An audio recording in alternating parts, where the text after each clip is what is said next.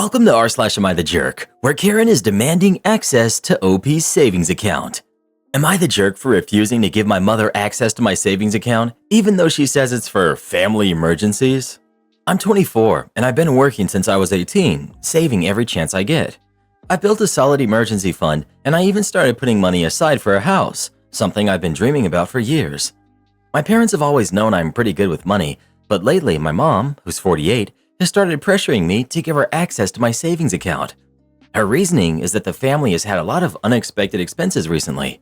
The car needed some major repairs, and my younger brother, who's 15, had some medical bills that weren't fully covered by insurance. I totally get that money's tight right now. I've always tried to help out when I can. Over the years, I pitched in for groceries, helped cover some household bills, and I even bought my brother's school supplies when things were really tight. But apparently, that's not enough for my mom. She wants direct access to my savings account just in case something big happens. I told her I wasn't comfortable with that because I've worked really hard to save this money and it's meant for my future, like a house or emergencies I might have someday. I also told her I'd still help out if a real emergency came up, but I'd prefer to manage my money myself and decide what I can afford to contribute. Well, that didn't go well. She got super upset and said I'm being selfish and I don't trust her. It turned into a whole guilt trip, and honestly, it's making me question if I'm in the wrong. My dad hasn't said a word about it, but my older sister, who's 26, has taken mom's side. She told me I'm overreacting and should just give mom access because what's the point of saving if you're not going to help your family? That comment really stung. I do want to help my family, and I have been, but I also don't think it's fair for me to just hand over control of my savings. It's not like I'm sitting on a pile of cash and refusing to share. I've been helping when I can, but I also have my own goals and responsibilities. I can't just throw all that away. Now I feel stuck. Am I being selfish for setting boundaries here? My mom's making me feel like I'm putting my money above my family, and my sister's comments are not helping. But at the same time, I feel like giving her access to my savings would open the door to even more stress and conflict later. What if she takes out more money without asking? What if she decides something else is an emergency and I don't agree? So yeah, am I the jerk for refusing to give her access to my savings account? I would highly recommend you do not share your account information, not even your balance. You're saving so you can move out. You should only be paying the bills you are required to pay for living in the house. You should also get a credit check to make sure you don't have other open accounts that you're not aware of. Not the jerk. As the mom of a young adult woman, I can firmly tell you your mother's demand is wrong, and it's not usual or normal. Your sister is throwing you under the rug because she either doesn't have the money and wants yours as well, or she would rather see your mom steal your money rather than hers. Ignore them both. If your mom keeps pestering you, I would suggest going no or low contact for a while. And most importantly, lock up your credit and identity information to prevent ID theft from your mom. She's signaling pretty strong intent to get your money somehow. Fiance won't budge on his family Christmas traditions to work with mine. My fiance, who's 28 male, and I, 29 female, have been together for 3.5 years, and the holidays have always been a bit of a touchy subject for us. I grew up in a close-knit family with 4 kids, and my parents have been married for 34 years. Our extended family is really small, just 4 younger cousins, and they all live back on the East Coast where I'm from. So most of my Christmas memories involve just the 6 of us, my parents, my siblings, and me. Christmas for us was always low-key but meaningful. We'd spend the day at home, eating my mom's amazing food, watching movies, and opening gifts. On Christmas morning, we'd dress up and go to church. My parents don't drink, so alcohol was never part of our family time, and that's always been normal to me. My fiance's family is the complete opposite. He only has 1 sibling, but his parents are divorced and still good friends. His mom's side of the family is much bigger, with 4 cousins who all have significant others, so when everyone gets together, there are about 20 people. Their tradition for Christmas Eve is to have an Italian feast, drink a ton, and play games until 2 or 3 in the morning. It's a loud, booze party every year. Since we've been together, I've spent every Christmas Eve at his mom's side of the family party because that's what he prefers. He loves being surrounded by his family and partying with them, and I've always tried not to complain because I know how much it means to him. Even though it's not really my thing, I've gone along with it because I don't want to ruin his fun. Christmas Day is just as busy. We've spent the past few years opening gifts with his mom in the morning, then heading to his dad's side of the family to celebrate and exchange presents with them. My parents moved out of town about 1.5 years ago, so unless they happen to visit, I don't get to see them for Christmas anymore. This year, I had this vision of how I'd like to spend Christmas differently. In my ideal world, we'll still go to his mom's party on Christmas Eve, but only stay for dinner, maybe a few hours, and then head home to do something just the two of us.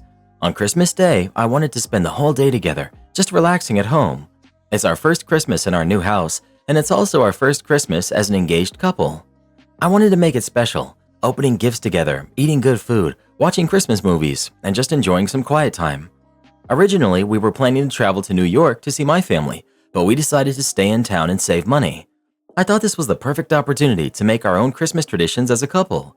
At first, my fiancé seemed excited about the idea of spending Christmas Day just the two of us, but recently he changed his tune. Now he's saying that sitting around at home all day would be boring and that we have the whole week off of work for alone time. He even made a comment about how my family's Christmases sound lame and how his family actually has fun. That hurt more than I expected it to. I've always hoped that my fiancé would be excited to spend Christmas with me and be open to creating new traditions together, but it feels like he doesn't care unless alcohol and partying are involved. I tried pointing out that I've already sacrificed a lot of my preferred holiday traditions to accommodate him. I've spent every Christmas Eve at his family's party and gone along with whatever he wanted for Christmas Day. I don't think it's unreasonable to want one day, just this once, to focus on us and what I love about the holiday. But when I brought this up, he brushed it off and flat out said he didn't care. That comment broke me a little. I don't want to feel like I'm forcing him into something he doesn't want to do, but I also feel like my feelings about the holidays don't matter to him at all. Christmas has always been my favorite holiday, and now I feel like I'm dreading it. The biggest problem here is not that you and he don't specifically see eye to eye on what you want to do for Christmas. The biggest problem here is that instead of saying, "It's not for me," he has chosen to actively denigrate your family's traditions. Tell me, in your 3.5 years of being together, that when one of you wants something and the other wants something else, is this the only time that he has been insulting, dismissive, and derogatory of the thing that you want? Or has it happened more than once? How often in your 3.5 years of being together, when the two of you want to do different things, does he say, "Let's do the thing that you want"? Does he do that frequently? Or when he and you want to do different things, do you compromise by doing what he wants? My husband won't take paid time off. This is hands down the subject my husband, who's 34, and I, 32 female, have fought about the most in our relationship. We've been together over 10 years, and every year it's the same issue. He refuses to take paid time off unless it's for a big, pre-planned trip or something involving a group. And by refuse, I mean he lets weeks of paid time off expire every single year. It drives me absolutely nuts. I've been begging him for years to take all of his paid time off. Just take it. It's part of his job, it's paid, and it's time he's earned to relax and spend time with people who love him, like me. But nope, every single year he finds some excuses not to use it, and every single year I end up frustrated and exhausted from trying to convince him. I stopped even suggesting he take a random day off here or there because it's a waste of breath. He just won't do it. But when the holiday rolls around, it becomes impossible to ignore because that's the time when I really want us to spend time together. I've been asking him for over a month about his paid time off plans for this holiday season. I made it super clear. I'll be off starting Monday. My parents are in town for most of the week, and we have plans. He's known all of this, and what has he done? Nothing. Every time I bring it up, he just says, "I'll think about it." Last night, I hit my breaking point. I had to leave for a work trip this morning. I'll be back Saturday, so I felt like last night was the last chance to lock this down. I asked him again about his plans. Same answer. "I'll think about it." I finally asked, why not just take the days off? And he didn't have an actual reason. He said maybe he'd take Christmas Eve off, maybe. But then he added that he could just not work so much and still come to the museum with my parents, a museum trip we've already planned. This was when I lost it. Why not just take the day off entirely? Why even have paid time off if you're not going to use it? It's not like his job is pressuring him to be available 24/7. Earlier this week, he crushed a project and his boss literally told him to take the rest of the day off. Did he? Of course not. He worked anyway. I've explained to him over and over how much it would mean to me if he'd just take his paid time off, especially during the holidays. He knows that it bothers me, but every time I bring it up, he accuses me of trying to control him or insert myself into his business. It's such a trap. If I avoid the subject, nothing changes. If I bring it up, we argue and nothing changes. I'm stuck either way. At the core of this, what really gets to me is that it feels like spending time with me just isn't enough of a reason for him to want to take time off. Like, what's the point of having a partner if you're not going to prioritize each other sometimes, especially when it's literally costing him nothing to do so? The paid time off will expire if he doesn't use it. I'm just so frustrated and honestly at a loss. How do I convince him to take his paid time off without it turning into yet another fight? Don't freak out. I'm just trying to cover your bases. Have you seen the paperwork? Do you know for certain that he's not taking the time off? I only mention this because when it happened to me, I was so blindsided I genuinely hadn't considered any possibility other than workaholic. But really, the basis is the same. He doesn't want to spend time with you and it makes you feel bad. He's a workaholic. He's using work to escape from something he's not satisfied with at home or with you, most likely. If he won't talk about it with you, it might be time to seek out couples counseling. He's married to his job, to the detriment of your relationship. You need to make that clear to him. And if you can't do it on your own, then do it with the assistance of a counselor. I dated a man like this. It didn't work out. He wanted everything to be on his terms. His work was the most important thing to him ever, and he wasn't willing to do anything to jeopardize his work, like take an afternoon off or a 3-day weekend once a year. Never again will I date a workaholic. It's not that he doesn't want to be with you. He wants to be with his work more. Your husband told you that you were controlling, but you're responding to it by asking for more of his time to control? You want him to go to a museum with your parents during his time off? Really? You describe backing off, then it blows up in your face. Who causes it to blow up? Have you ever reevaluated your behavior in this? He's working because he wants to avoid being around you. I've worked with guys who stay in the office because they don't want to go home to their wife and or kids. Pushing harder makes it worse. Stop pushing him on this. He's right. If he doesn't take his paid time off, that's his business. Handle your business by planning to live without him, whether partially by spending time with your parents without him or fully by divorcing him. Would I be the jerk for not going to my husband's family's Christmas? I've been a first responder for 3 years now, and my schedule is on a rotating shift pattern, days and nights. The schedule is super consistent, and I can tell you what days I'm working months in advance. Last year, I told my entire family that I'd be working on Christmas this year, and I've reminded them every time we saw them. This is actually the first time I've ever had to work on Christmas. My side of the family gets it. We plan to celebrate another day with just my parents and siblings. No drama, no guilt trips, no big deal. My husband's family, though? Christmas is basically their Super Bowl. Everyone is expected to show up at my sister-in-law's house at 8 a.m. sharp to open presents together, and then the rest of the day is spent doing all things Christmas. Eating, playing games, reminiscing about past holidays, the whole deal. So when I suggested we celebrate together on a different day, the idea got shut down immediately. They hit me with stuff like, Christmas is on December 25th, and why can't you just ask for the day off? I explained that it doesn't work like that with my job, so we decided that my husband would just go without me this year. He'd spend Christmas Eve at his parents' house, wake up there Christmas morning, and do the whole day with them while I worked. He was fine with this plan, or at least I thought he was. Then, this morning, while I was on shift, my husband texts me, "It would be nice if you could come by for a couple of hours tomorrow after work." Like, seriously? I told him no for a few reasons. First, my sister-in-law lives 90 minutes away, which means 3 hours of driving round trip. After a 12-hour shift, the last thing I want to do is spend even more time in the car, especially at night and in crappy winter weather. Second, my job can be extremely stressful, and by the time I get home, my social battery is completely shot. I just want to decompress, maybe eat some leftovers, and relax. Finally, we already agreed that this plan made the most sense. He was going to represent both of us at his family's Christmas, and I was going to rest after my shift. It was supposed to be settled. But now he's mad. He's been sending me passive-aggressive texts all day, trying to guilt-trip me. Things like, "We don't know how much time we have left with my parents." And honestly, it's working. I feel like garbage. I don't want his family to think I'm avoiding them or that I don't want to spend Christmas with them.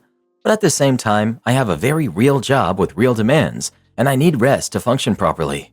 Would I be the jerk if I stick to my original plan and skip the trip tomorrow? I just feel so torn. Edit. A few people guessed right. Yes, part of my job involves answering 911 calls. My husband is mostly supportive of my work, but he struggles with long weekends and holidays. I've been trying to convince him to come in for an observation shift so he can see what my day is actually like, but he's not comfortable with the idea of listening to the calls. I think part of what triggered this whole thing is that his dad, who's in the early stages of dementia, probably asked what time we were both coming over.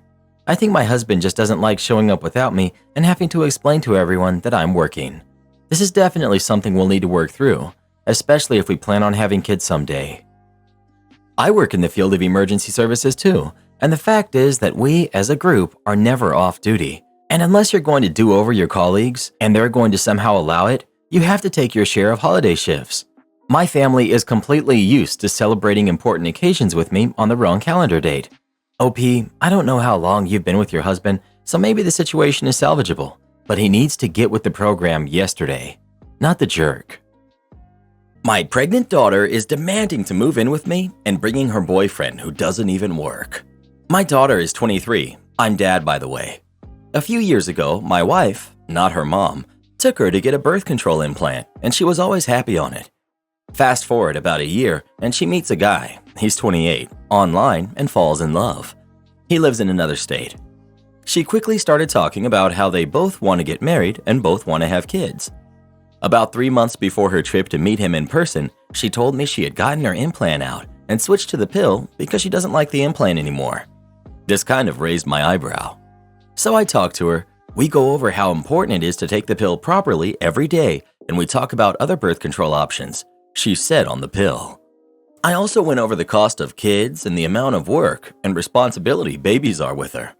Part of my concern here is that her mother openly admits she stopped taking her pills and intentionally got pregnant so I would marry her. I did, and we are divorced now. I also told her that I love my kids and raising them, but I had no interest in raising theirs. I'm enjoying retirement. I have a 10 and an 8-year-old with my wife. Well, lo and behold, she gets pregnant on her trip. Boyfriend is not financially stable and is in another state, and due to morning sickness, she's been missing a lot of work. She's intent on keeping the baby. She called last night and asked if she and her boyfriend could come live with me so he could move here and find a job. He doesn't have any significant work history or education and is morbidly obese, which causes him a lot of health problems, so currently he's on disability. And they would save up money and be out before the baby is born. Also note, her mom does not have room at her house. I said no. My daughter has a history of not following through on her commitments, and I know that she won't actually move out before she has the baby, and probably not for a long while after. She has trouble taking responsibility for herself, and I'm guessing we'll be the ones dealing with the baby mostly. We currently have a cat she adopted and then didn't want because she wouldn't clean its box, so it went to the bathroom everywhere. On top of that, I don't want this man that I don't know and she barely knows in my home with my kids. So now he's flying up here so they can find a place together. She currently rents a room in a party house. I told her I would help her with the deposit and first month's rent, but if they wanted to go play house, I wasn't going to fund it, so don't expect me to pay when they can't. Now she's upset with me. Her mom has chewed me up one side and down the other for not supporting her. Am I the jerk? You're the jerk. We really need to normalize the fact that as parents, it's your duty to ensure your kid is taken care of, no matter how old they are.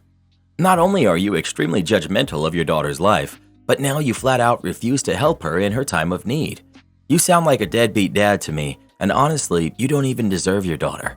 She deserves so much better, and it's a shame you're not man enough to step up to the plate and be an actual father. I didn't even show up at my own dad's funeral because he was also a judgmental jerk that always had an opinion and couldn't keep his mouth shut. Don't be surprised when your daughter doesn't show up at yours or even make a post on social media about it. It's weird to me that a parent is trying to control and question a grown woman's decision to be on birth control. Honestly, just help as much as you can, and in a few years, you'll love your grandchild, and it'll be time for them all to be gone after some extra time to figure it out. You'll be sad, but happy it happened. Besides, you're not retired yet with the other kids at home. I mean, I could go either way here. Do I think I would want you as my parent? No way. Are you within your rights? Sure. Are you a good person? No comment. You're the jerk. Look, that's your daughter. Love her unconditionally like she loves you. She fell in love because she's young and bought into his love bombing. She made a mistake that will one day result in your greatest joy, a grandchild. Will you tell this grandbaby I didn't want you, so I made it harder on your mom to even keep you? You're a dad, and you don't have to agree with her choices. Your only job as a parent is to watch her fall and have her back to stand back up tall. Not the jerk.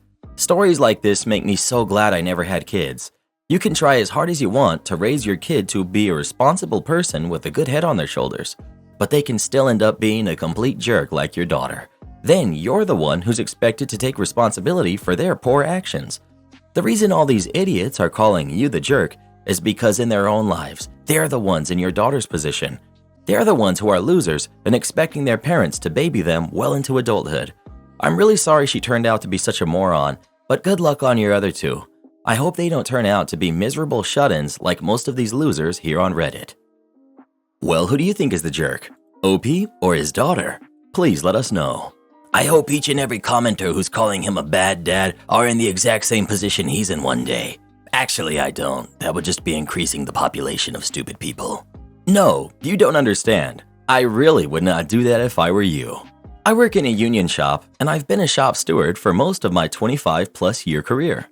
In that time, I've done some crap, both figurative and literal, and every single time I've ever been unwary enough about how fate works to utter the words, "Now I've seen everything," the universe will inevitably hand me its beer and say, "Watch this." Stewards, despite the general perception of us, aren't there to defend employees who are accused of misconduct. We're there to defend the collective bargaining agreement, meaning if you've well and truly done yourself and your future with the agency we both work for, my role is to primarily help you determine which of your options for leaving you're going to exercise. I've been at this rodeo for a long time, and management and I generally have a pretty good understanding of how things are going to go. Enter Jackie.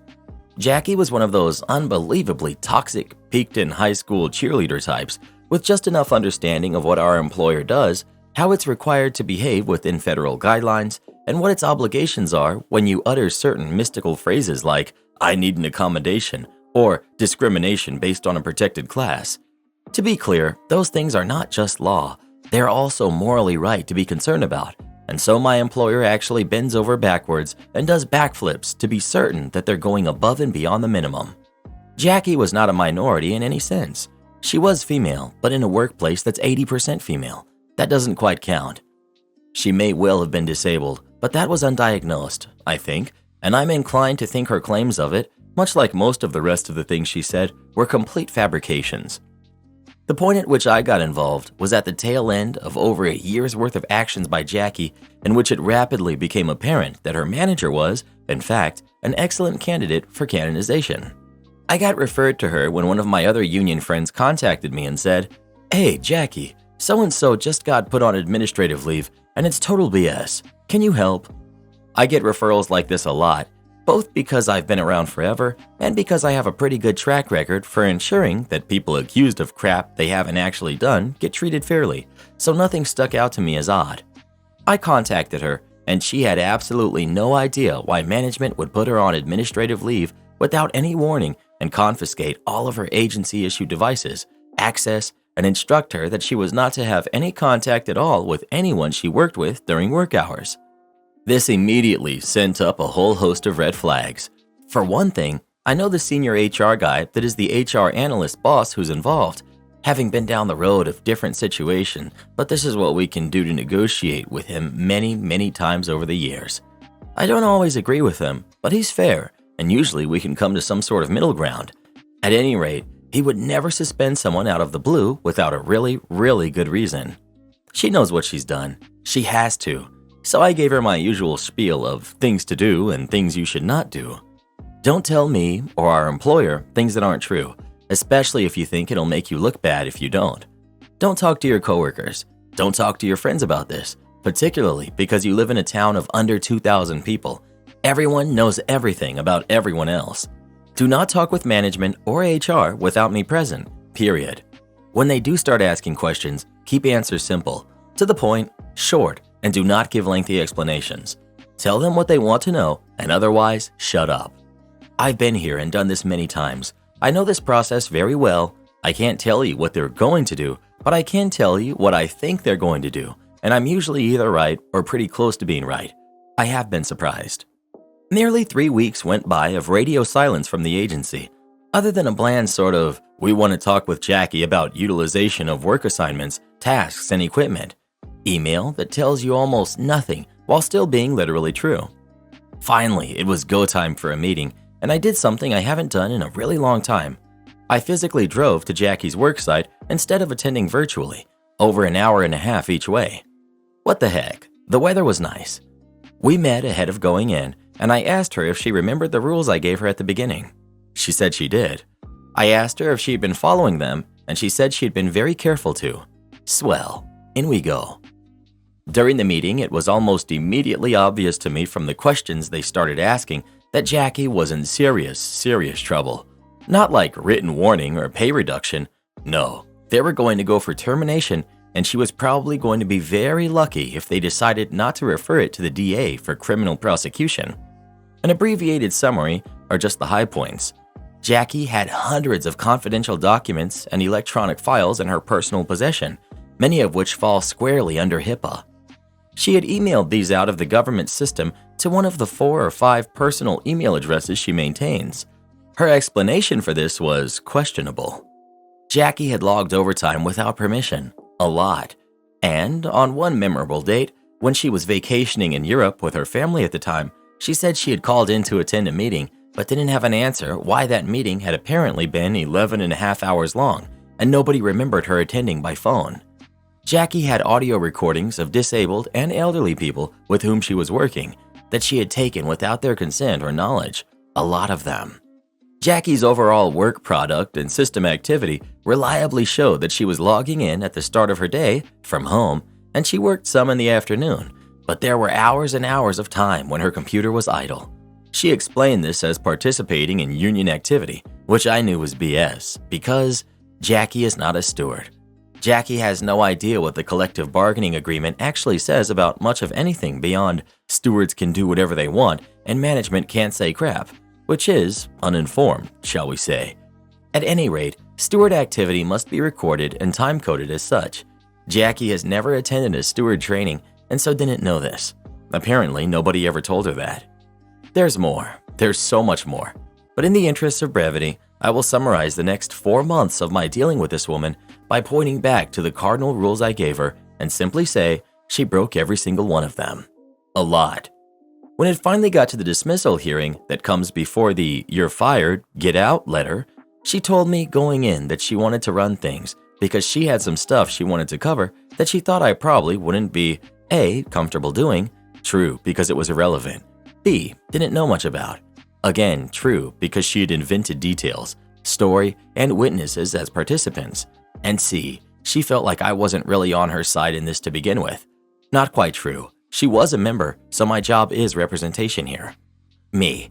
I really don't think that's a good idea. I've done a lot of these. You should let me handle it. Jackie. No, I know what I'm doing, and I talked with my attorney about this a lot. You can't stop me. Me. You're right, I can't, but this isn't going to go the way you think it will. Jackie. I know I'm right. They can't do this to me. Me. This isn't a good idea, but okay, it's your show. In we went and sat down. The senior HR guy I mentioned earlier was there, and he gave me a funny look when I sat back, laptop closed, and said nothing. Dismissal meetings are actually our meeting, and we get to run them from start to finish. They're there to listen. She started talking, and I have to give them credit. They took notes, listened to the things she said, and kept straight faces the entire time. It went exactly as I figured it would. Just the things they had asked her about in the first of the several meetings I attended with Jackie had covered terminable offenses on at least 4 or 5 different subjects, independent of one another. At the end, when she finally wound down, they all turned to me, Jackie included, and asked if I had anything I wanted to cover or that I thought may have been missed. Nope, I said. I think she covered everything already. I don't have anything to add. That afternoon, I got the union copy of her dismissal notice. Generally, they're open to at least discussing the option of the worker resigning and giving them a neutral reference going forward, but that wasn't in the cards. The last I had heard of Jackie, the Department of Justice was involved with her and her husband, and I'm reasonably confident that it didn't go well for her either. I do know that she will never work for the government again, as the letter was pretty explicit about what information they would release to any government agency asking for a reference. So it goes, they followed the collective bargaining agreement, terminating her with ample just cause. Am I the jerk for refusing to help my friend take care of her baby after she kicked out her boyfriend? I, 19 female, recently got a call from my friend, Jess, who's 23, begging me to run to the shop for some baby formula and other food essentials because she was tired. I agreed. I got her some stuff and dropped it off and offered to nurse the baby so she could have a shower and cook some pasta. She was super happy and took up my offer. This was at 4:15, and our boyfriend usually gets back from work at 5:30. Jess had her shower and food, and when it hits 5 p.m., I ask if she's going to be okay for half an hour until her boyfriend gets home. She tells me she kicked him out because he went to visit his mother whilst he had the baby and he hadn't asked her first. I should be clear that I don't have kids and never intend to, and so I can't pretend to know what goes through a new parent's head, but I found that whole thing so ridiculous. I said that's so stupid of her because he clearly loves her and the baby and he didn't do it to be a jerk. Jess got mad and said I don't get it. We sat in silence for a few moments before she asked me if I could help her the next day with the baby. I said no. She got really upset and asked why. I told her that she needs to beg her boyfriend to come back since the baby is both their responsibility. And whilst I'll help her out every now and then, I'm not going to become a substitute parent when the baby clearly has two loving ones. She told me to leave, but then texted me a few times later that day asking what days I was free the next week so she could get work done. I told her I love her, but she needs to get her act together and sort it out with her boyfriend. She then went to the group chat and began asking our other friends for help and accidentally mentioned what I had said to her. Everyone thinks I'm a huge jerk and I can't help but wonder if I am. I want to be clear, Jess' only qualms are that he went to visit his parents when he had the baby and that he didn't ask her for permission first because she was asleep. She admitted he's a great father who works hard to provide for the family. He's not a disinterested bum or whatnot. Am I the jerk? You're the jerk. Not for saying no, but why you said no. She just had a whole baby. You admit you have no parental instinct, so that extends to parental fear of something happening to your baby. You should never assume you know what's happening behind closed doors. She's allowed to have boundaries. You don't know what conversations she's had with her boyfriend about their in-laws. It's not your place to judge her. Not the jerk for not wanting to take care of someone else's kid, but you should probably have been a lot less judgmental when she told you she kicked her boyfriend out, and telling her she needs to get him to come back was definitely way out of line. Her relationship, or lack thereof, is really none of your concern, and for all you know, maybe they had major issues behind closed doors. You're the jerk. You're not an actual friend, so stop calling yourself that. Real friends are there for their friends when they need them. Real friends don't abandon others in their time of need. If you cared about her, even just a bit, then you'd have no problem helping with the baby. You expect her to stay with a guy she's clearly not happy with? What kind of a sociopath are you? It's 2023, and we in no way, shape, or form have to stay with guys we aren't happy with. People complain about how high divorce rate is now. Well, guess what? It's because we stopped settling for guys that suck and don't treat us right. Guys get mad when we say things like, "Where have all the good guys gone?" But the truth is that there just aren't any more of them. All the hot guys will just hook up with us whenever they want to, but the ones who will settle down with us are just average looking, or usually worse. Nobody wants to be stuck with an average looking guy who probably doesn't even make much money. Well, who do you think is the jerk? OP or her friend? Please let us know. These stories really make me never want to have kids. No one ever makes it hot enough? Okay then, you asked for it. I used to be a chef in a Mexican restaurant in a small town in Australia nearly 40 years ago. We were modestly popular and I loved working there. One night, a young man came in to dine with a young lady. It was very obviously a first date. They ordered a nachos to share with a side of jalapenos for their entree, and he ordered a steak Veracruz, hot, for his main, and the young lady ordered a chicken burrito, mild, for hers.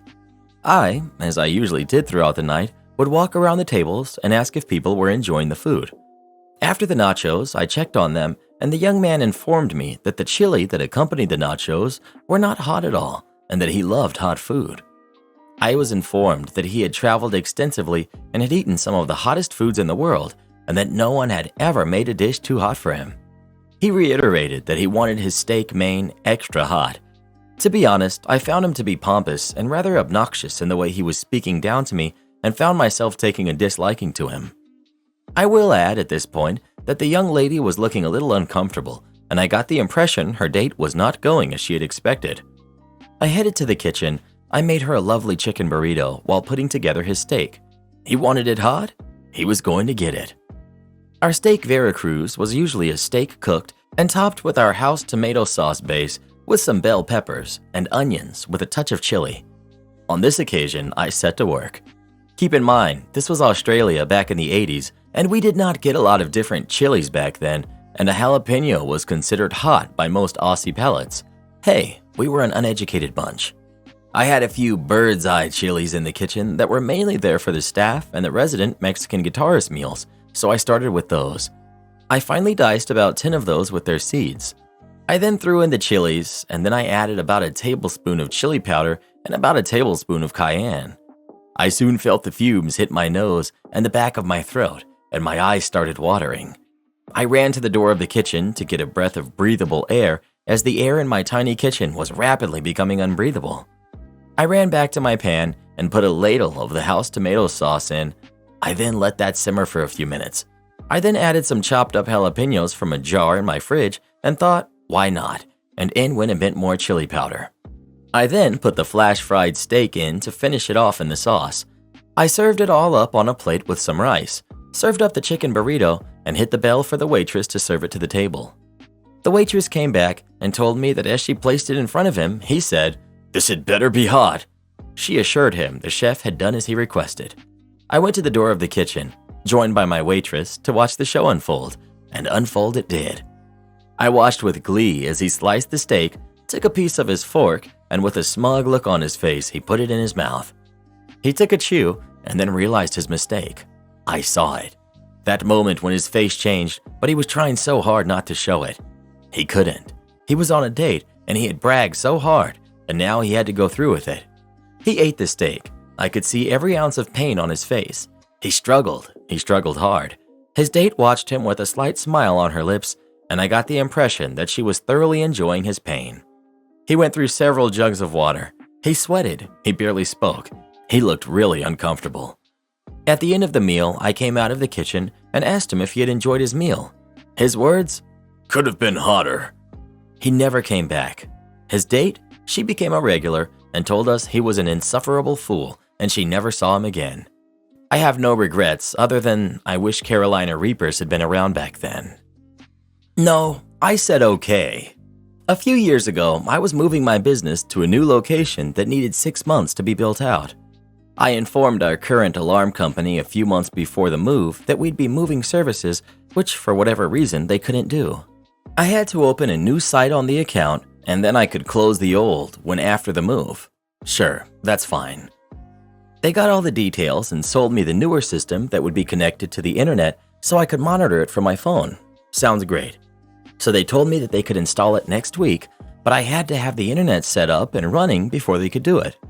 I informed them the phone lines and internet would not be installed until later as I didn't want to pay for services we were not using, and I would let them know when that was installed so that they could come out for their install. Everything satisfied, the call was complete.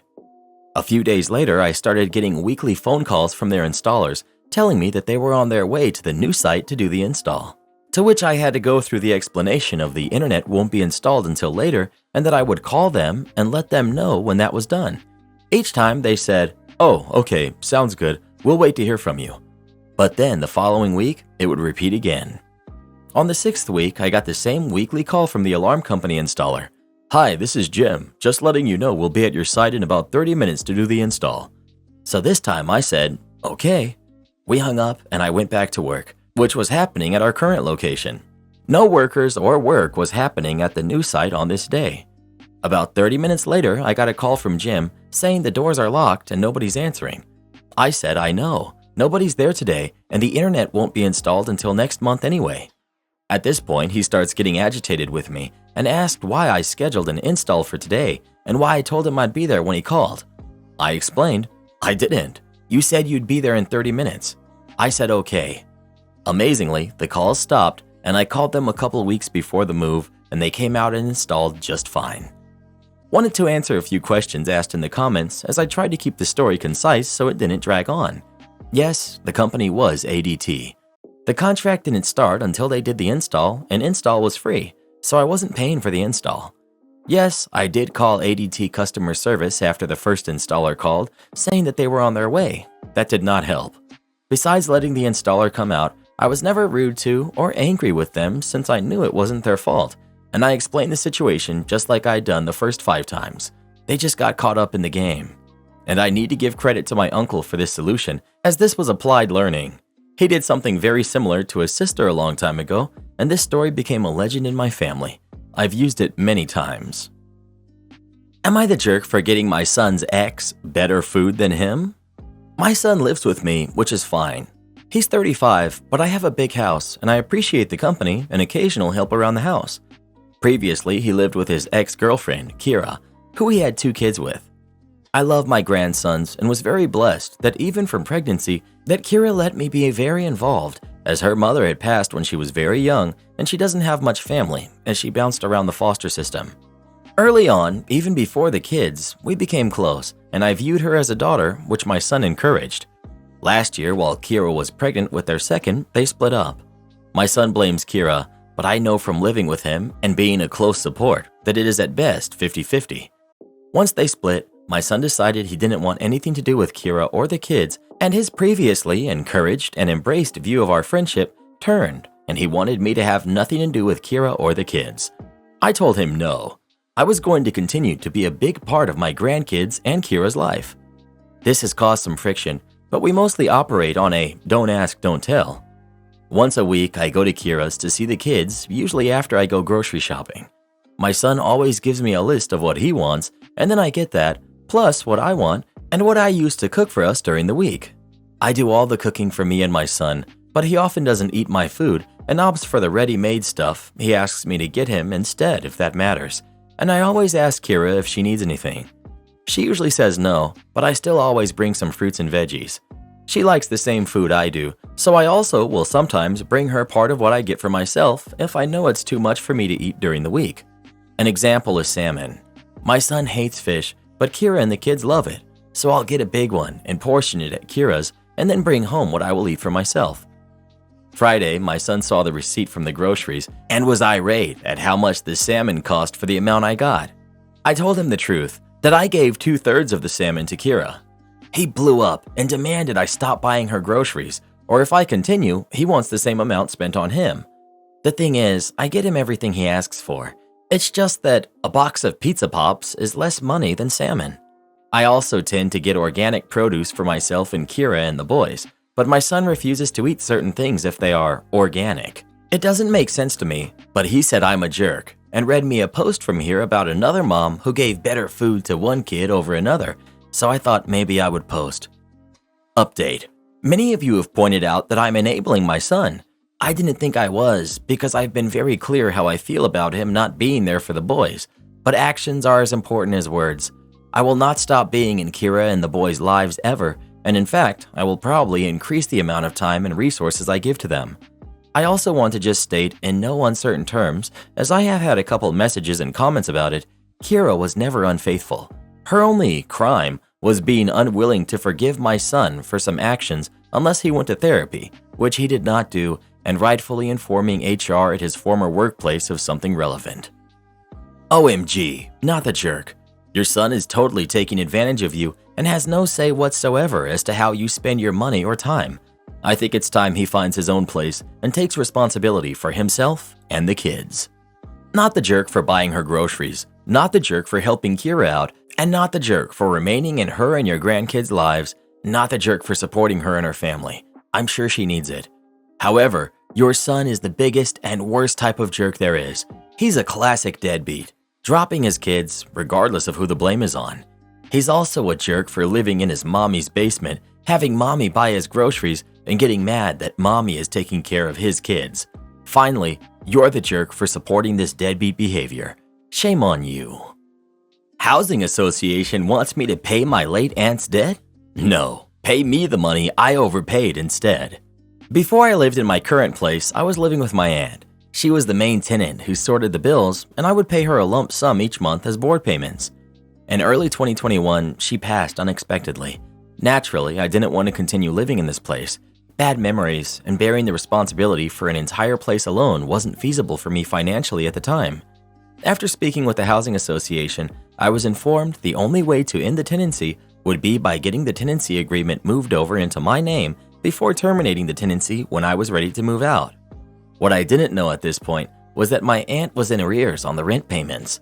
When it came to the point of leaving the tenancy, I had money in savings and just settled up the rent entirely, paying £500 of my aunt's arrears on top of the rent I personally owed from living there alone.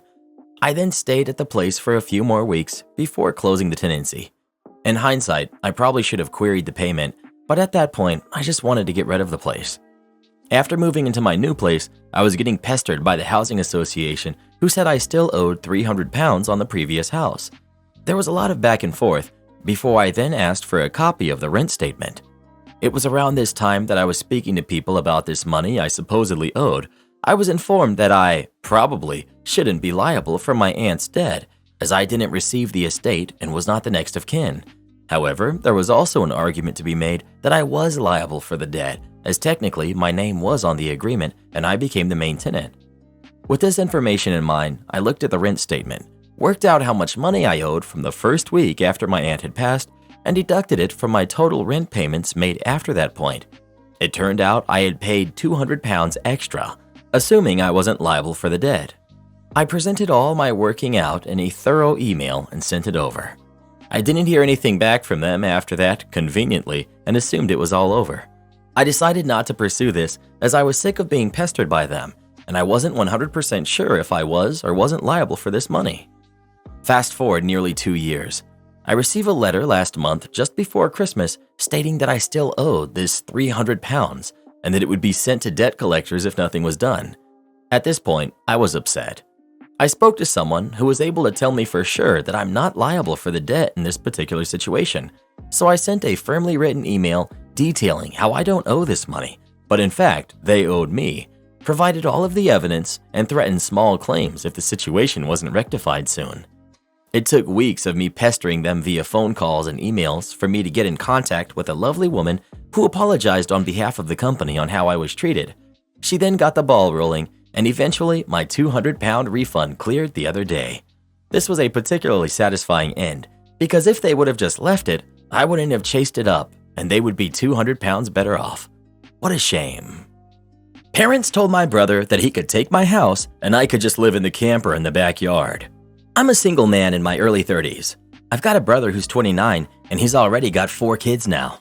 He had his first at 22 and his second followed a year later. Then the third 2 years after that, and the fourth is the most recently born a couple months ago. His wife, my sister-in-law, and I do not get along, as she always likes to try and get a rise out of me by acting superior, then turns into an extreme self-victimizing drama queen if I retaliate against her in any way. She can cry in an instant and can put on an extremely convincing show to get sympathy from just about anyone. My parents and brother absolutely adore her, even though they know exactly how she really is and just don't care. She's very good looking, I'll give her that, but she's so awful that I could never be attracted to her. She also refuses to get any sort of job, even though she has a college degree, and my mother willingly helps with the kids all day, so their finances are entirely dependent on my brother. This also means they can't afford to live anywhere but my parents' house, and privacy is a bit of an issue with all of them under one roof in a 3-bedroom house that was built in the 60s. Growing up, my younger brother was also the obvious favorite. We're 3 years apart in age, but he developed a superiority complex because I was badly punished if I retaliated against his antics in any way. It was obvious my parents cared for him a lot more because he got the lion's share of everything unless people called them out on it, which did happen a fair bit by other members of family, which is why my parents packed us all up and moved us about 150 miles away from them, so they generally would only see us on holidays since it was a 3-hour drive. My parents mistreated me on a number of occasions, flirted relentlessly with my first girlfriend to the point that she broke up with me and laughed at any misfortune I had, and my parents just told me to suck it up whenever I was upset about it. I only got equal treatment when my parents wanted to keep up appearances. I admit it was rather funny to see the looks on their faces whenever they had to treat me equal to my brother on birthdays and Christmas because other people were present. We had relatives that were very nosy and loved gossiping drama, so my parents did their best to hide what was really going on and threatened to take all my stuff away if I didn't keep my mouth shut. If anything, it just made my parents celebrate more when I turned 18 and moved out, because it meant they no longer had to provide for me. I wasn't even done with high school yet when I moved out. but couch surfing was far better than living with them. I was low contact ever since leaving home. They didn't even show up for my high school graduation, but I really don't care. From that point on, I would usually only see my parents and my brother on holidays, like the rest of the family. The start of 2020 lockdown was not kind to me. I lost my job and couldn't renew the lease on my condo because my roommate also lost his job, and neither of us could really afford the place on unemployment money. It was a rented 2-bedroom condo that I really loved. As the lease was ending, my roommate left early to move back in with relatives, and I had to sell nearly all of my stuff because I was soon going to be homeless if I didn't downsize to an extreme. I really shouldn't have rented a place that was so expensive, but I liked living the high life, until that life wasn't kind to me, and I realized I should have been living somewhere far cheaper so I could have saved more money to fall back on. But I had a plan. I own a truck simply for the fact that I've always loved trucks, so I found a $1,000 camper in good shape and put it on my truck just so I could live out of it for a while. It was supposed to be temporary, but I ended up living out of it far longer than I ever thought. I originally was hoping to be able to live out of the camper at my parents' house, where my brother and his family still reside as well. But when I asked my parents to let me stay for a while, they told me they had a full house and didn't want me there. Plus, we hadn't exactly gotten along in the past decade. They said they'd only agree to let me park my camper there if I paid them basically what it would cost to rent an apartment in my area. That was way too much just to park my camper. I was jobless and trying to save as much of my unemployment money as I could until I found a new job. I may as well be living in an apartment with the rent price they were asking. My parents called my camper an eyesore and told me to take a hike since we couldn't come to an agreement. And sister-in-law thought it was absolutely hilarious I had to live in a camper. My brother joined her in pointing at and mocking me while calling me a homeless bum. I parked my truck and camper in a store parking lot to sleep on the first night that I had nowhere else to go. I felt scared out of my mind that someone might try to break in. Suffice to say, I didn't sleep well that night. There was nowhere else I could go, as any other relatives that owned houses were fairly far away, and all of my friends were all apartment people. And I was pretty attached to my area as well, so I didn't want to just leave. I'd also had my mail forwarded to a friend's apartment. It was the only way I could still get my mail anymore. Finding a stable place to park was pretty difficult. I went looking around to try and find a job similar to my old one. It took months of living the nomadic camper life. In that time, I had to deal with a lot. Everything from beggars and addicts to people demanding I leave because my camper was an eyesore. At one point, someone who told me to move claimed to be with an HOA. I wasn't even parked on a street with houses, and when I questioned, "What HOA?" they got incredibly belligerent and threatened me. I moved my camper anyway just to avoid the trouble. In order to have a steady supply of electricity, I learned to use a long extension cord to plug it in anywhere I could to recharge my camper batteries. This meant sneaking around and plugging it into an outside outlet of a random building while parked on a street. I know that's a crummy thing to do, but I had to keep my batteries charged so my refrigerator would stay cold. I had a small solar power bank for recharging my phone, but I didn't have anything like a generator, and generators are noisy and require fuel anyway, so I did what I had to do. After months of living like that, I finally managed to get a new job. I had to move to the neighboring city to find a job that didn't involve retail. I worked retail while in college and promised myself never again, though I was nearly ready to break that promise. I was still getting unemployment money, but I had no stable place to live while receiving it, and I didn't want to still be jobless when it ran out. Plus, I was bored out of my mind. I had little else to do but read, watch movies on a small portable DVD player, use my phone or laptop, and keep note of where I could park and what local public bathrooms I could use. I kind of envy that the Japanese have public bathhouses. We could really use stuff like that over here. When I finally landed a new job, I practically lived in the back lot of the building by the warehouse in old employee parking spaces that literally no one else seemed to bother using because they were so far in the back that the area was borderline forgotten. My boss and company owner actually liked this arrangement because I was willingly available to take any shift I could get, so long as I had enough sleep. He even let me take the camper off my truck and set it up in one of the spaces so I could drive around without it. Not exactly sure if this was legal, but no one bothered us about it. The entire time I lived back there, I didn't have to deal with many trespassers. There were a few, but the security guards escorted them out. I was pretty much on call almost all the time when they needed me and was working virtually every day of the week. My boss let me plug my camper into the building for power and water, and I paid a small amount of rent by working for free on Sundays when no one else was in the office but the janitor and security guard. Beyond that, I usually had to shower at a friend's apartment or at my local gym, as the camper didn't have a shower in it and only a portable toilet.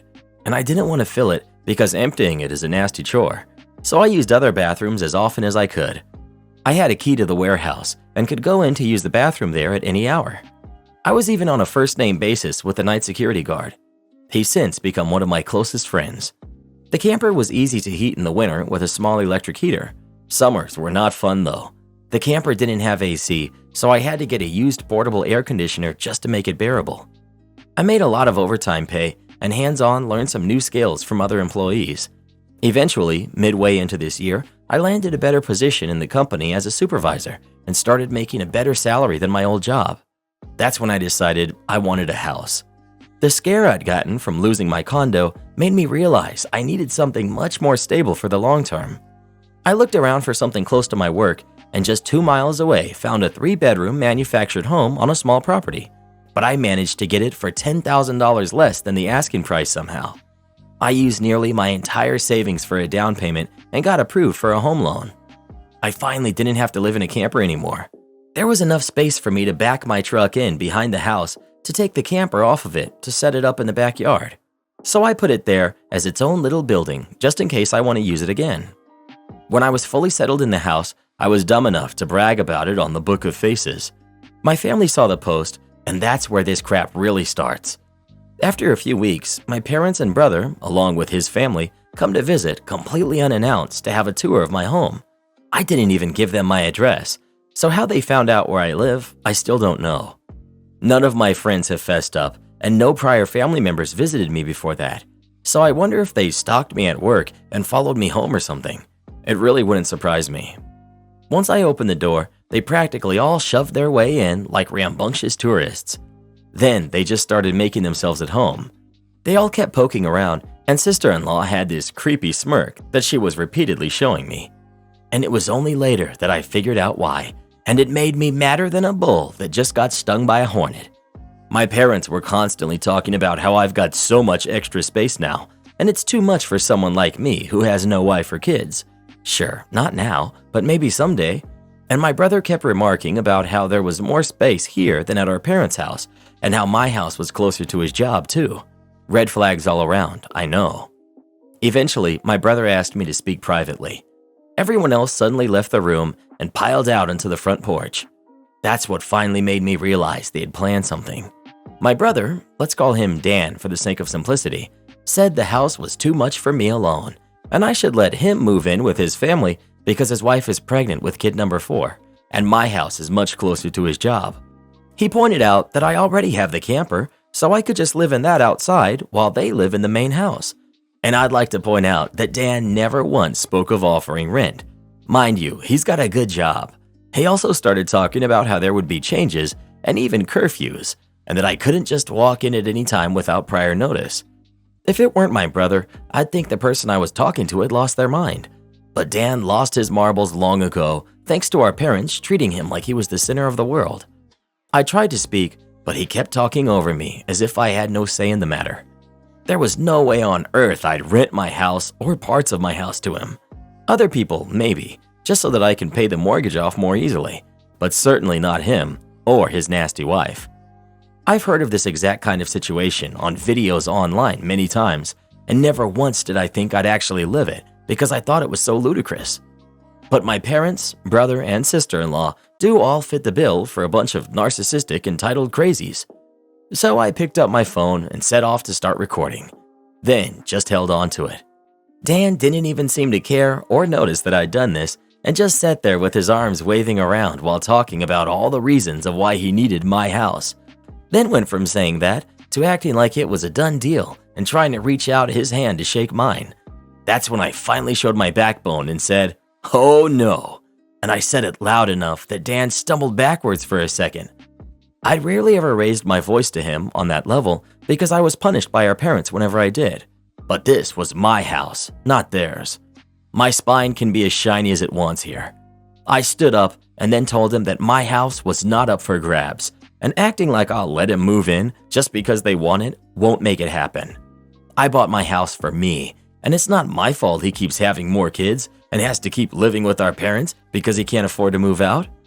Dan got as physically close to me as he could without actually touching me and said that I didn't deserve the house and he needed a better place for his family to live. I laughed back in his face and said that was total BS because I worked hard to be able to buy my house. Of course I deserved it. Dan started yelling that I have no wife or kids and I don't need all the space, so I may as well just give it to him. I said I'm not giving him anything, and he never even offered to pay me rent. If I let him move in, I'd still be covering the entire mortgage on my own house without even being able to live in my own house. Then Dan told me that he shouldn't have to pay rent because his family comes first, and our parents said I was going to do this and that I will. I yelled, as if their word was law or something, and told Dan that they did not have the right or power to give my house to him. Then, right on cue, my parents and sister-in-law barged back in through the front door and surrounded me to try and force me to argue. There was a lot of fighting, but to sum it up, from this point on, I heard the line, "Just do it for Dan," way more times than I can remember. In the fight, I told them all that they don't have a say in my life or my house and to get out before I call the cops. Sister-in-law screamed the loudest at me about how she was pregnant again and I can't do this to her. I said I did nothing to her. She just assumed she could take and take from me like I would allow it. I had no obligation to her or my family. Then I called her a stuck-up jerk who never had any respect for me, so I don't care what she thinks or how many kids she has. I have no sympathy for her. She won't be living in my house. Well, that made her angry enough to attack me. She got in one good hit, but then my brother held her back while she was kicking and screaming. She demanded he let her go so she could get me again. The phone I was holding recorded pretty much everything, so I held it up and said I was going to call the police if they didn't leave right away. My parents told Dan they were leaving. Then my mother said that I had a week to come to my senses. I told her I won't be and to not come back. Then I told sister-in-law that my phone recorded everything, and if she tries anything, I'll press charges for assault. She screamed at me and then stormed out, loudly crying with her face in her hands. My mother was the last one out the door and said that I better do this for Dan and sister-in-law. I responded by telling her I won't be. Am I the jerk for missing an actual emergency because I turned off my phone to avoid my wife's unnecessary contact attempts? My best friend, 31 male, and I, 27 male, have a tradition of taking a yearly weekend trip together that's phone-free.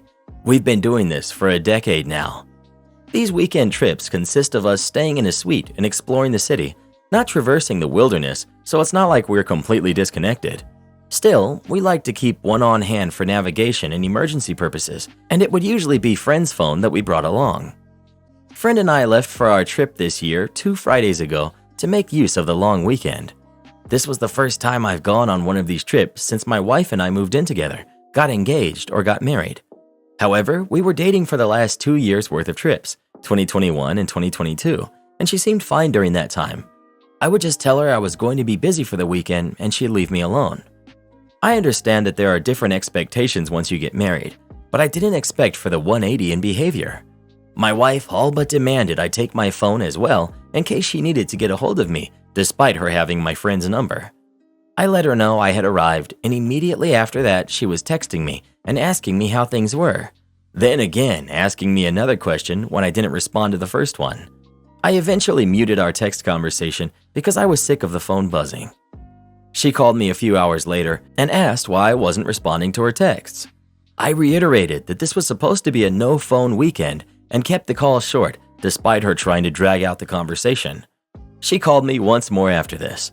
When I answered and found out it wasn't an emergency, I simply turned off my phone. The calls then started coming in from my friend and he followed suit. We spent the rest of the weekend with our phones off until the drive back on Monday. I called my wife and informed her that we were about 30 minutes away from my place and she was furious. She said that there ended up being an emergency.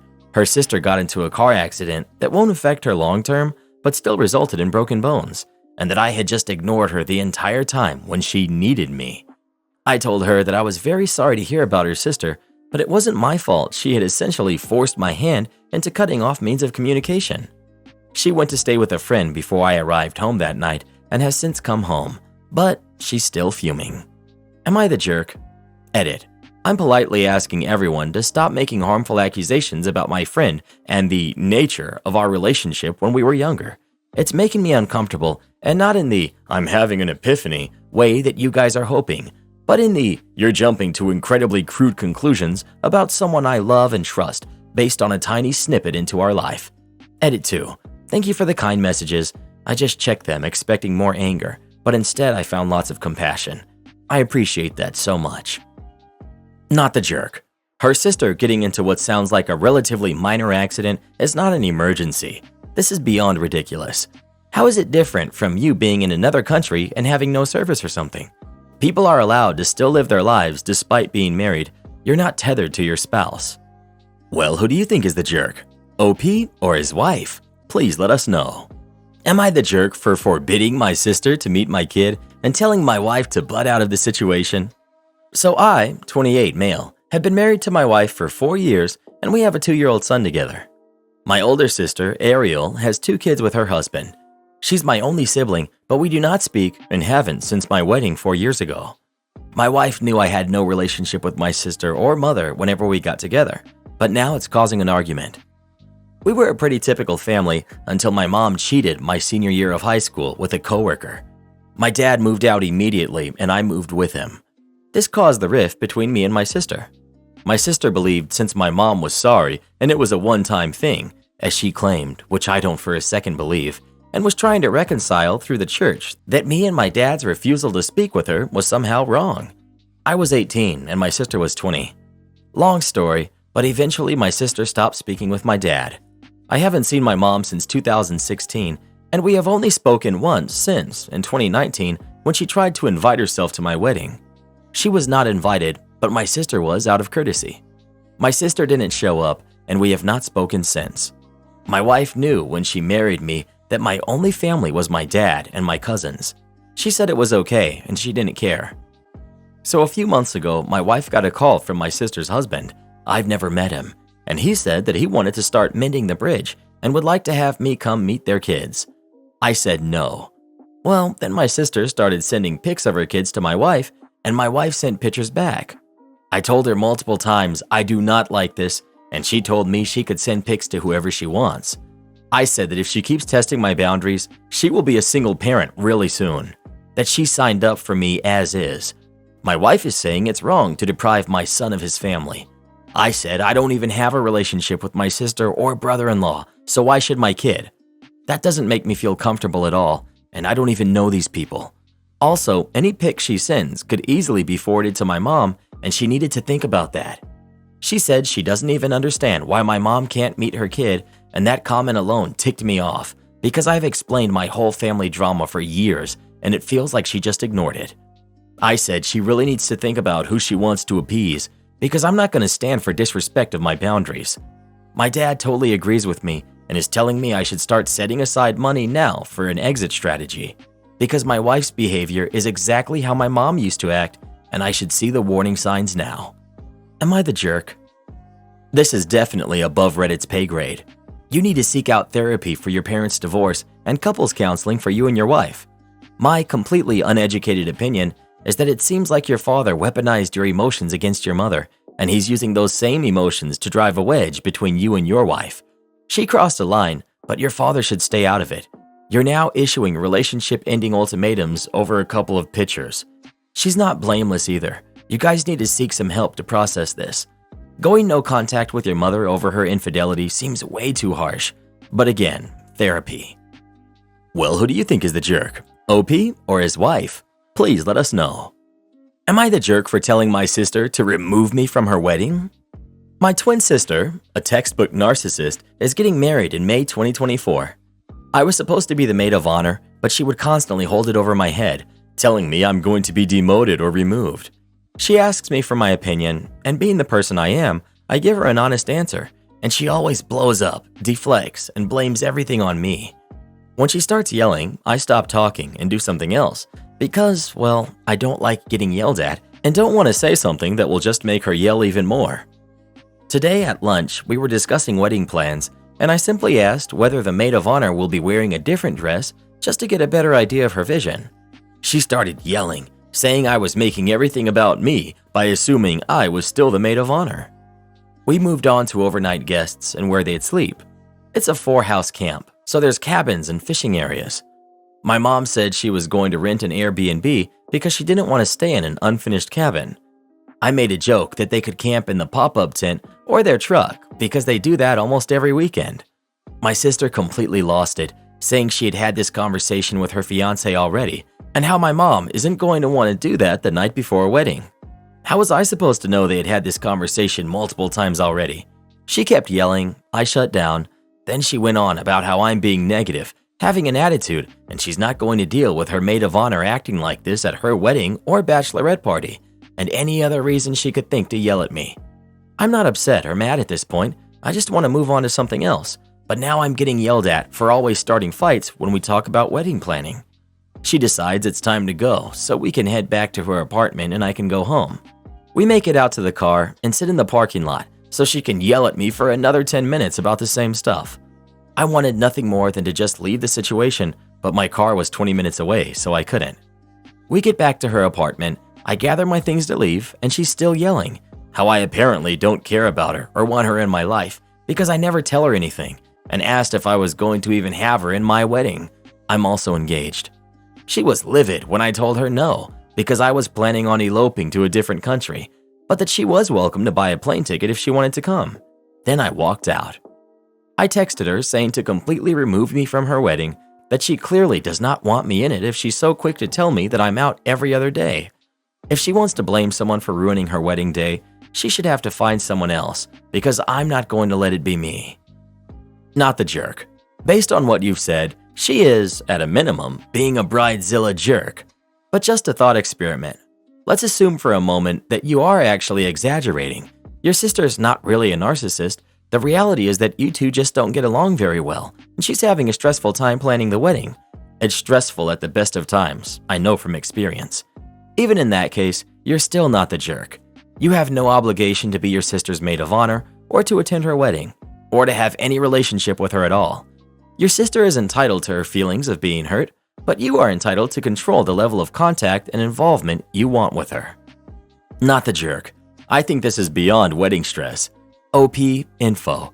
Is this brand new behavior, or has your sister always taken out her frustrations on you or somebody else in the family? Very rarely can you get somebody to have an epiphany and see your side of a story.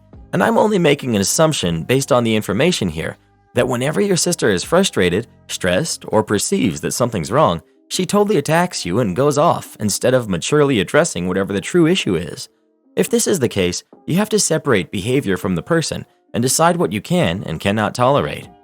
I think it's wonderful that you walked away, and I'm not sure how that impacts your relationship with your parents or others in the family, and you need to be prepared for backlash from them. Your sister is most likely going to tell them some convoluted version of what actually happened. Am I the jerk for telling my daughter it's okay to use her mother for money? So I used to be married to Judy, 36 female, and we have a daughter, Scarlett, who's 13 together. Fake names. Judy never wanted kids, but I did, and I assumed she did too. We had her, and Judy completely changed. She wasn't caring towards Scarlett. They didn't bond, and she blamed Scarlett for us losing our independence. About a year after, we had a divorce, and she gave me everything. It did hurt me that she didn't even want to see Scarlett once a year even. She moved to Seattle months later, started running a business, got really fit. Her cousin told me she even got laser surgery to remove the stretch marks. Since then, Judy has moved to LA and divides her time between there, London, Mumbai, and New York City. She has become a fairly famous influencer and socialite. I check her Instagram every now and then, and she's been at parties with celebrities all over the world and truly seems happy. To her credit, every time her financial situation changed, she would come back and get our child support agreement changed to give more to Scarlett. Every time she had come, she would spend time with Scarlett. She even kept it at the same, even though my new wife makes a lot more money than both of us, and we don't need it now. About 3 years ago, she started calling more to talk to Scarlett. She would also come over more, and every spring break, she comes for those 2 weeks. She phones every night unless she's in London, Mumbai, or New York City, in which case she just sends a text. On New Year's, she was at some celebrity's party, but still took the time to phone. Now, I'm not saying this makes up for anything, but she has been a presence in Scarlett's life. Well, we just found out that Judy's grandfather is very ill and he's going to pass within a month, maybe early March at best. So she's going to India for spring break for his funeral and has requested to take Scarlett with her. I'm fine with that. My wife is fine with that. However, Scarlett got really upset at the idea of spending 2 weeks in India. I pointed out her mom will take her to all the nice places. She'll get to see great things, meet that part of her family.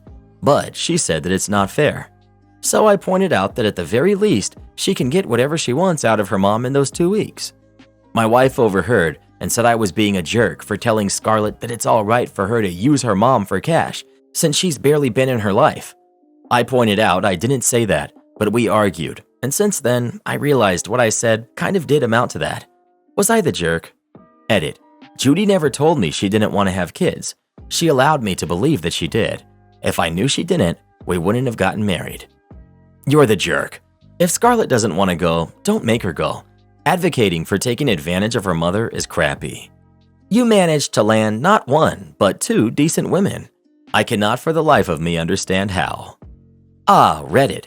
The perfect place to go to find people who will rip a man to shreds in the morning because he was broken by the fact that his daughter didn't want him to walk her down the aisle, and then refer to a woman who abandoned her kid as a decent woman. She abandoned her, but has always been paying and using her pay in accordance of her income. More than most deadbeat dads.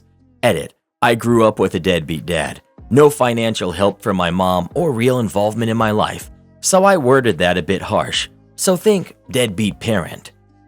Am I the jerk for waking up my roommate at 7 a.m. and yelling at her? I, 20 female, woke up my roommate, who's also 20 female, let's call her roommate, at 7 a.m. and yelled at her because she left our front door unlocked and cracked open.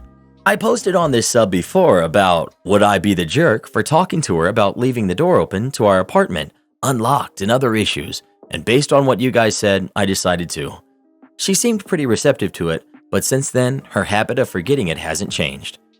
I have a lot of issues with sleep, and last night I wasn't able to get any, so I went downstairs to grab an energy drink at around 7. The first thing I noticed was that there was a light coming from our front door, and as I came closer, I realized it was unlocked and partially open. The first thing that came to my mind was that there was a break-in, and I panicked and woke up my roommate because I thought we were being robbed or something. I told her that our door wasn't closed all the way and was freaking out pretty badly. Then she said, "Oh, that's most likely my fault. I got delivery pretty late and probably forgot to close the door." The way she was so nonchalant really upset me, and I was already exhausted, so I rounded on her and yelled, "What's wrong with you? I thought I asked you to be more careful about this. We've been living in this flat for 5 months now, and you still can't remember to shut the door properly? Are you a kid? Should I tape a sign to the door that reminds you how to close it?" I didn't let her say anything after my rant and just went to my bedroom, but I felt bad about it later. I did apologize to her already, and we went grocery shopping together, and everything seems okay between us, but I still feel like a jerk.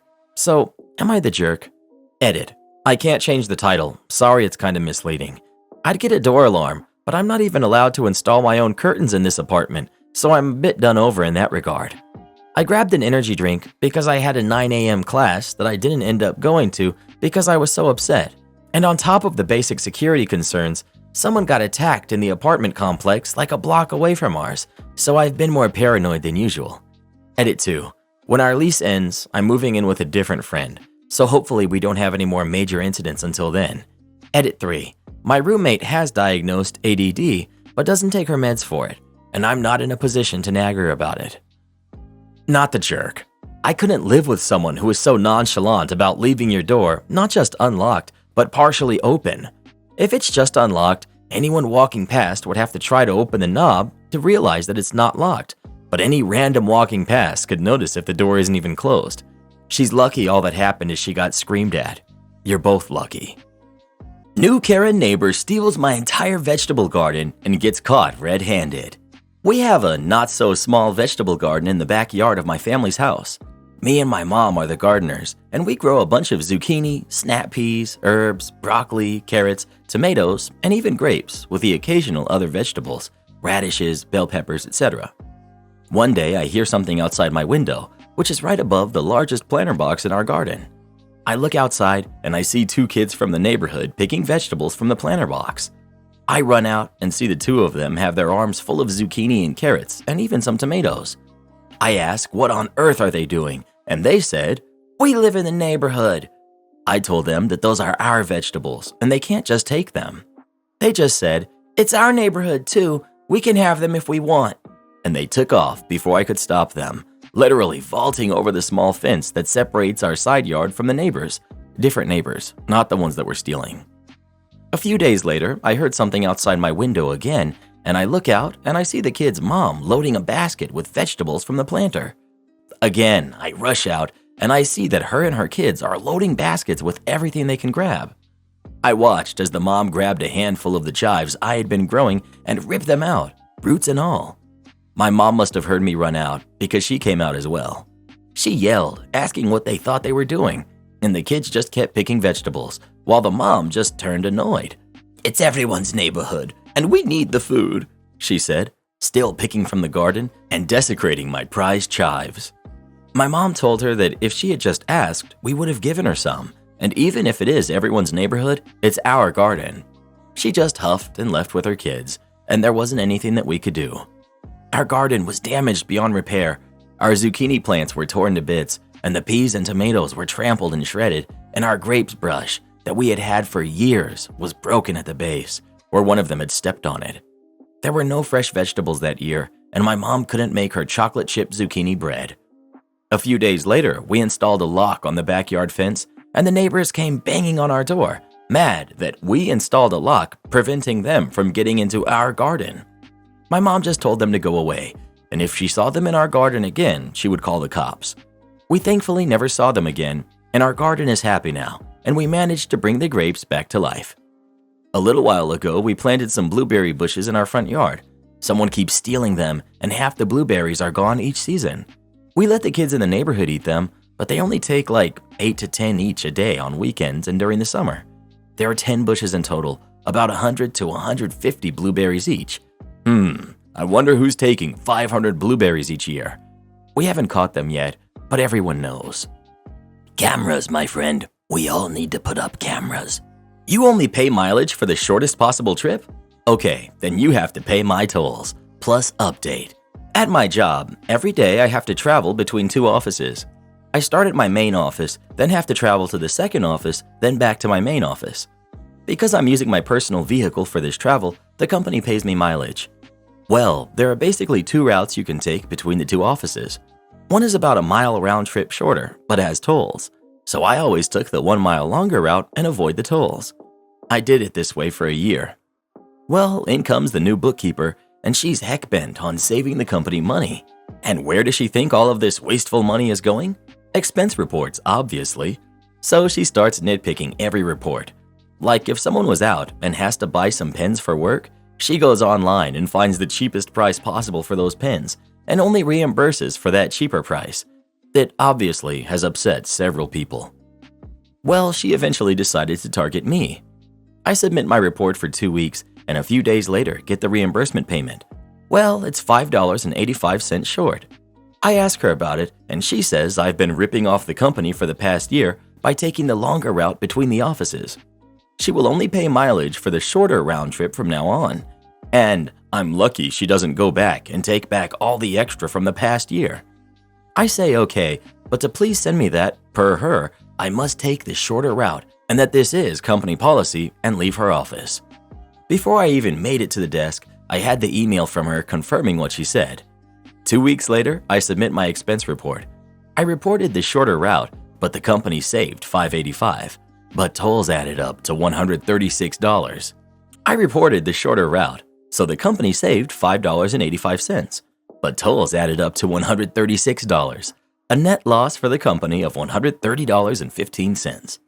It's been 6 months, and I'm still taking the shorter route, costing the company an extra $130 every 2 weeks.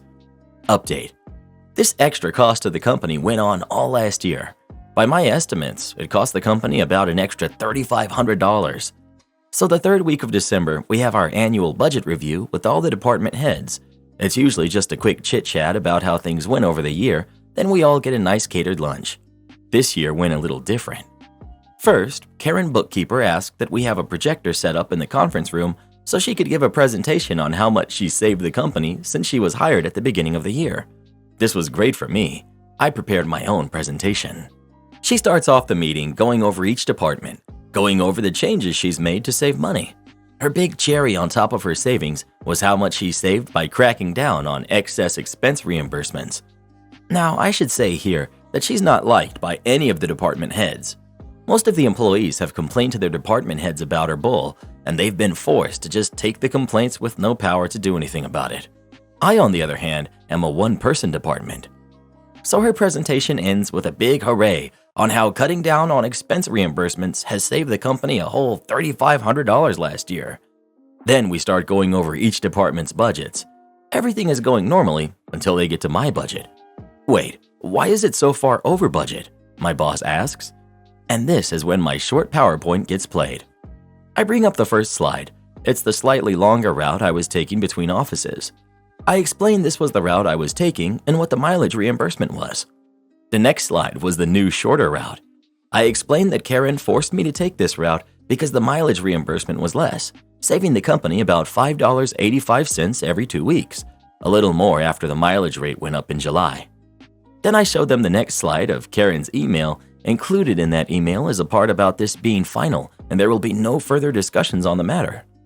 The final slide was all of the toll reimbursements I was paid over the year, including the approximate total year-to-date that was a result of this new shorter route. I explained that had I been able to discuss this matter with Karen, I could have explained that the shorter route had these extra tolls, and I said that's the reason I'm so over budget this year. The room was silent for what seemed like forever. Then the owners of the company asked everyone, except Karen, to step out of the room for a few minutes. When the door opened back up, Karen walked out silent, went to her desk, and started packing up her things. That was the end of Karen. Am I the jerk for not giving my daughter her education fund money? I have a PhD, and I'm only acting in her best interest. I, 54 male, have 2 kids, 23 daughter and 21 male, with my wife who's 52. When the kids were young, my parents set up education funds for both of them, which was very generous of them. My wife and I always expected our kids to attend college and then graduate school, as we have done. I have a PhD, my wife has a master's. Because of this, we decided not to use the funds for our kids' undergrad degrees and did not tell them about the money. My daughter has always been more into the liberal arts, while my son is more of a STEM guy. My wife and I worried about her ability to find a job, but she insisted on studying music and film in college. She was accepted to some top schools and chose to attend a rather expensive one, but she had scholarships to cover almost all of her tuition. Everything else, plus living expenses, was her responsibility. She lived in a very small apartment shared with friends in a not-so-nice area far from campus, but she was fine and learned how to budget effectively. After graduating, she luckily found a job that doesn't pay extremely well, but she enjoys, and scrapped the idea of grad school. My son decided to do engineering, and he has also expressed that he had no interest in grad school. My wife and I were disappointed, but accepted it since at this point, he's already all set up with a very good job when he completes school. Since he did not receive as many scholarships as his sister, we decided to use his education fund to cover his tuition and living expenses. He was able to get a large and nice apartment of his own close to the school, which is important since his classes are so demanding and he needs a comfortable space to work. My daughter was confused and asked how he could afford this, and he told her about the education fund. She called us and asked why she didn't have one, and we told her she did. We just didn't use it because we hoped she would attend grad school. She seemed hurt by this and asked if there was any way she could have the money now. We explained that there would be a fee to simply withdraw the money for non-education use, and if we chose to do that, it would belong to her grandparents so they could put it towards their own use. She's been quiet and short when answering our texts and hasn't answered our calls at all since then. I know that it does seem unfair to her, but it's not really her money in the first place, and she's no longer in college. Plus, her brother only received it for educational purposes, and it wouldn't be right for her to just have it to spend now. Am I the jerk? Update. I understand the consensus is that my wife and I are the jerks. I texted my daughter to ask if she wanted us to withdraw the money for her and what she wanted to do. This was her response. I don't care. Maybe they can transfer it to the other grandkid who's 5 if the fee is seriously too much. I don't know about grad school, I haven't thought about it much recently. If I do apply, it wouldn't be for another couple years, and I hadn't been counting on having any financial help in the first place, so it really doesn't even matter. Thanks for asking, though. Update 2. My wife and I are discussing our daughter's response and our next actions to resolve the situation. For context, my wife has always had a strained relationship with my daughter and did not approve of many of her life choices. She believes we should take our daughter's words at face value and assume she no longer wants the money. From some of the responses here, I fear that my daughter's response was out of resentment, and I suggested taking out as much money as her brother was given so at least they receive the same amount. She could use it responsibly towards rent, groceries, transportation, etc., or in some other way to further her career, so it would still be for educational purposes in a sense. My wife is standing firm in her opinion, and we will continue talking it through tomorrow. Many have asked about where my parents stand on this. At this point, they are not mentally aware enough to really participate in the discussion. They did know about our grad school stipulation and thought it was fine. They also knew that we took out some money for our son once we were certain he was not pursuing an advanced degree, and were fine with that as well. They said it was our decision as parents what to do with our daughter's fund, and they would support whatever we decided for her. It wouldn't be useful to ask them what to do with it now, but I've always said that whatever is unused will go back to their care. I've tried to call my daughter with no luck, which is why I sent the text. Despite what many have said here, I hope this does not end our relationship. You're the jerk. And I'm surprised between your PhD and master's degrees, you couldn't figure that out. Edit. Thank you everyone for all of the awards. I'm glad we can all come together as a community to call out OP's jerk behavior and mistreatment of his daughter. Massive you're the jerk. I feel for your daughter. It would be super hurtful to hear that your parents could have helped you but chose not to. You're a PhD for sure, but not the educational type. And the worst part was that the daughter was punished for getting scholarships and had to live in a crappy area with roommates, while the son had a nice apartment on his own in a good area. Part of this, I believe, is judgment against her choices of going into the humanities as opposed to her brother who went into engineering, and the implication that his studies were more rigorous. You're the jerk. Oh dear, just goes to show you that having a PhD and a master's degree does not make you a good parent or smart in any way. So let me get this right. Your daughter attended college and had a scholarship. Your son attended college with no scholarship. You chose to not let your daughter use her college fund for everything that her scholarship didn't cover, and you let your son use his for everything. The college fund, you said, wasn't even her money, but it isn't yours either. What exactly do you plan to do with her college money? You're the jerk for this. Just FYI, if the edit you made is genuinely all the effort you made to put things right, you're pathetic. You need to give her the money and make up the difference for the fee, as you've stolen her money. You're the jerk, even after the edit. Well, what do you think? Is OP the jerk or not? Please let us know. Make me take PT every month, will you? I was in the US Army and the Army National Guard for over 20 years. I did finally get my pension, but I was ready to throw all that time away because of the inability of a first lieutenant to count to 8. We had an annual PT test scheduled as part of a drill weekend. A drill weekend consisted of 4 unit training assemblies, or UTAs.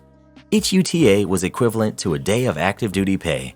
The duty day started at 7 a.m., lunch at noon, final formation at 4:30 p.m., then released for the day unless an overnighter was on the training schedule. Promotions were contingent on passing the Army Physical Fitness Test, as well as a bunch of other random qualifications, such as military schools, professional development, military awards and decorations, rifle qualifications, civilian training, and/or schooling and college degrees. The APFT consisted of 3 events: push-ups, sit-ups, and a 2-mile run. It has since been changed, but that was what it was when I was in. I'm a natural runner. I ran track in high school, tall and lean with good stamina. Not too fast, but I was steady, 6-minute miles all day long. Sit-ups were never a problem for me. Push-ups, however, not much for upper body strength. I've always struggled with push-ups. It's the only event of the APFT that I ever actively trained. I could max out the other 2 events, but push-ups, I was happy if I could make the minimum required to pass the test. I was up for promotion. I trained push-ups for months prior to the test. On the day of the test, one of the smokers in the unit wanted to run with me to pace off of me so that he could pass the PT test. I did the required number of push-ups to pass that event, and I was flying high, knowing the other 2 events were easy for me. We ran on a 1/4 mile high school track. 8 laps for 2 miles, and as we passed our score, in this case, the idiot first lieutenant, we'd yell out our last name and he'd check off the completed lap.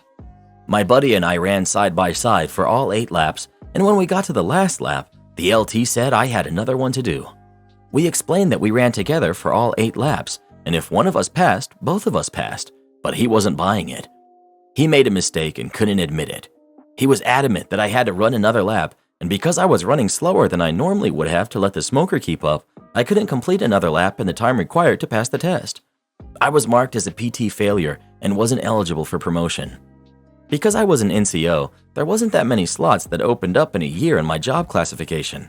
The opening went to another NCO further down the promotion list than me. I was upset. My civilian job was in manufacturing. We worked a 3-on, 3-off schedule.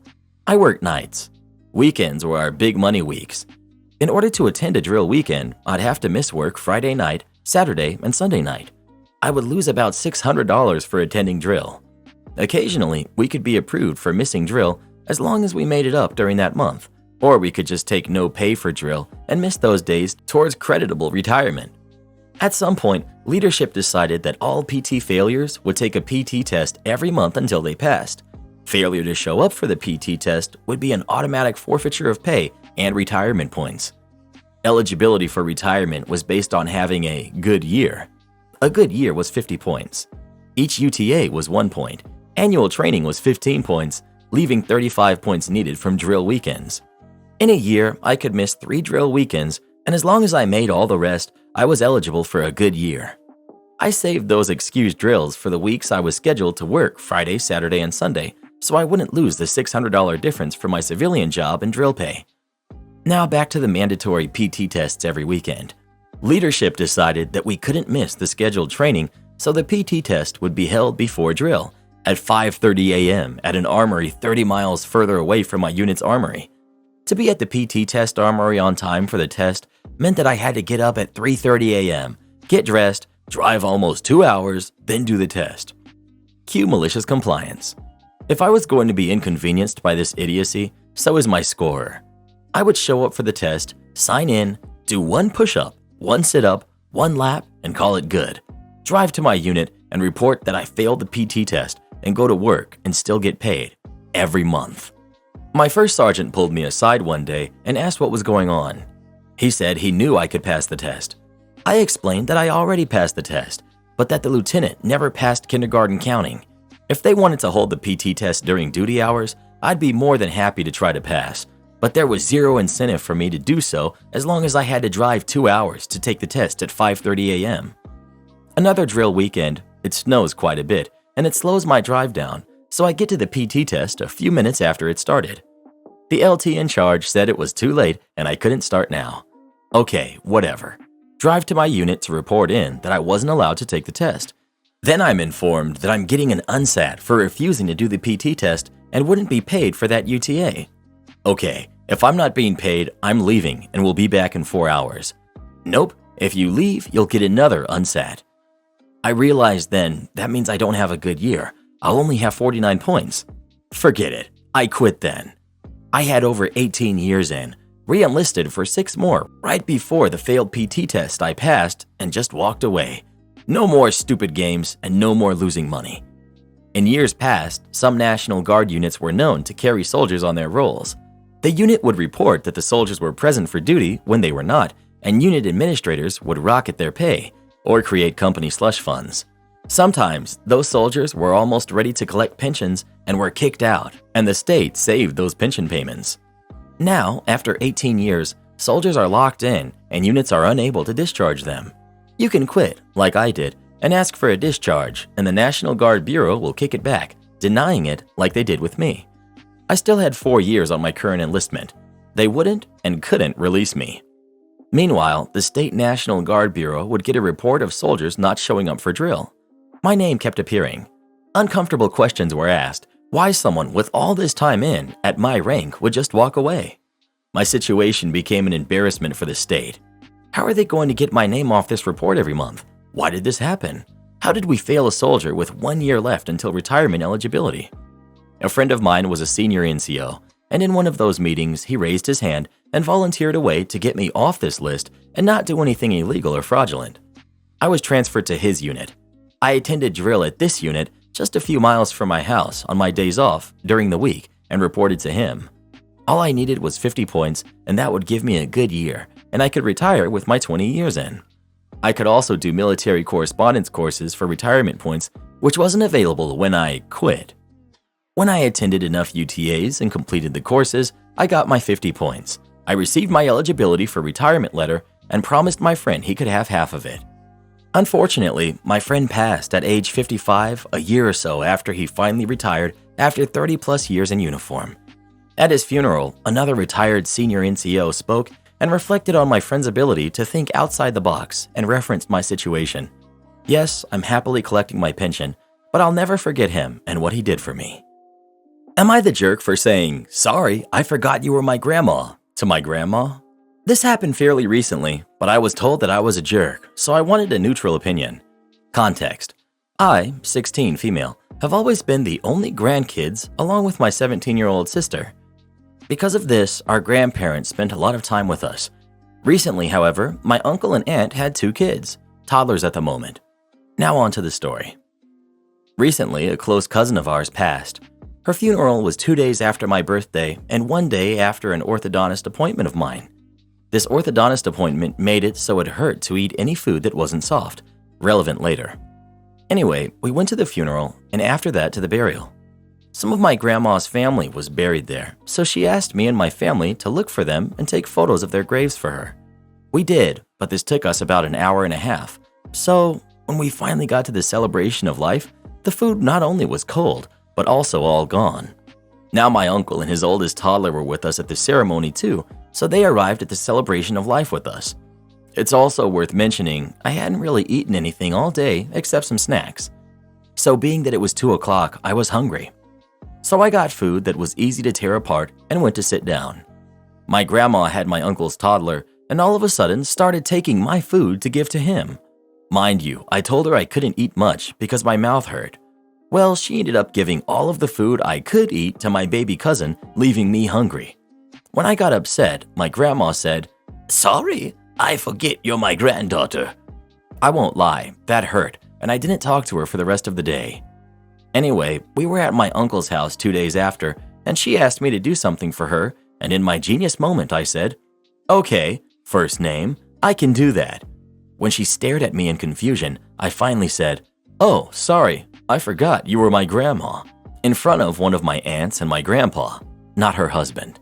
I could tell she tried to laugh it off, but it bothered her. I was told by my aunt I should apologize because I needed to be respectful, and that wasn't, but I still haven't apologized, and I don't plan to unless I really am in the wrong. So Reddit, am I the jerk? Edit. I saw that some people are confused, so let me add more information. 1. Me and my grandma were really close when I was younger. 2. After I got food, I wasn't able to get any more. The kitchen staff was cleaning up by the time we got there. 3. The toddler's parents did have food. 4. Neither me or my grandma said what we said in a dead serious voice. We both had a sort of laughy tone. 5. I'm not sure why she said it. As some of you said, it was random. Me personally, I felt like she went overboard with a joke, because to me, saying that isn't okay. 6. We both said this in front of people. It wasn't just me. 7. My grandma isn't that old, early 50s. She doesn't have dementia. 8. This was at my mom's cousin's funeral. They were an adult. We were second cousins. 9. I do have a good family, and me and my grandma just haven't talked about this since. That should be it. Let me know if I missed anything. Not the jerk. Of all the responses she could have given you after taking your food, she went for the one that was the worst. I'm so sorry, and as for respecting her, it's a two-way street. Not the jerk. You gave your granny just the medicine she needed. Just because they're older doesn't make them right, and the whole BS about respect. No, you have to earn respect. You don't just get it. Granny clearly was in the wrong here. She should apologize to you, or at least tell you she understands why her comment hurt you. Not the jerk. If she can forget you're her grandchild, you can forget she's your grandmother. Not the jerk. Just because she's your grandmother doesn't mean she can treat you that way. It's hypocritical of your family to get mad at you, but let her get away with it. I'm sorry you have such a crappy family, OP. I feel for you. Am I the jerk for refusing to eat what's cooked for me 90% of the time?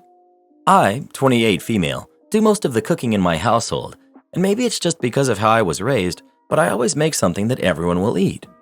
My mom didn't do that growing up, and I was forced to eat foods that made me ill. I won't go out of my way to make meals that someone will not touch due to not liking it.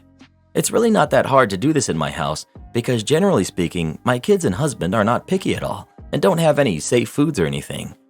Sometimes on an off chance, one of my kids won't eat the broccoli or potatoes, but like I said, it's rare to run into an issue because they aren't picky most of the time. I, on the other hand, don't like a handful of foods and I will not touch them. Like spaghetti is a huge one for me. I hate spaghetti. Beef stew, pot roasts of any kind, mashed potatoes, whipped are okay sometimes, meatloaf, Salisbury steak, Brussels sprouts, cauliflower, etc. I can safely say that most of which I hate isn't even a taste issue. It's that I've eaten these foods so many times because either everyone in my house, husband especially, wants them 24/7, or someone from my childhood growing up did. I just can't stand any of those foods anymore, and I will not eat it. I usually cook for my family and will make myself something small on the side if I make any of these meals. My husband knows what I like and I don't like. Whenever he cooks though, he always makes something I absolutely will not eat, like potatoes. He literally wants potatoes with every meal, to a point where my kids are starting to hate them, and meatloaf or spaghetti. Those are his two go-to meals whenever he cooks, and I won't eat it. Never have. He cooked yesterday while I was sick and made spaghetti, and when I woke up, he told me I needed to eat something. So I went out and grabbed something else, cheese and pepperoni, and he got upset that I didn't want to eat dinner. He said he hates cooking because I never eat it. I told him if it bothered him, then maybe he should stop cooking meals he knows I won't touch. He said I make it so that he doesn't want to cook at all. Am I the jerk? ETA. Most of the foods I listed either make me throw up or go right through me. We've been together since I was 15, so he knows this. He is also a chef day to day, but whenever he cooks at home, he sticks to meatloaf and potatoes or spaghetti. He never makes anything else, with the exception of beef stew, maybe once a year. ETA. I don't expect him to cook separately from me when he does cook. I have no problem cooking for myself. The issue is that he gets upset when I won't eat the food that he makes, and I always make myself something different. I've never expected him to cook separately from me, and I've never held it against him. So your chef husband says that you're at fault that he doesn't want to cook at home? You ever thought about the fact that he does this on purpose so that he doesn't have to cook? Not the jerk. Not the jerk. I don't understand the people who are saying anything else. He's making food you can't eat on purpose and then getting angry when you don't eat it. That's foolish and selfish on his part. Not the jerk, from my perspective. I also was subjected to the "I made it, you eat it" trope as a kid, and there are things I just don't want to eat. As an adult in charge of my own body, I see no reason to consume things that I don't enjoy when there are plenty of healthy things I do. You didn't expect him to make you something else. You simply didn't eat what he made and provided your own. My husband likes to make Guinness stew, which I won't touch, and he's not offended when I don't. Guests need to know you're human too. So I do lots of things in the restaurant I work at, and one of those is front of house work. It's a very nice part of my job. I love organizing tables. It's good brain exercise, and you can have a lot of fun small talk with people. However, I don't control reservations. That's being done by my bosses, who are awesome mostly. This means I come in and start my shift and have to work with what I have, which usually isn't too bad. On this particular day, I come in a little early and a waitress greets me with, "Today's going to suck. Your front of house? My condolences." She's not one for overreaction, so I know to brace myself. I take the iPad we use for organizing reservations. First 3 hours look fine, but then mayhem will break loose. And we're overbooked. Our restaurant usually has around about 180 seats. We had reservations for roughly 250 people, including a group of 100 people who had flat out booked one complete room, which gives me less space to work with. Now, 70 people more than seats per evening isn't bad per se, like a four-top can be used 3 or 4 times for groups after each other. But that evening, I had roughly 20 seats too few, so I got to work. I got out extra seats from the back. I got out extra seats from outside. I got out extra seats from the attic. Me and a waiter carried down 2 extra tables from the attic, which was a pain honestly. And I rearranged a ton of stuff, both in how tables were standing and in how they were reserved. In doing so, I notice a note in one of the reservations. Wants this table. Will get angry if not possible. I sigh. It would help to assign them a different table, so I do. I work blood, sweat, and tears for 3 hours and finally have the restaurant in a shape that's halfway prepared. People start trickling in. The staff is in top form, places stacked to roof. Now the reservation I switched around arrives. Older guy with his family. He tells me his name and that he specifically requested a table, which is something we explicitly don't do, by the way. You just can't promise people that. I tell him, sorry, very, very busy tonight. We had to rearrange you. However, the table is similar in size and in position. Would you please follow me? As promised, he starts winding up and gets angry. How can this be? Is everyone incompetent these days? You know the spiel. So I look at him in full earnest and ask him, do you want to make me cry? He's clearly taken aback. I elaborate. I've worked like a madman for the past 3 hours to get this place to a shape where we can use it today. I didn't overbook this, and if I could have given you your table, I would have, but I can't. And I really got through to him. His anger dissipated, he apologized for bursting out and politely asked me to speak to my bosses about the overbooking, which I did, and they were very understanding and helpful. They sit down and have a good night. That was one of the worst shifts of my life. I'm not easily stressed, but phew. However, I'll remember that interaction as a positive. Thanks for reading, and I hope you have a good day. Part 2 of parents trying to take my house from my brother. They broke my locks to move in while I wasn't home. Some parents can't explain why they make choices like child favoritism. So all they can do is try and stand by the kid that they backed, which is exactly what my parents tried to do. And I've practically destroyed their lives for it. Not in the legal sense, but more so an emotional one. So after I kicked my parents and brother and sister-in-law out for trying to force me to hand over my new house to my brother, I immediately went to my social media and I told the story to the whole family. It spread pretty fast, but you won't find it now because it all got deleted some time ago and I put my own profile on private. I posted about it because I knew that this was the first thing my family would do when they got home and they'd try to twist the event to make me the villain. And I was exactly right. But I had about an hour to get started before them. And I had video evidence to back up my story about what they had done. No, I don't plan on showing the video here, so don't ask. Being preemptive worked because I got a fair number of family members on my side right away.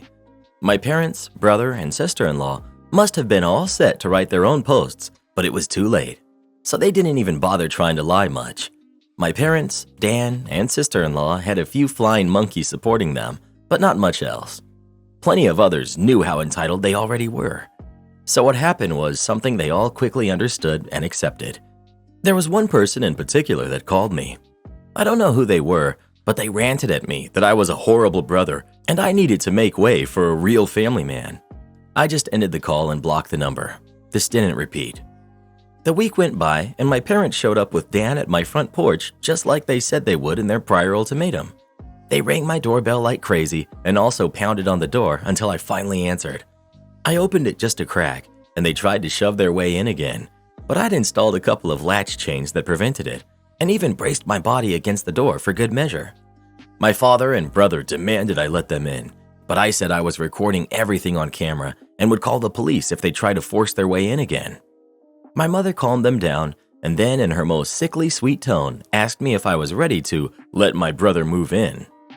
I told her and the rest of them to buzz off and to never come back.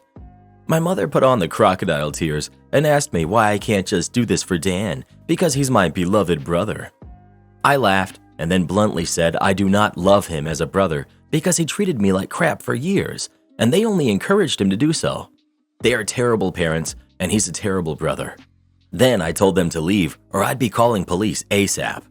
They all left surprisingly easily, apart from my mother's loud crying and the others giving me dirty looks. One could say making them leave was suspiciously easy. I thought the whole mess was over, but I guess I should have taken them more seriously, because they had other stupid plans. I came home later that week on Friday evening to find a moving truck and my brother's minivan parked in my driveway. It was Dan and his family there moving stuff in. He just waved to me with a grin on his face when I saw him. I was furious and told him and the rest of his family to stop. But sister-in-law smugly said to me that, like it or not, they were moving in. And then in the most fake way, while tilting her head and puckering her lips, She said that it was okay because my mommy allowed it, and I should always listen to what my mommy tells me. I seethed with rage just hearing those words and looking at her smug face. So I locked myself in my truck to call the cops right away. When they realized what I was doing, sister-in-law started pounding on my window and yelling at me to stop, and that I can't do this to her because she and Dan need the house. And she cried, "Why can't you just do this for Dan?" I responded with, "Forget Dan. It's my darn house, not his." Then she threatened to key the side of my truck unless I stopped calling the police, all of which the 911 operator heard thanks to the window being slightly open. I told sister-in-law that if she damaged my truck, I'd sue her, and she was smart enough to retreat. When the police arrived, Dan and sister-in-law, along with their kids, had locked themselves in my house. I told the cops what had happened, as well as showing them my new driver's license that had my current address on it. Then when we went to my front door, I saw that they had changed the lock, and the old lock was laying on the porch with the center of it drilled out, and the drill they used was laying right next to it, with a complete Harbor Freight drill bit set. Could they have been any more stupid leaving evidence out like that? I pointed out the broken lock and drill, then gave the police a rundown on all of the events that happened prior. Well, I guess Dan called our parents over at some point after I arrived home, because they showed up while I was talking to the cops. My parents immediately lied and started saying that I had agreed to rent my house to my brother and his family. I said that was an easily provable lie, one way or another. So Dan and sister-in-law finally came out of my house with some papers in hand. They both looked super smug, like they had somehow outsmarted me. They had actually drawn up and printed out a fake rental agreement, but my signature was not on it. There was one, but it looked nothing like my handwriting. I don't think any of them have ever actually seen my signature, so that was incredibly stupid on their part. I told my parents and Dan that that was stupidly blatant fraud, and if the cops investigated, they'd easily figure that out. And I don't think going to jail or court would do them any good. It could even make Dan lose his job, which is his only means of providing for his family. I also said I would get a lawyer and sue for damages if anything of mine was lost, stolen, or broken, and I'd call the authorities too for good measure. Dan went white and looked really scared when I said all of that, but my mother got between us and doubled down about how I should just do this for Dan and live in the darn camper so that they can finally have a family home to themselves. I yelled at her that if she thought it was a good idea, she could do it for Dan herself and let Dan have her house instead to himself. The cops separated my mother from me, and I said I wanted them all out right now or I'll press charges. I shouted about how they had drilled out my front door lock to break in, the lease papers being obvious fakes. They badly forged my signature, and I have recorded video of sister-in-law attacking me. Those are felonies, and I could really affect their lives with it if I wanted to. And if they didn't leave, that's exactly what I'd do. The only reason I hadn't already was for the sake of Dan's kids, so they have one chance to just get out.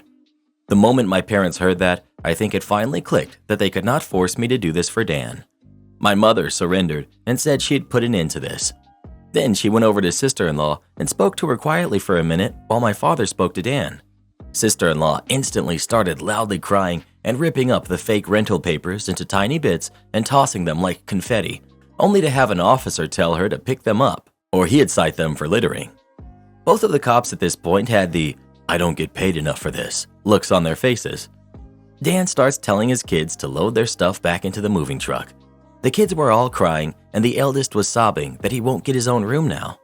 Sister-in-law and Dan gathered their kids up to try and make one last pathetic attempt to guilt me with the sad family routine.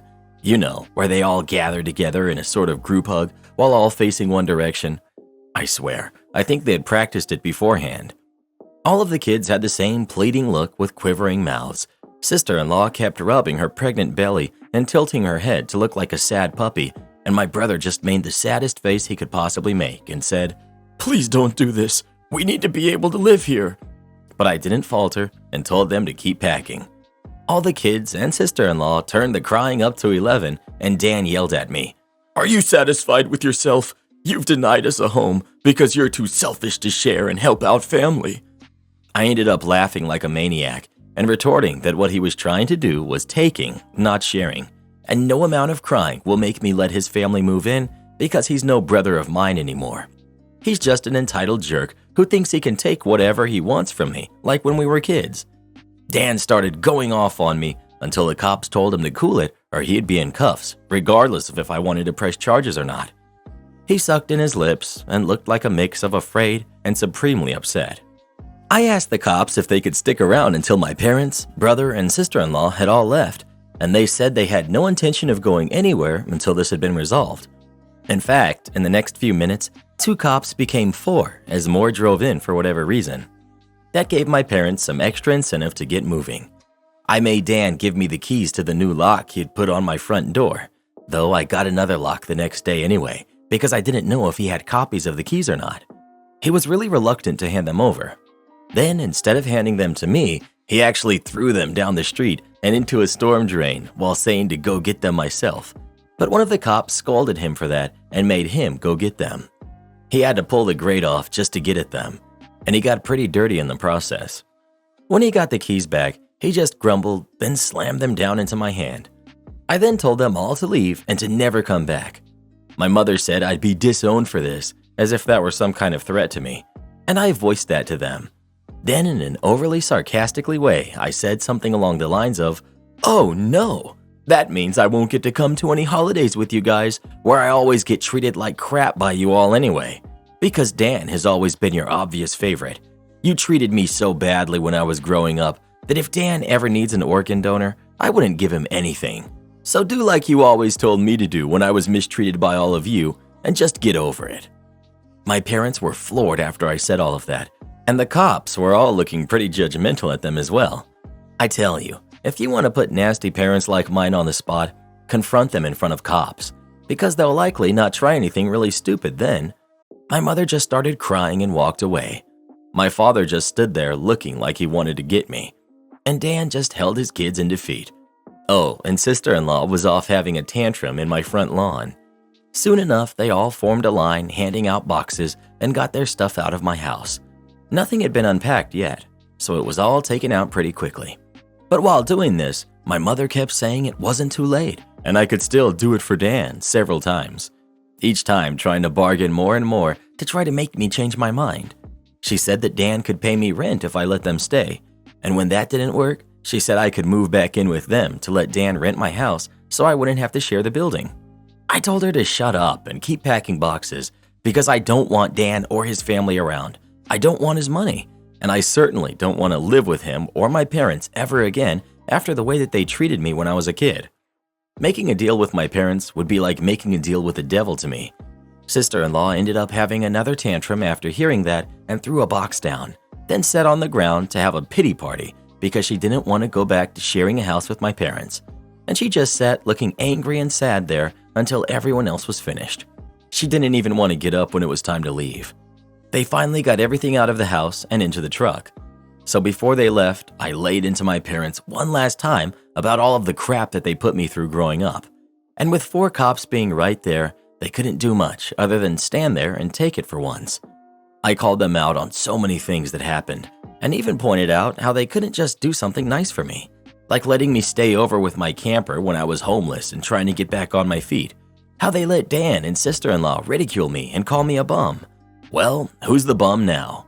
They wanted to kick me out of my own house so Dan could stay in it free of charge, yet when I needed a place to go, they wanted to gouge me for more than I could afford just to park my camper when they knew I was out of the job.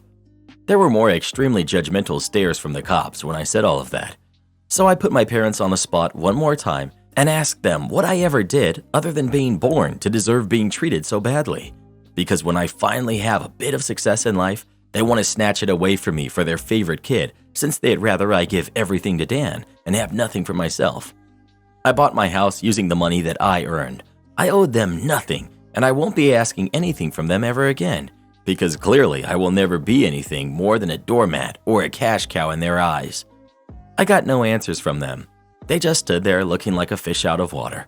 So I continued ranting and asked them what in God's name made them think they were such good parents after all of that. My father's face was red, but more from embarrassment than anger this time, and my mother was crying that she was a horrible person. I bluntly agreed that she is a horrible person. They all are, and they knew it. But if I'd called them out on all this stuff in private instead of in public, they'd just get mad at me and still act like I'm in the wrong. They just kept up the denial for so long that it became a part of who they are. My mother buried her face in my father's jacket to cry, and my father looked more defeated than I've ever seen him. Dan and his family avoided me entirely as they finished putting everything back in the moving truck. I made sure nothing of mine was stolen. Not that I'd had a chance to get much furniture yet. I was lucky to even have a couch at that time. They all got back into their vehicles, and sister-in-law just stood staring at me with malice until my brother finally got her to drive the minivan home. And as soon as they were all gone, I got back online again and spilled the beans about what happened.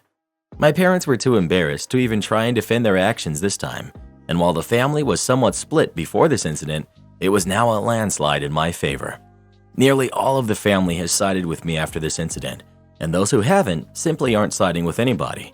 No matter how much my parents previously tried the "we did it for Dan" line, no one listened anymore. So any remaining familial support that they had is now gone. Many in the family who I expected wouldn't side with me did. That includes the former flying monkeys. So I guess they finally had enough. Around that time, I offered to host half the family at next Christmas Eve in my new house. My parents were not invited. I wasn't blocked on my brother and sister-in-law's profiles, surprisingly, and I saw sister-in-law had her fourth baby in early November. They're still living with my parents.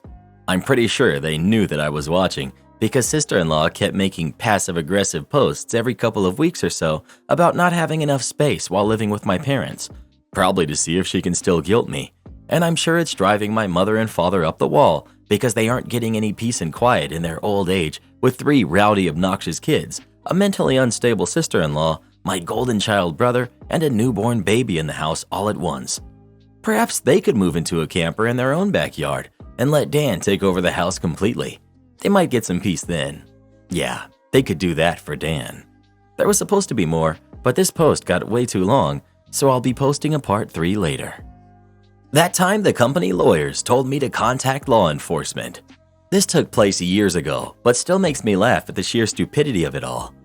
It starts as all truly great sagas published on the internet begin, when I met a random guy through a friend at a bar in the city. Let's call the guy I met Mark for the purpose of this post. My friend had introduced me to Mark because for a few years leading up to that introduction, I shared an idea I had for a business with anyone who would listen. I was told Mark wanted to start his own business, had worked in the industry, knew a lot about the subject matter required, and thought my idea was good. Mark and I met up for a lunch. We hit it off. He said he'd start the business as the CEO and agreed to me taking a part-time operational role. I agreed to help solely in a part-time operational role because I couldn't afford to quit my day job. I put in 15% of the cash for 5% ownership since Mark was going to put in founder hours, 80 plus hours a week, and agreed to put up 85% of the cash, which was more money than I could afford to risk on a new venture. I worked part-time. I did what I said I would do. I even tried to be of assistance on things I had no experience with. I connected Mark with a fellow I had done business with before. We'll call him Paul. Paul and I got into a dispute ourselves. More on this later. Anyway, let's fast forward a few months, and I got into a dispute with Mark over stationery. Yes, stationery not being to his liking caused him to flip out. This was despite him picking the stationery out. Next up, the contract I got from Mark was not quite what we agreed. The legal work required a few months to get done, and I had expected delays, but when I finally got it, the paperwork didn't represent what I had agreed to own. Not only that, but my investment wasn't being acknowledged under the terms we had committed to when I put the money in. Now, as I said, I wasn't able to risk much money, and I only invested what I could afford to lose, so this wasn't a huge sum of money. I didn't want to make a big deal about it since the amount was small, and he began promising a new contract when the business could pay for the lawyers to make changes. I signed nothing. Then it worsened. Mark and I start to fight anytime we're in a room together. As I think back, it's almost comical how angry he would get in my presence. I have other things to do with my time than squabble over stuff like stationery, so I worked on my areas of the business and hoped things would grow. I stopped in whenever I could and would help out regularly as needed with as little Mark interaction as possible. Paul would intervene sometimes when Mark would get particularly difficult to be around. Anyway, fast forward about 2 years, and Mark can't help but tell everyone who will listen that the business is going well. I have no idea how well things are going because Mark isn't giving me any updates. I get a call around Christmas from Mark. He wishes me a happy holiday, then drops the bomb on me that he wants to terminate my involvement and refund my investment. I decline the investment refund and say I'm happy to no longer work with him. In my head, I think it's kind of hilarious that he thinks this will just end that easily, but I say nothing to that accord to him. Mark and I hang up, with him aggravated about my refusal to take the refund on my investment. Mark then sends me an email that I had resigned. This had no basis in fact, but certainly was creative about what we had just discussed.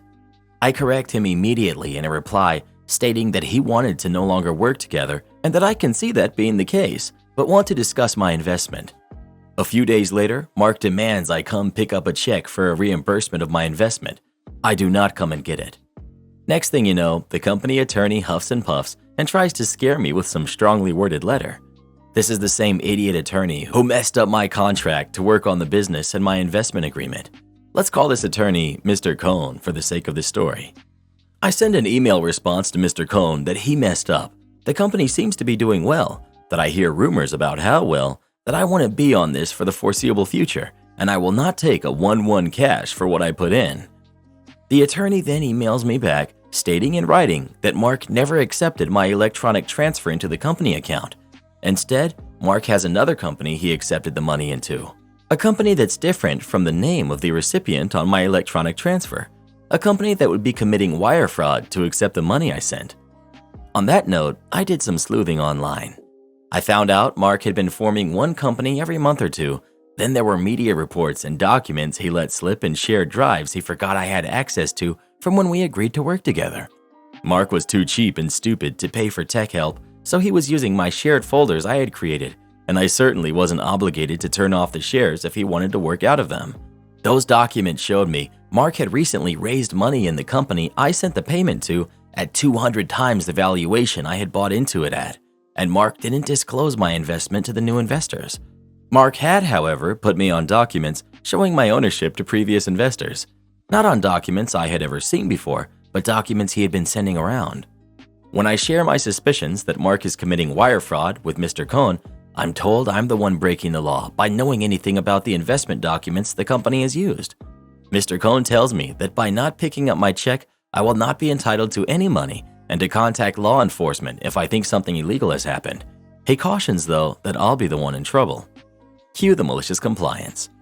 I let the different respective members of the Securities and Exchange Commission, along with law enforcement, know what happened to me. I provided them all of the documents I had from the matter. It took about 5 years for this investigation to conclude, for charges to be brought, for a trial to conclude, and for Mark to go to jail. They say government is slow, but they aren't kidding with just how slow. Maybe it was slow because Mark was running a large, tens of millions of dollars large, fraud. Anyway, Mark will be serving time for about 30 felony charges they found uncovering the details of his Ponzi scheme.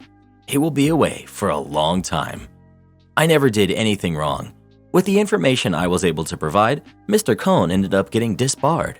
There were other things Mr. Cohn did outside of what is shared in this post that I cannot share, or it could help to identify me to the folks involved. The investigators credited me with bringing the wire fraud to their attention. I lost my money in this ordeal, but gained an education, and I got to help bring down a crook. The sheer stupidity of Mark is that he didn't even follow the business plan I had. He just used it as a story to convince investors to give him money. It's a business model that works very, very well. It took a few more years, but I'm now in a position to be pursuing this business full-time with people of high integrity who all work together to ensure each other's success.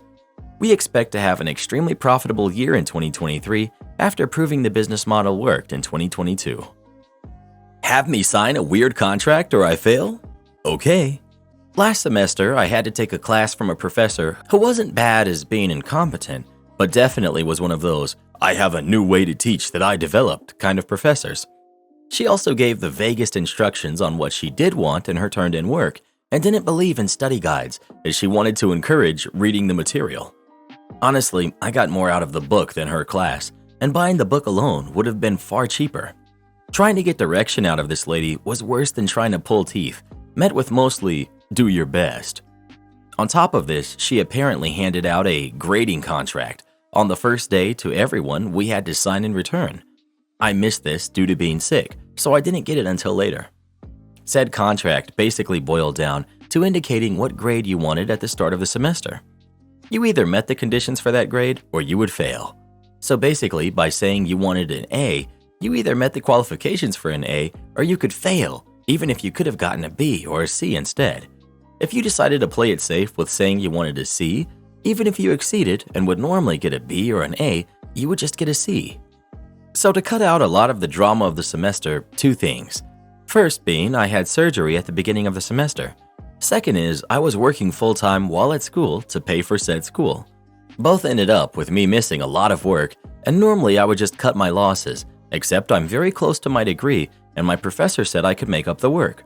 Otherwise, I would fail and need to retake the class anyway in the spring. So I decided I had nothing to lose and buckled down with basically getting next to no sleep for weeks. I had over a month and a half at least amount of work and 2 weeks to do it in. Now finally, this is where the malicious compliance comes in. During an exchange where I was emailing my work, she told me I still hadn't done her contract, which at that point, only a few weeks out from finals, I didn't get the point. But she told me either I did the contract or I would fail. She also had let slip that not doing the final would drop you a letter grade, but not fail you. The only exception to her weird contract that wasn't in it, and one I confirmed very deliberately in writing. At this point, I was bone tired and honestly forcing myself to continue working on anything, which may not sound like much, but with my mental health history was Herculean effort. I just wanted the pain to stop and a full night's rest. So I decided if not doing the final just dropped me by a letter grade, then I would just do the work for a B and end up with the grade I thought was fair for how the semester had gone. This meant for even more work, but it also meant I didn't need to worry about a final and could finally just sleep, which I explained as much to the professor when she asked me why I didn't have a final turned in on the last day. That so far has been the last I ever spoke to or seen of her. Imagine my surprise when I actually ended up with a B in her class. Personally, I take this to be her never wanting me in her class again, and I don't know if it makes me a jerk overall.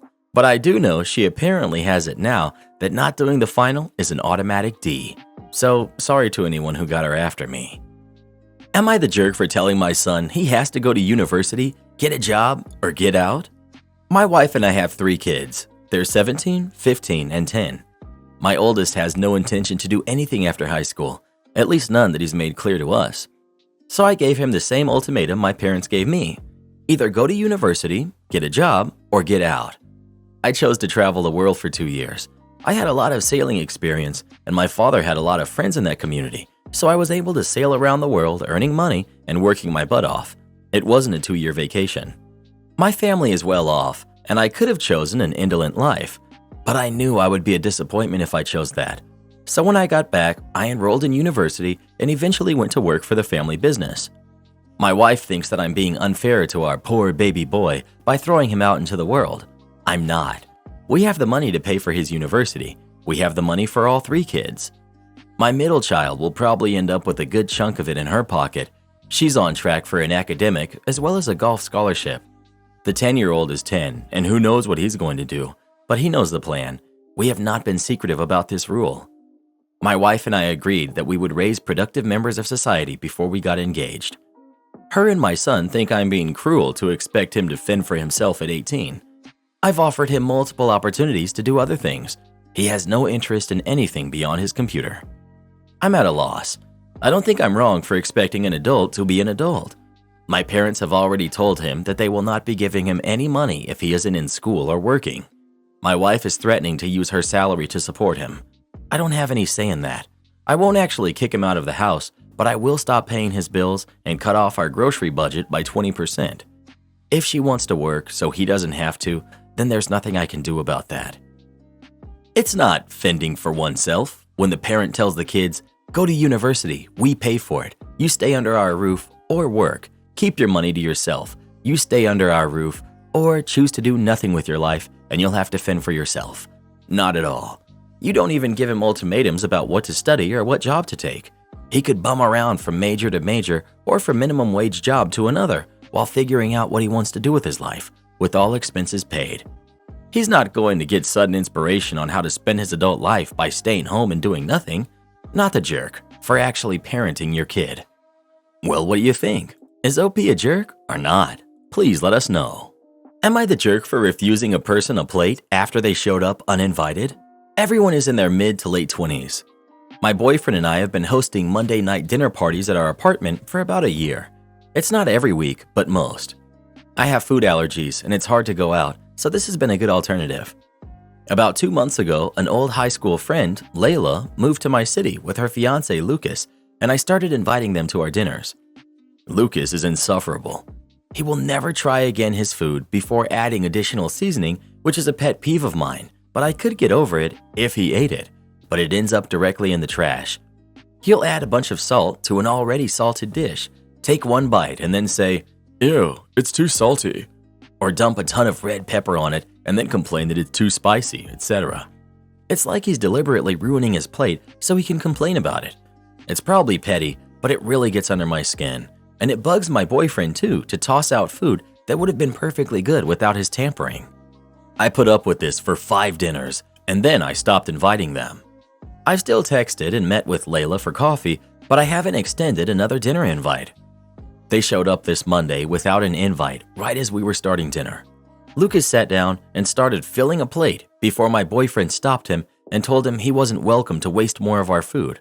It turned into an argument where Lucas insisted he shouldn't be forced to eat things he doesn't like, and I got angry and told him how could he be forced when he wasn't even invited.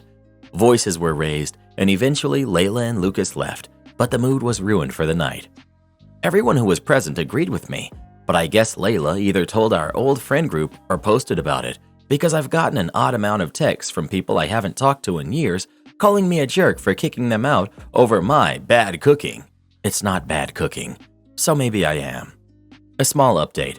I received a very enlightening text from an old friend that Layla has kept close with. Apparently, Lucas did not want to move at all, but Layla was offered an amazing opportunity here, so he agreed. According to this friend, Lucas has also sabotaged happy hour with her new coworkers and always, coincidentally, needs her at home whenever she wants to go out with new friends. It seems like he is maybe trying to make her unhappy socially here, so she'll be willing to move back home. I feel a little guilty for not picking up on this sooner, but I'm grateful for the perspective. I plan to reach out to Layla tomorrow and see if we can have a real talk about her situation. Not the jerk. While you don't owe it to them, I think it might have gone over better to have talked to Layla while you were having coffee, to let her know that his behavior is insulting and wasteful, and that you wouldn't be inviting him to any more dinners if he continued. Unless you explicitly told them, you can't assume they knew it was bothering you, as reasonable and understandable as your position is. I'm sorry to hear that this happened, but I hope you have lovely dinner nights moving forward. How nice of you and your boyfriend to host this regularly. Not the jerk. Make sure you respond to everyone telling them that 1. Lucas and Layla showed up unannounced and uninvited to your home for your dinner party. 2. Lucas helped himself to your dinner without asking or being invited to it, and you were not planning on 2 extra guests. Then Lucas got mad at your boyfriend when he was stopped because he was not welcome to it. 3. Lucas has behaved very rudely the first and only 5 times he's been properly invited to your dinner parties and has not been invited back since because of his inappropriate behavior and wasteful conduct. Therefore, you will not tolerate anyone's disrespect and offensive comments, especially when they do not have all of the facts to properly understand the situation to support his side. Boss threatens me for being 1 minute late. Huge mistake. This happened about 4 years ago.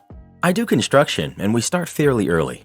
Boss got tired of people walking in at 6:05 or 6:03 when we start at 6, even though he was a few minutes late more consistently than any of us were.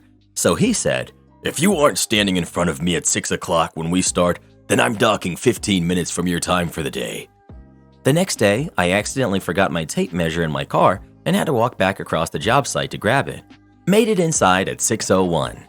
Boss chewed me out and told me he was serious yesterday and docked me 15 minutes.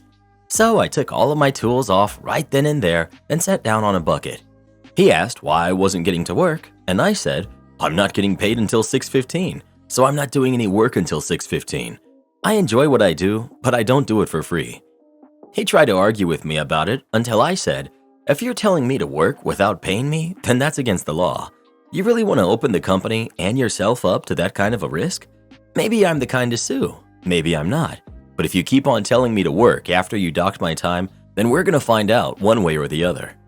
He shut up pretty quickly after that, and everyone else saw me do it and him cave. So now they weren't going to take his crap either. Over the next few days, guys that would have been 1 or 2 minutes late just text the boss, "Hey, sorry boss, would have been there at 6:02 and gotten docked, so I'll see you at 6:15 and I'll get to work then." And then sat in their cars until 6:15 and came in whenever their time started.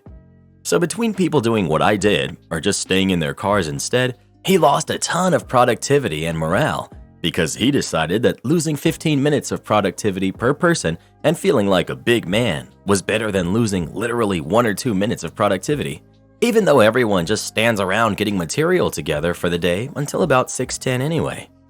After a few weeks of that, he got chewed out by his boss over the loss of productivity and how bad the doc timesheets were looking and reflecting poorly on him as a leader because we were missing deadlines over it. And it showed that he doesn't know how to manage his people. And then suddenly, his little self-implemented policy was gone and we all worked like we were supposed to and caught back up fairly quickly. Worker solidarity for the win. Not one person took his crap and worked that time for free after he tried to swing his weight around on them. But obviously, I was a target after that and only made it 2 more months before he had stacked up enough BS reasons to get away with firing me when I called in a few days in a row after my mom fell and I took off work to take care of her and monitor her for a while during the day. I worked a midnight shift at a hotel. I was the only one there on that shift. After a few days, I was asked why I hadn't clocked out for my half-hour meal break and that it was mandatory to do so and my pay would reflect that half-hour off nightly. Soon after, I was chewed out because guests had tried to check in and there was no desk clerk at the desk. And where was I? I said I probably was napping as it was my meal break and I had punched out. They said I was still supposed to check people in during that time. I just said, "Sorry, I don't work off the clock." No more punching out for a meal break. I quit anyway. Don't care about people calling me on your old number? Okay. I had just moved to Australia and gotten a new phone, but as it turns out, my number was someone else's old number. Every other week, I'd get calls by a tradie who wanted to know why I wasn't on site, mate, or what I wanted done with building project ABC. Every time I explained at length that they got the wrong number, and quite often folks on the other end were absolutely rude or thought I was just messing with them and insisted that I answer their questions or show up on site now. I was over it, so I Googled my own number and did some digging and eventually found out the guy who had my number before me, then his new number, and then I called him. I politely explained my dilemma, pointed out that there were 2 websites still having his old, my now new number, and if he could please change this and let his contacts know about his new number and to delete the old one as it was getting quite tedious for me. By that time, I had used my number for work, visa applications, and landlords and friends, and changing it would have been a huge pain. I explained all of that. Well, of course, he was just as pleasant as most of his contacts and told me something along the lines of, "I don't give a hoot, mate. That's not my problem. Get done over. Sort out your own crap, mate." Well, the universe provides, and so I got a great opportunity to do just that only a few weeks later. I received a call in the early hours of one morning by another disgruntled guy telling me that he was early and demanding to know where I wanted the sand put down and how to get in. I asked what sand and was told he had a full truckload of sand as ordered and no one was on site and it was all fenced off. Very briefly did I think about launching into my explanation, but I was tired and over it and then realized the opportunity provided. I snapped back at him with no uncertainty. "Mate, it's all good. Dump it all right in the driveway, front of the fence. We'll sort it out when we get there." The guy said, "You sure, mate? It's a lot of sand." Me, "Absolutely sure, mate. Thanks a lot." Him, "All right then, boss," and hangs up. Well, I go back to bed, snoozing for another hour with a big smile until my phone rings again, and I see it's old mate with his new number who I had saved when I called him a few weeks ago. I pick up rather chipper, and he doesn't waste any time going off on me and telling me how he has no access to the site and that he has to move a literal ton of sand by hand and whether or not I told the sand guy to dump it all there. I replied, "You told me to sort this out myself. This is me sorting it out. You can remove the numbers and let your contacts know or not. Totally up to you, mate." He was fuming, called me a few more choice words, promising to find me and a lot more before we ended the conversation. However, the numbers disappeared from the internet really quickly after that, and I never got another call again. I still have my number, and every time I see a truck with sand, I chuckle to myself, thinking of this guy moving a ton of sand by hand and losing a fair few hours of labor because he was a jerk and couldn't be bothered sending a few texts. Am I the jerk for accidentally destroying someone's book? Last week, I borrowed one of my friend's books. We're not that close, but we both share a love for reading. Anyway, I was reading said book whilst in the bath last week, and it led to me accidentally dropping the book in the tub. The pages are ruined, and the book has expanded quite a bit, but in my opinion, it's still readable. Of course, though, I still felt very guilty, and I offered to replace it. She refused and said that I shouldn't worry about it. Accidents happen after all.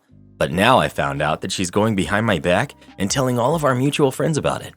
She isn't saying it directly, but she's heavily implying that I didn't try to do anything about it. I'm pretty sure I'm not the jerk, but some of my other friends say I should just be the bigger person and replace her book.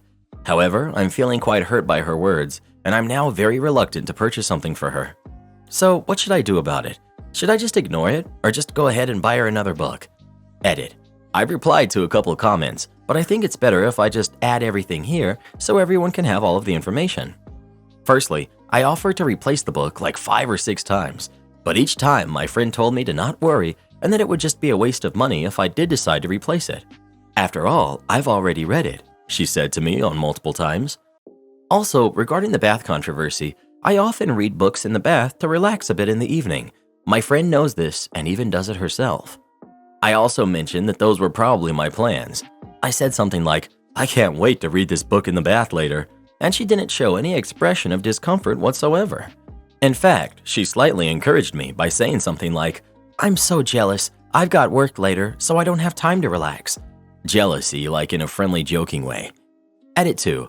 Many people are wondering if the book was extra special in some way, excluding the fact that it's a book she bought for herself, and are also wondering what the book actually was. But no, it wasn't a special edition, nor was it sentimental. This may also come across as defensive, but I truly don't believe the issue lies in me reading the book in the bathtub. My friend has also read the books I've lent her in the bath many times, and though it may seem like I'm careless with other people's books, this is the first time I've ever even slightly damaged one of her books. I truly did feel bad and insisted on replacing it multiple times, but each time she refused, so I just accepted it and moved on. You owe her a new book. You took a risk with someone else's property and destroyed it. You're the jerk for thinking that you don't have to take responsibility to replace what you destroyed. Edit. You should have bought a replacement and given it to her when you told her that you had an accident with the old one. Your biggest fault here was offering to replace it instead of just doing the right thing. What's the point of offering to replace the book? Gee, I was doing something foolish and ended up destroying your property. Would you like me to replace it, or can I just forget it and move on? Would you like the waterlogged copy back? Like what? You should have automatically bought her a new one. How is there even any confusion here? You're the jerk. Because sometimes people don't care. 80% of the books on my shelf, I wouldn't even care if they went missing, much less damaged but still readable. If someone damaged one of those books, I'd just shrug it off and say don't worry. Friend is the jerk for making it a big deal after implying that it wasn't and turning down an offer of replacement. OP would be the jerk if they didn't even offer or pretended that they did nothing wrong.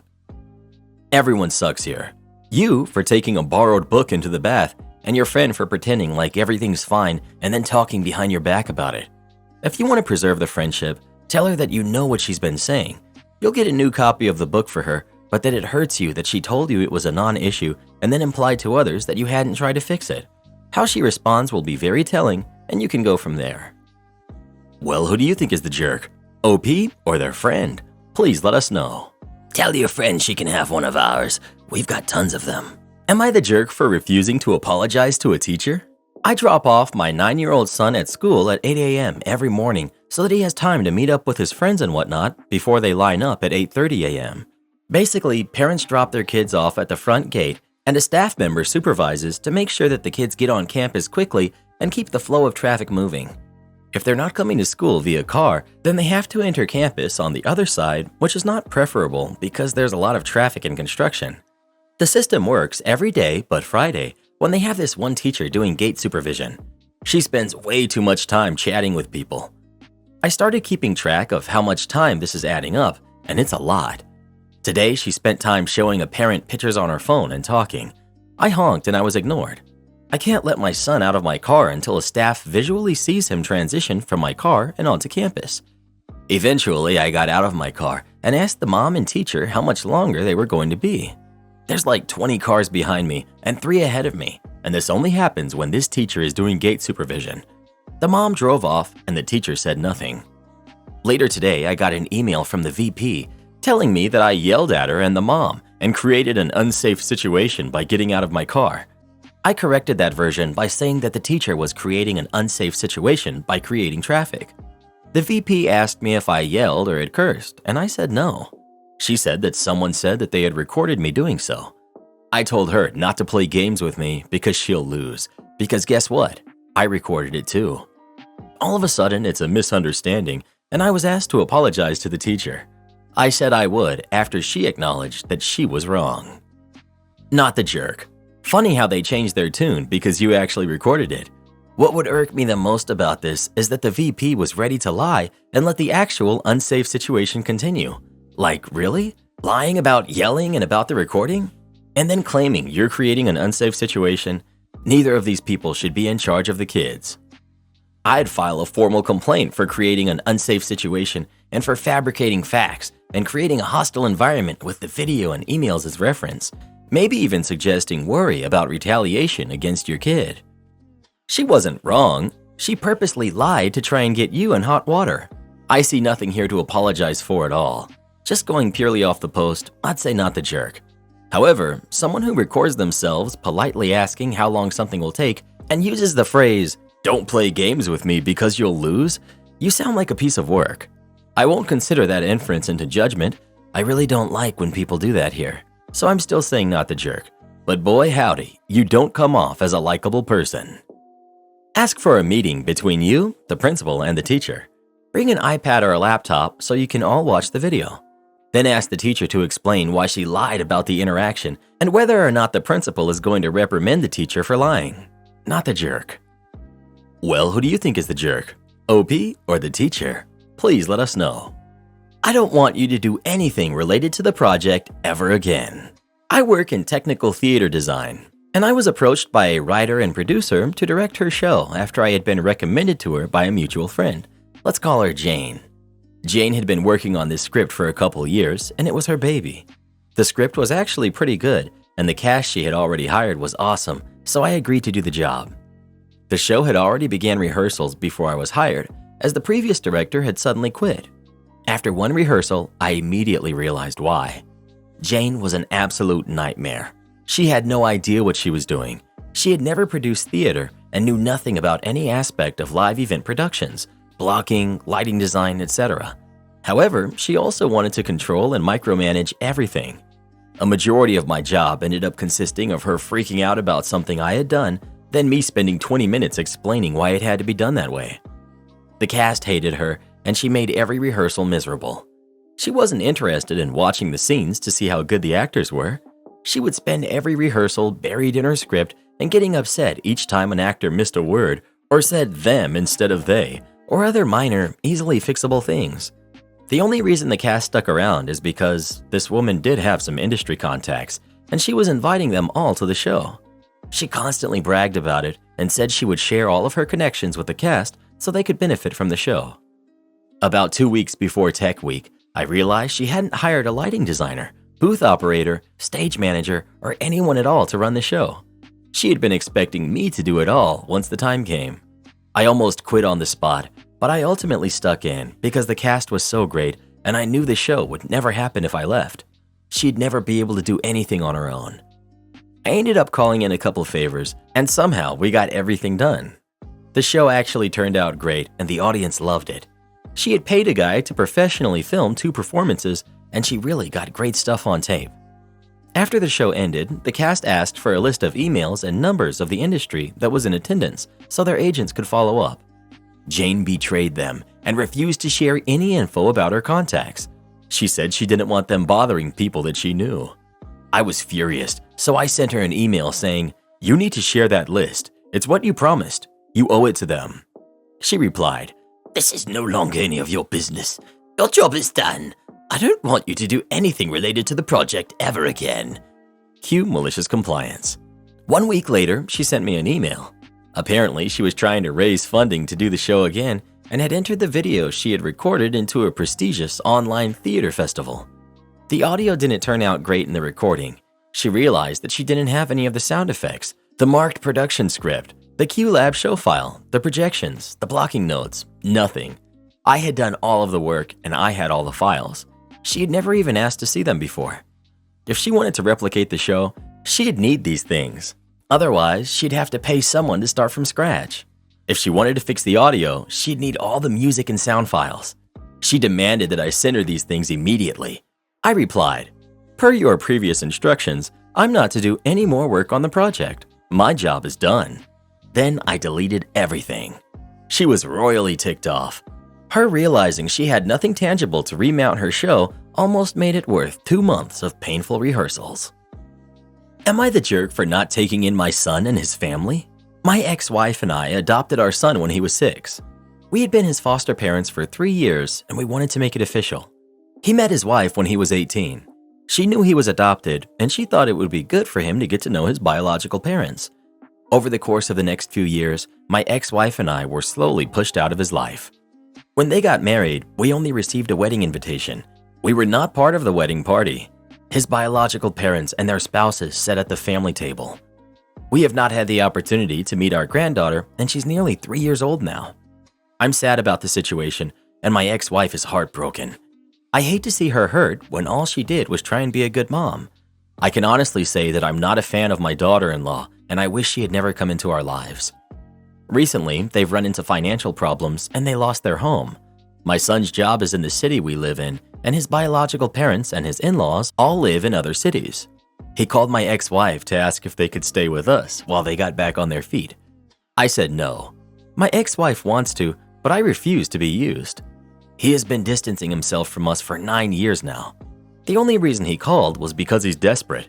I don't think I owe him anything. I offered to pay for whatever it costs for him to move his family to the cities where his real family is. His wife called me to scream at me. She says that I'm abandoning my son and grandchild. I said that because he didn't think of us as parents when they got married and had their kid, then they should not think of us that way now. Then I blocked her. My ex-wife says that I'm being too harsh and that I need to forgive them. But here's the thing, I don't think it will change anything. All that will happen is that they live in our home and then they abandon my wife again as soon as the chance presents itself. Edit. He was removed from his biological parents because they were very young and it wasn't a good situation. If they had been older or more stable at the time, I'm sure they would not have severed their parental rights. Edit. His mom and I are divorced. She's in an extended care facility and he cannot live there. I kept our home. I'm still friends with her and we see the kids together as a family. I still care for her deeply, but her condition wasn't something she wanted me to deal with. Our son didn't even know we had separated when he called her. Not the jerk. He's been pushing you away for 9 years for his biological parents. He's clearly indicated you are not his parents. He doesn't get to randomly come back and majorly disrupt your lives because he's in a bad position now. He would 100% be using you, and his wife sounds awful. You were more than generous to offer to pay for them to relocate. I understand your wife wanting to bring him back, but it sounds like he has no remorse over how he's treated y'all for almost a decade. Not the jerk. So his biological parents weren't in the picture, but now they get to reap the rewards of having their adult son and his family in their lives, while you've never even been able to meet your 3-year-old granddaughter. You live in the same city and you've never seen her? They don't care about you. Calling you to ask for help is outrageous after abandoning you and your wife. And I'm with you. If you give in and be the good guy, you'll end up getting abandoned again the literal second they have another option.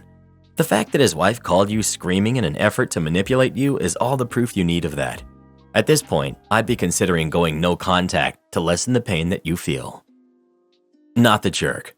His wife did this and your son let her. Shame on them. I admire that you stood up to them and said no.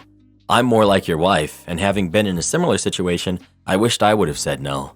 All they did was use me. Furlough? Okay, if you want. I worked for a very large Fortune 100 company a few years ago. Our division was in a particular industry that was linked to oil and gas, so when oil prices declined, our revenues declined. There was no demand for our products because there was no investment in the market segment. There was literally nothing we could do. If no one was building oil refineries, no one was buying our tech, no matter how good or bad a job we did. About 7 to 8 years ago, the market was way down. We were very lean and our industry very profitable, so we still made excellent margins, but sales were down, so our profits were down. I think we had a target of about $925 million in profit for our division, and we were on track to maybe make $850 million. Still wildly profitable. However, the corporate office was complaining about the missing $75 million. Go find a way to bridge the gap. One of the things they did to make up some of the lost profit was to cut everyone's paycheck by 10%, and then tell us to work 10% fewer hours, 36-hour work week instead of 40.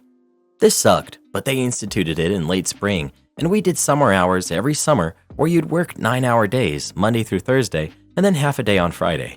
So what it really meant was you worked 9 hours Monday through Thursday, and then you took your furlough Friday. So the pay cut stung a little, but you essentially got a 3-day weekend every week, which made it a little better. What they didn't consider, though, was human nature. We were in a highly specialized industry with a ton of very educated, talented, dedicated scientists and engineers, and I was a dweeb finance person. Most of these people lived in the office. No one worked a 40-hour work week. 50 hours was the norm, and plenty of people worked more. Nobody didn't care because they were devoted to work that was interesting, and we were generally pretty fairly paid. However, cut their paychecks, and everyone says, "Forget you. You only get my 36 hours now." I was in a meeting the first month after the policy took place, and the CEO and CFO were in disbelief that our billable hours had fallen by more than 30%, not 10% as expected. Yes, we got paid by the hour worked because we charged for engineering time, not just for products. So I had the distinct pleasure of explaining to the executives that yes, you only cut people's pay and hours by 10%, but guess what? Everyone quit working unpaid overtime and only worked 36 hours to the minute. And anytime something happened on a Friday, sorry, there's no one here to help. But it gets worse. All summer, most people were pretty content to enjoy the short-end schedule. But come September, summer hours end, and everyone's back in the office 5 days a week and leaving after lunch on Friday. Plus, for the older people, the company had a generous pension plan that paid out something like 80% pay after you hit retirement age. So a lot of these people decided retiring for 80% was better than working for 90% and retired. Tons of others left. The company lost literally centuries of highly specialized knowledge and experience, walking out the door, and because it was specialized, it was very hard to replace. Originally, the program was supposed to save the company $17 million. They lost way more than that in lost productivity, lower billings, higher rework, and just lost opportunity. I don't know how it turned out. I left when everyone else did after the summer. But my friends still work there, and they tell me that the company still hasn't recovered. Am I the jerk for telling my husband to stop bending over backwards for my mother after I established boundaries with her? For starters, my husband has parent issues. He was abandoned by his biological parents and put into foster care as a toddler. He never had a stable home as he bounced around different families until he turned 14, then spent 4 years in a group home. When we met, my family took to him very fast.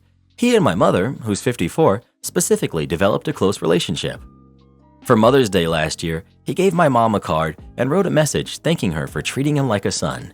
He said she was the mom he had always dreamt about having. It was sweet. I never minded him treating her as if she were his mother.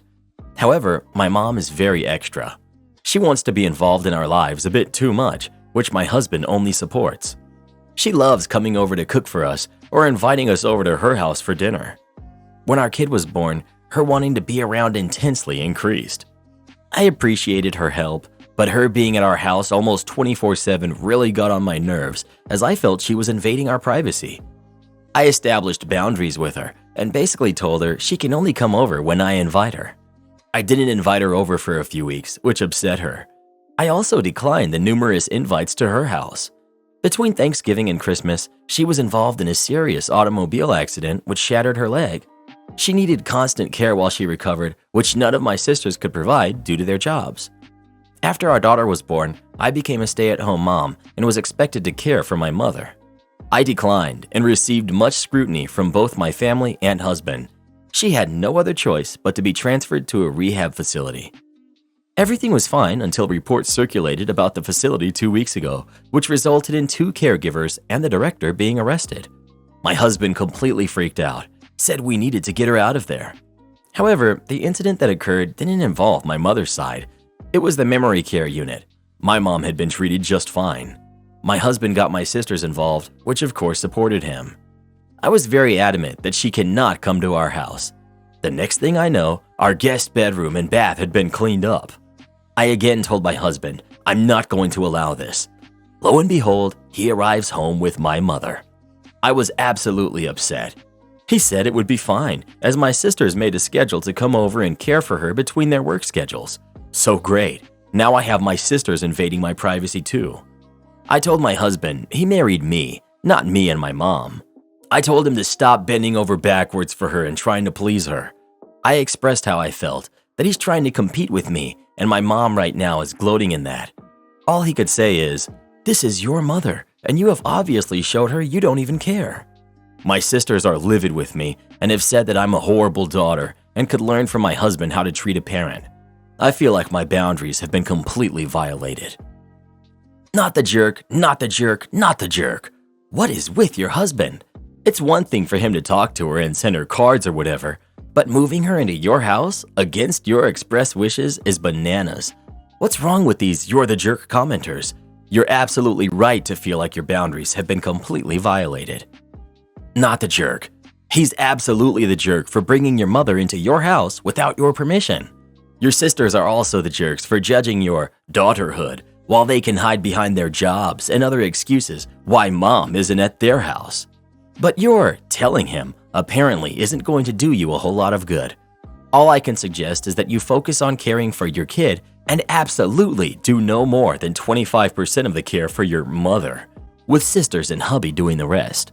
And also, you should find time to get out of the house a few times a week, with or without your kid, to preserve your sanity. Grocery shopping doesn't count. I'm talking about a play date, or coffee with a friend, a movie, a museum. Not the jerk. Everybody in this story just decided how your life is supposed to go. Your sisters and husband are total jerks. None of them are going to be responsible for taking care of a baby and a disabled parent. They all jumped to put all of that on you. First time one of the sisters doesn't show to help out, I'd pack up mom and take her right to their doorstep. The minute your husband gets home, he would have to assume all responsibility for mom's care. I'm not going to pass any judgment on whether or not you should want to take care of her. That's not the issue. All these people had no right to make this decision for you. Wow. I just wanted to comment that I'm amazed how many of you people in the West treat your parents and speak of them. It's honestly shocking. I'm absolutely perplexed at the lack of morale and character. This is foreign to the entire world except here apparently. Don't respect silly outsiders and don't place idiotic celebrities on pedestals. Praise and respect your parents while you still can. I see a mother who cooks for the OP and her husband, a mother who invites them over for dinner often, a mother who treats her sister-in-law like a son. I see no mention of OP being neglected when she was growing up. I see an ungrateful daughter who set selfish boundaries and turned her back on her mother when she is in physical pain and needs help. Unpopular opinion, but you're punishing your mom for showing extra care to your orphan husband, and you abandon her when she needed you. I think you've taken it too far, beyond healthy boundaries, into jerk territory. You shouldn't have to do all the work for your mom, but you should be doing some. It's your mom, and she's been an amazing mother-in-law to your husband. Not everything needs to be about you. From what I read, you're the jerk. It's one thing to have your privacy and to do a schedule you both can agree on, but to do a cold turkey 180 on your mom is harsh. No Christmas and Thanksgiving, then she gets injured? You're free to think as you wish, but so is your husband. If he feels your reaction is wrong, imagine your kid growing up doing the same to you that you're doing to your mom. It's one thing if she was being a bad mother, but that doesn't seem to be the case. Again, I'm not saying nothing should be done to that situation, but you were too harsh on her. Her being upset is normal in my opinion, and your husband is not the issue. He's doing what a good human being would do in that situation. Edit. For the ones downvoting, go at it. If you feel she's right in the way that she did things, then that's that. You're the jerk.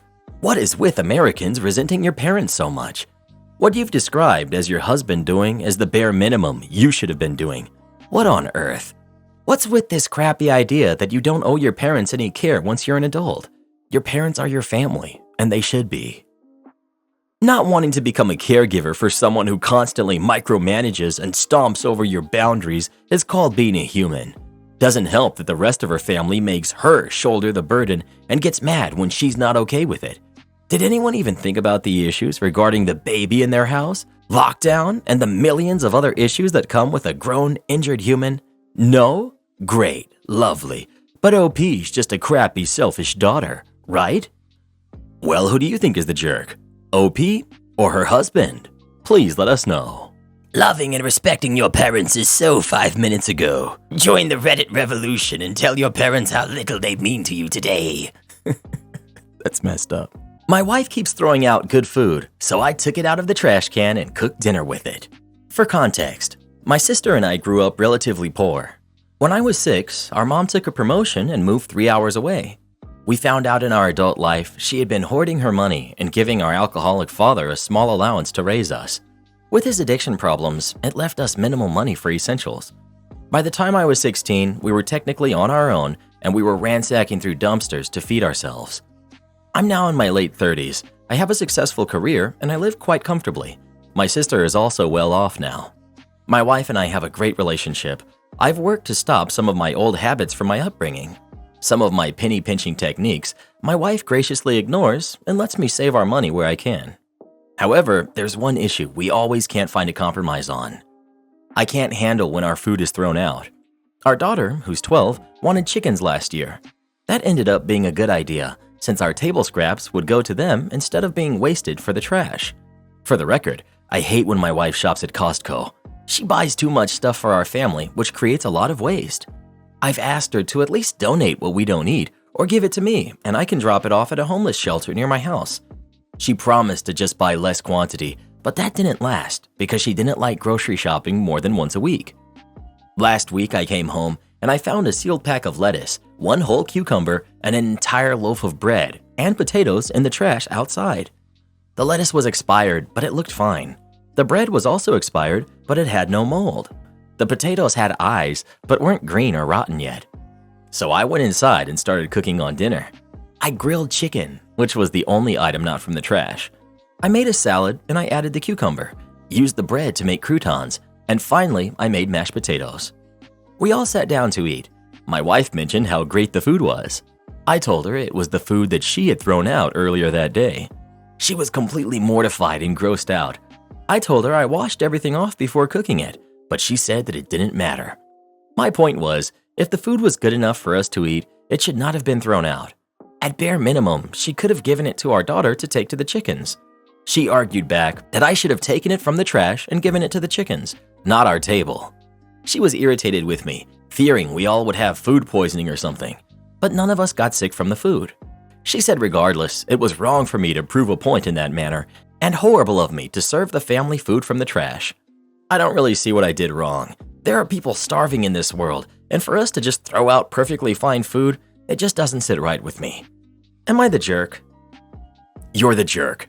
You need to find ways for you to heal from your childhood issues without digging food out of the trash. Just because you were okay this time doesn't mean that wasn't a bad decision, especially feeding it to your family without their approval. Everyone sucks here because it's clear from throwing out unused, unopened items that the wife is buying more than they need and throwing it out instead of donating it. Food waste is unacceptable. Having seen the news reports of activists who pull out pounds and pounds of perfectly good food from grocery store trash bins, I'm unable to say whether what OP did was dangerous or not. But even if it was, that doesn't make buying too much food and throwing it out instead of donating it okay. Not the jerk. Food waste is outrageous in first world countries. And lettuce with an expired date? Lettuce doesn't expire in a particular date, it just gets rotten. Your wife should be more conscious of foods. I can't believe she'd rather throw food away knowing that you used to be a hungry kid and eat from the trash than making an effort to do a better shopping list. Well, who do you think is the jerk? OP or his wife? Please let us know. Principal asked everyone to be 30 minutes early for the exam. Really ends up regretting it. I'm a teacher. The principal we had at our school was the kind who got to her position because it was a way to escape teaching students. She was a teacher before taking the exam to be principal, which is common, and to flaunt the little authority that it got her. One of the issues I had with her was about punctuality. She was especially strict about it, which would have been fine if she weren't herself systematically late to everything. I loathe hypocrites, and it makes our job especially difficult to ask students to be on time in classes when the principal was half an hour late to a meeting that she had scheduled herself with their parents. Come the end of the year, and with it, time for the baccalaureate, final exam for high schoolers in my country. The students start to receive their instructions for the exam week. When we see the instructions, we're already upset because the time is wrong, on purpose. It would tell a student that they had to be there at 7:30 for a 4-hour test without even telling them that the test is actually scheduled to start at 8 and ends at noon. A few days later, the teachers received their own instructions to monitor the tests. It's normal to get them after the students, though it was particularly late this year. For us, the scheduled time of the test is correct, but it was mentioned on each of our instructions that we had to be present 30 minutes before the start of each test. I mean, we aren't going to be present at 8 exactly if the test is scheduled to start at that time. We don't want to do the students over. We need a few minutes to get the test papers and let the students in the classroom so that we can start exactly on time. But 5 minutes is enough, 10 at most. And as teachers, we're used to being there slightly before class starts anyway. Most of us simply ignored her and came to the exam on time as usual. But a dozen of us decided to comply, and we sent her emails tallying up the total numbers of hours that we'd be working that week, adding that half hour before each test. She answered with some BS that our tallies were wrong because she wasn't counting the half hour. We let that pass. We complied, and my colleagues declared their overtime. In the end, that came to about 30 hours of overtime total for doing basically nothing that had to be paid. She also did not seem to realize that my email was slightly different than that of my colleagues. For me, it's a bit different because I work part-time.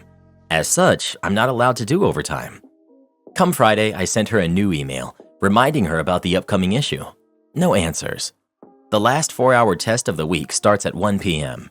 At 2:25, I asked my colleague monitoring the next room over, who was in on the plan, to cover for me for 5 minutes. There's a door between the exam rooms. We can stand there and watch both rooms to let the other take a bathroom break or something like that. I go to the principal's office. I remind her that there's a room full of students with 2.5 hours left, and I don't know if she's scheduled someone to take over for me, but I've already done all of my hours for this week, and since I'm not allowed to do overtime, I'm leaving. Now, as a teacher, I take pride in my punctuality and my ability to finish my speech exactly on time. I also purposefully timed this one. Just after I told her I was leaving, I look at my watch. It's 3 seconds to 2:30. I look at her face while she just gathers her thoughts. In 3 seconds, she went from confusion to realization to anger, and just as she's about to answer, it's time. So I turn around and I walk away. "What are you doing? Stay here. We're not finished." I answer without looking back. "Sorry, it's 2:30. My work is done. I'm not being paid to listen to you." I leave while I hear her half-coherent threats. She followed me, of course, but couldn't really talk loudly in the corridors while the exam was taking place. Plus, she still knows that loudly berating a teacher in public in full view and hearing of students would be extremely unprofessional, and she's the one who'd get in trouble for that. More importantly, I know where I'm going. I pass in front of the classroom I was monitoring in earlier. I thank my colleague, point at the principal, who's just catching up, red as a beet, and tell him, "I brought you the principal." I leave as he greets her, thus intercepting her from me. I learned that she had to monitor the students herself, which must have really upset her because she leaves early on Fridays. Next week, obviously, she requested that we have a talk in her office. I went with my union representative. We explained to her that it was not difficult to prove that she was the one in the wrong, and that if she wanted to escalate the issue, we would have no problem getting it to the administrative tribunal. My union representative also made the open threat of a strike that I and those who declared their overtime had the support of the union and teaching staff. Am I the jerk for leaving a birthday party because I couldn't eat my food inside? My friend group had a surprise party for one of our friends last night. Kim offered to host the party at her house and to make the food for it. The rest of us would just show up right after getting off work to decorate and set up. Kim is vegan, which is fine and dandy. The only problem is I have a soy allergy. Kim knows about this. I never expect her to go out of her way to alter what she makes for my sake. There's just an agreement between us that it's not very often I can eat what she makes, because she uses a lot of soy-based condiments and substitutes. However, since this was a party taking place after work and was supposed to last a while, I asked Kim if she could hold off on certain legumes and the like, and at least one thing that she makes so that I could eat while at the party. She said she would try. For my part, I packed myself an extra lunch to keep in a cooler throughout the day. It didn't consist of any meat, but there were eggs and items made with mayo or yogurt. I intended to eat it before the party started while decorating, but I wasn't hungry at that point. Once the party started, I did munch on some cut-up vegetables, but they weren't cutting it, and I got really hungry. Kim had made 2 things of mashed potatoes, but she couldn't remember which bowl had been made with soy milk and which had been made with almond milk. I went out to my car and brought my pack inside so I could eat something. Kim came over to me and said that she could smell the mayo and told me to go eat in my car, that she was fine that I wasn't eating what she had made, but I knew she has a vegan household and doesn't allow non-vegan foods inside. Mind you, it's January, nighttime, and really cold outside. I wasn't going to argue with her because it was her house and I didn't want to ruin the party by addressing the issue right there. But I also didn't want to have to speed eat while sitting in my car or make frequent trips outside just to snack. So I said goodbye to our friend whose birthday party it was and I left. A couple hours later, I started getting a bunch of texts asking why I had left so early in the night. I said it was because I was hungry, but some of our friends kept pushing because they had seen me come inside with my pack after saying I was grabbing food, so I was honest with them that it was because Kim told me to go eat in my car. Some of our friends are split now and think Kim should have been willing to be flexible since it was at night and really cold outside, and others are siding with her. Kim is just mad and thinks I started drama on purpose. Am I the jerk for leaving after she told me to go eat in my car? Not the jerk. And she's one of the reasons that vegans have such a bad rep. It's not rocket science to prepare at least one dish that you can eat, and to remember which dish that was.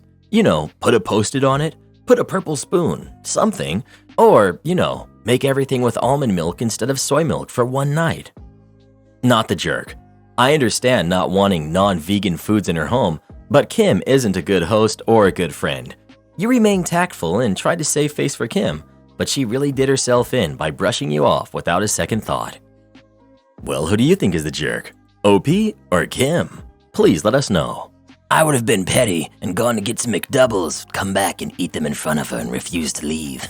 McDonald's, yes. I'd like to speak with your manager. Not a problem.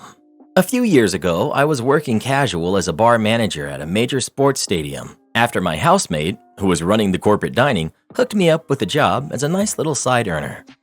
The role was pretty straightforward. Turn up, set up the bar, serve beers and snacks, clean up the bar, go home. This made it ideal for uni students, particularly international students who could pick up 3 to 5 hour shifts without it causing too much disruption to their studies. While the 5 to 6 staff I managed were continually changing individually, it was mostly Indian international students, as well as the same colleague, Anoop, week in, week out, who was invaluable at keeping the show running. Given my housemate and I lived together, and he had hooked me up with a job, I was happy to take on a new person or two per shift who never worked in a bar setting before to give them a quick rundown on pouring beer, using the register, etc. If it was one trainee, I'd pair them up with me. 2 trainees, I'd pair the second one up with Anoop. The bar was a members-only bar that had its own private room that came as a perk of the $800 membership people were paying to the sports club each year. It meant, along with getting beer in real glassware rather than plastic, that the queues were also much shorter as well, and there were usually a few ex-players kicking around to give the odd speech. During one particular shift, just after the game started, I was doing my thing at one end of the bar when Anoop came up to me and said that there was an issue at one of the registers. I went over to see, and the young student there told me that the patron standing opposite the bar had mocked her accent when she tried to explain to him she was still learning how to use the register. The guy looked at me and said he just wants a beer. Summing the situation up quickly, I leaned into a tool that I had learned from my housemate. Sorry, based on what my staff member had just told me, you made a comment making fun of her accent. I'd like to believe that that's a comment you wouldn't normally make, which leads me to believe you must be intoxicated. I'm not able to serve you anymore tonight. However, I'd be happy to serve your friends, but they will only be able to buy 1 drink at a time. Needless to say, he wasn't happy with this, and after a couple of minutes back and forth, he asked to speak with someone else about the issue. Absolutely, not an issue. I said, and asked a noob to quickly go off and find the corporate dining manager.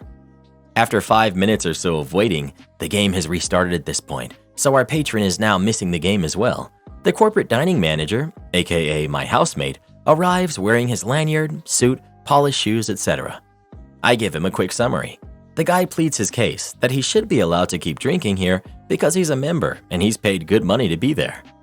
My housemate hears him out and then says, "Based on what my staff member has told me, you've made a comment towards a member of my team which is inappropriate, and he's made the right decision to prohibit you from buying any more alcohol at the bar.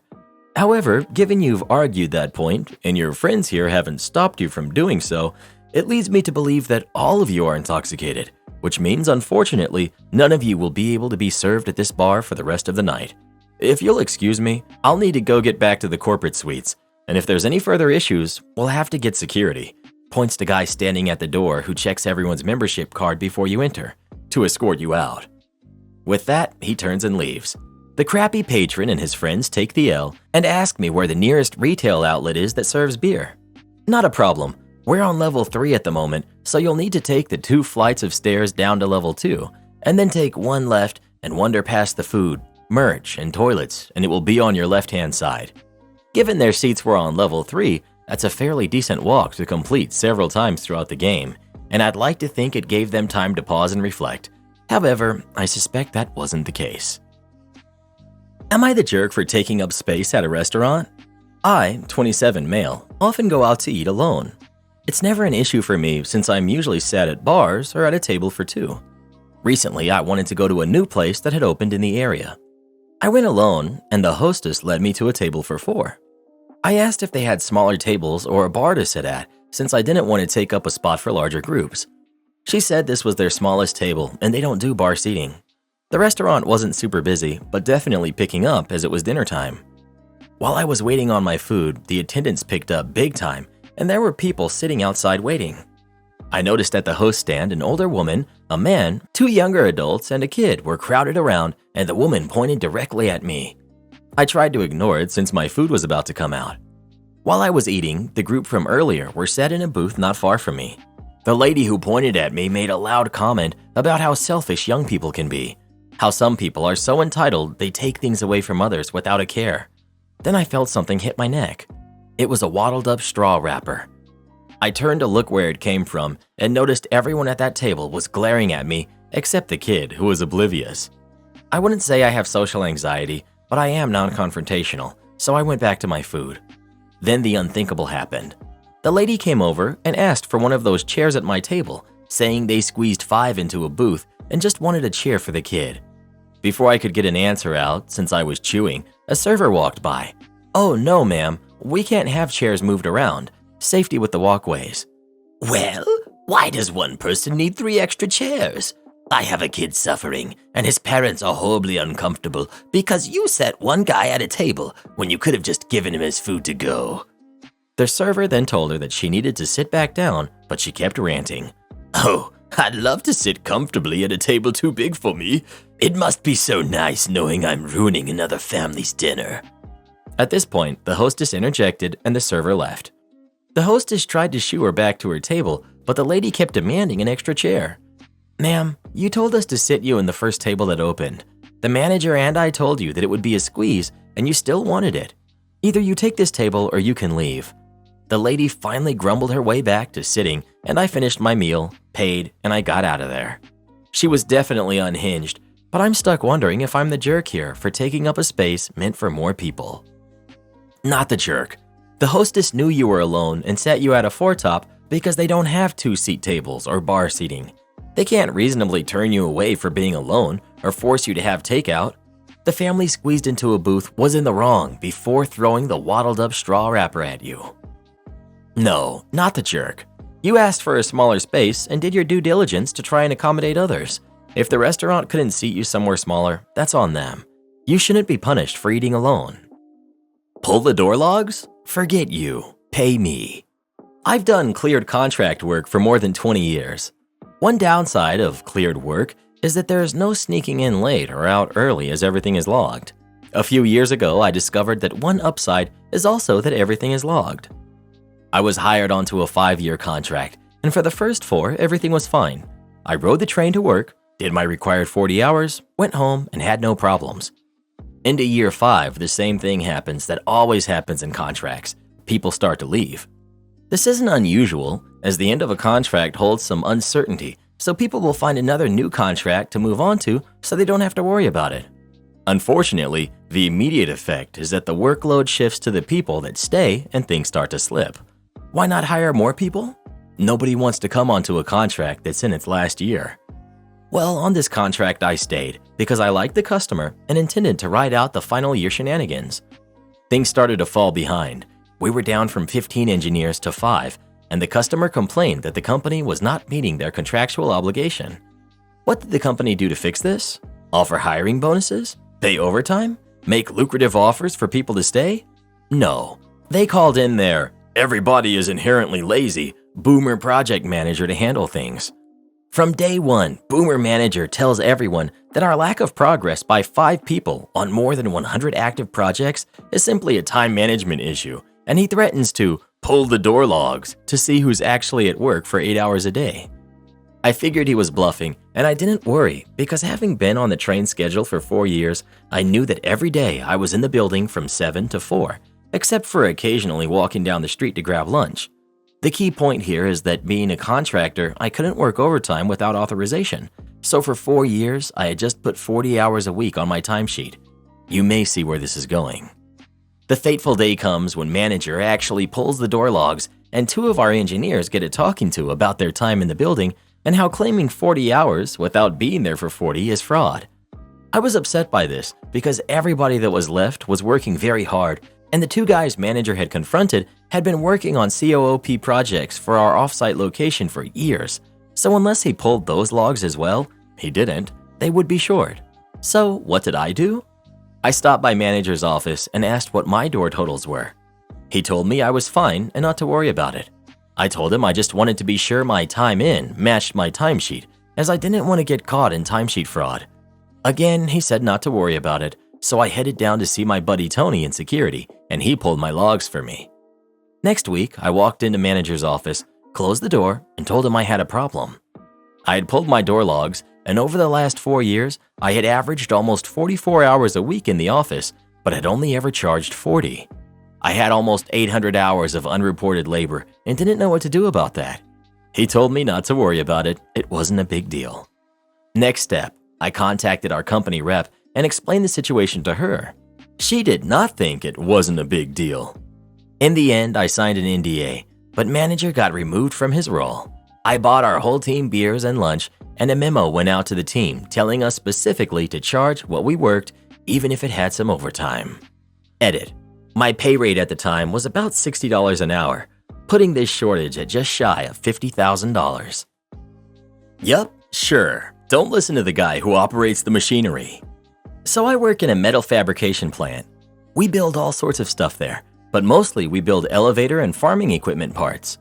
I'm stationed in the finishing department, where we do powder coating, and my job is to operate a large industrial oven that melts the powder coat into a solid coat. However, our system is subpar at best. There are so many little things wrong with everything that, if fixed, would make our whole area so much more efficient. One problem we constantly keep running into is cross-contamination. Part A is supposed to be X color, but because Part B was also being coated with Y color, they both came out of the oven all speckled and gross. Some companies we work with couldn't care less, but we have 2 companies who are really picky about how the parts look when they're finished. One day we had come in for overtime on a Saturday, and I noticed that the speckle problem was especially bad, and so I started looking for the cause. As all of those parts now had to be redone, and the goal of catching up for the next week had now been ruined. At first, I thought my oven was dirty, but that couldn't have been it because I cleaned it that morning and had done a thorough deep clean a few days prior. Then I thought maybe the parts had been sitting inside the oven for too long while I waited for space to put them in, but that typically wasn't an issue, so I put that one on hold. Then I thought maybe I had put them too close together, so I decided to let one color cycle all the way through the oven before putting in the next color, but it still came out speckled. At this point, I knew it couldn't have been something I was doing wrong, so I went over to the powder coating area to investigate, and I immediately found the problem. They were using both booths at the same time, coating 2 different colors, and there was an air current blowing yellow powder into the black powder booth. Mystery solved. I immediately notified my supervisor about what was happening and told her we probably shouldn't be coating 2 different colors at the same time because all of the parts are coming out bad. But she told me that there was no way that was the issue and that it had to be something that I was doing wrong. But I had just checked everything that had previously been a cause of speckles, and I knew for a fact that this couldn't be the case. So I hatched up a plan. I waited until the oven was completely empty again, and I pulled her aside and said, "All right, you see that? The oven is completely empty, and you watched me clean it this morning. So you and I are going to do a little wager. I bet you this week's entire paycheck that even though there are absolutely no yellow parts currently inside that oven, that these black parts are going to come out yellow anyways. And they'll be coming straight from the booth. They won't be sitting out exposed to any debris. They'll just go straight in and they'll still be yellow anyways." She thought this idea was absolutely ridiculous and saw absolutely no reason how she could ever be wrong, despite the fact that she knows nothing about how the oven system works, and she took the bet. 45 minutes later, the parts came out, and what do you know? The black came out yellow. Turns out that sometimes the people who operate the machinery know more about said machinery than those who have never even touched it. If you want to change companies, don't let the door hit you on the way out. I work at a small company delivering potable water to people who don't have access to either city water or a private well. So we deliver to the same customers pretty much every week. Some customers are great and go out of their way to make deliveries easier, or at least make sure that they don't make them any more difficult than they have to be. A few customers just don't give a hoot and expect us to make deliveries no matter what they do to make things inconvenient. Recently, one customer over the last couple of years had made several changes to their property that made making deliveries significantly more difficult. I had spoken to my boss about them, and he laid out the conditions that would need to be met before he would consider dropping a paying customer, and they were literally just barely within the limits. And to their credit, they did keep up with their bills. I dreaded seeing their name on the delivery list every other week. Then they changed to wanting deliveries every week because their kids were moving into the house as well. After that, payments started being more sporadic. The checks we were getting changed names from the homeowner to their daughter. My boss only takes cash or check, not credit cards, as he feels no compulsion to give any money to credit card companies or to increase prices and pass the cost on to the customer. One day while I was in the office doing some end-of-day tasks, the phone rang. Caller ID was this problem customer. Boss answers and I eavesdrop. It was the daughter. She wanted to start paying by credit card. Boss said no. Then she decided to drop her threat to change companies. Such hope in my heart as I saw the boss's face turn red. He hates bullies and being bullied. Boss immediately agrees that that would be the best and hangs up on her. Walks over to the delivery schedule calendar and crosses their name off of the list. 2 days later, I got called into the office to hear a message left by the daughter begging us to make deliveries again. She apologized and everything.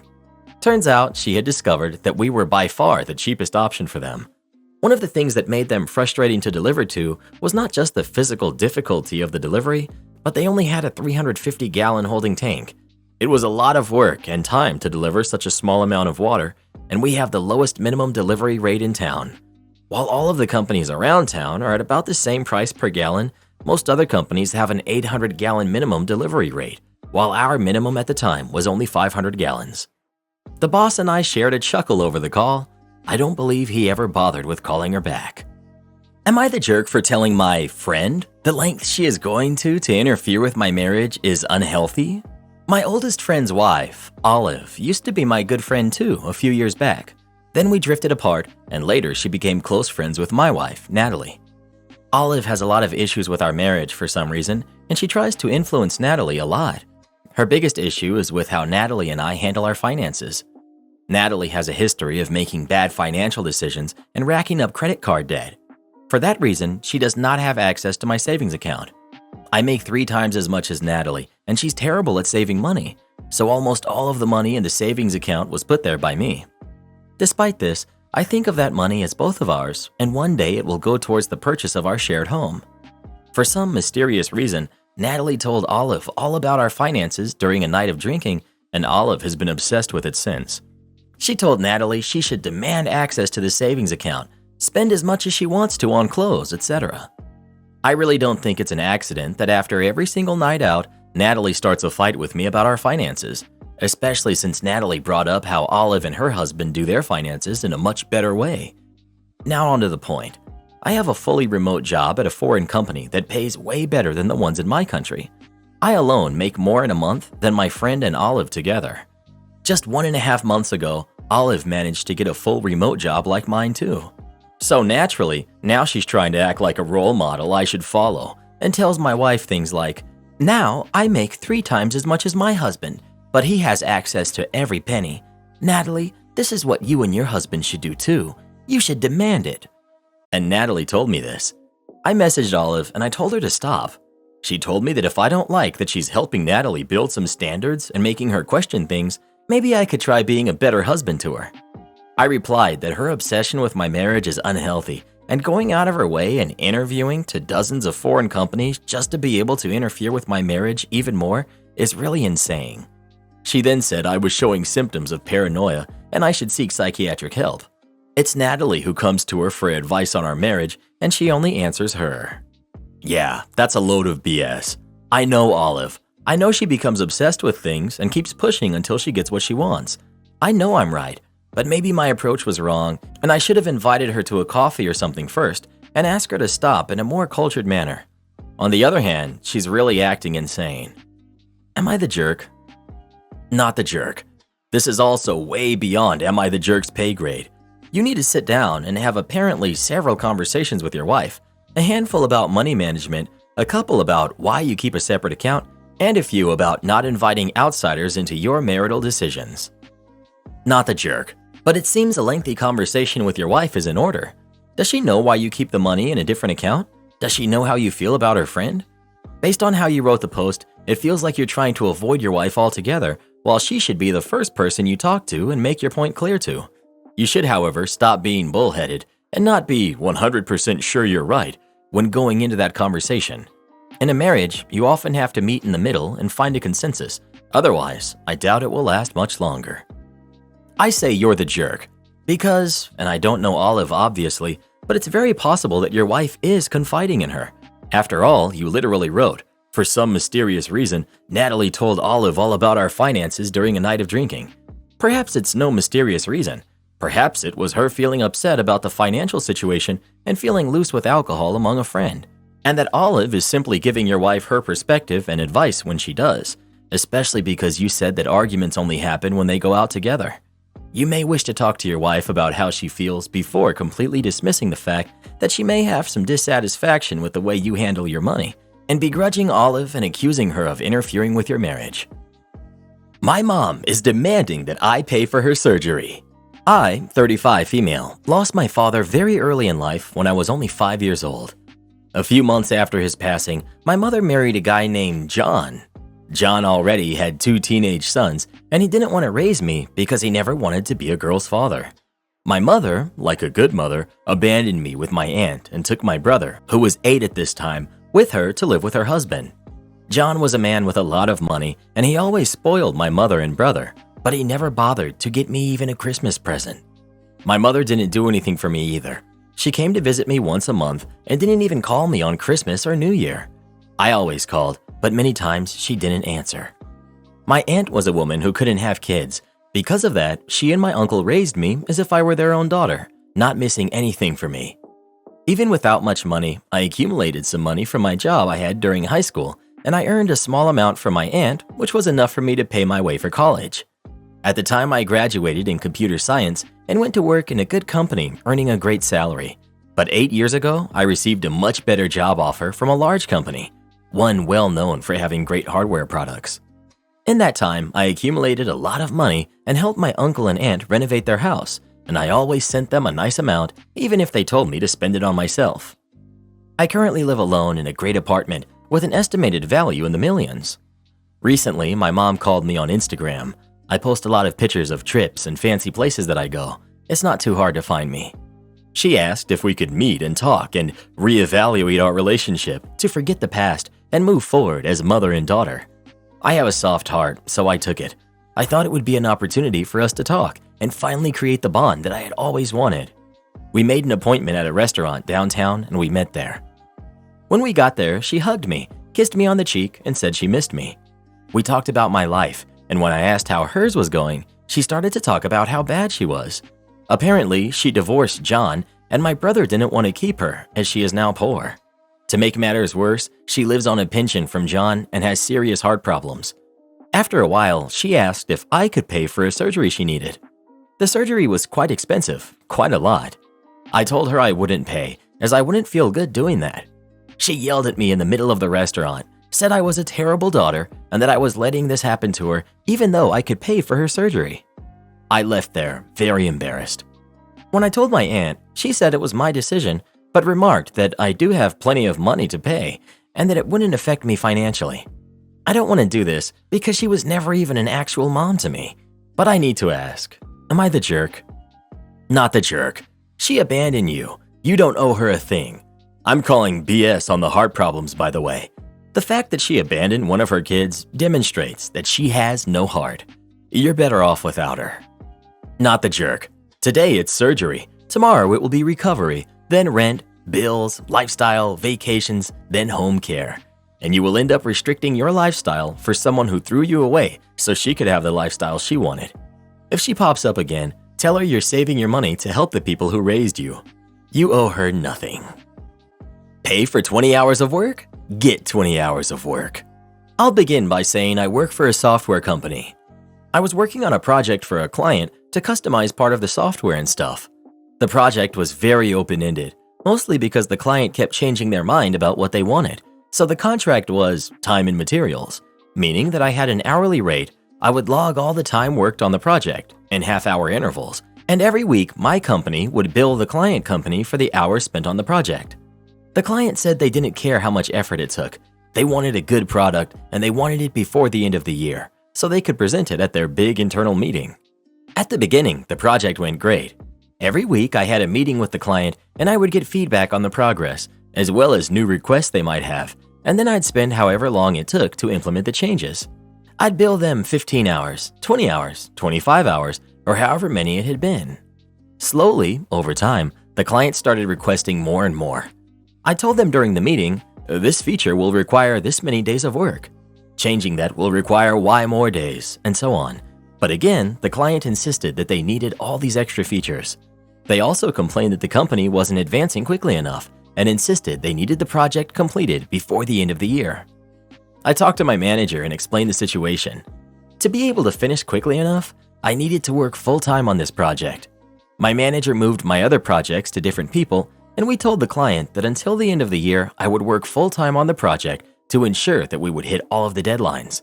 The client was overjoyed for about a month. The following month, the client is upset and is demanding to know why we're charging them so much. I pull out my timesheets and explain that, as agreed, I've been working full-time and more on their project.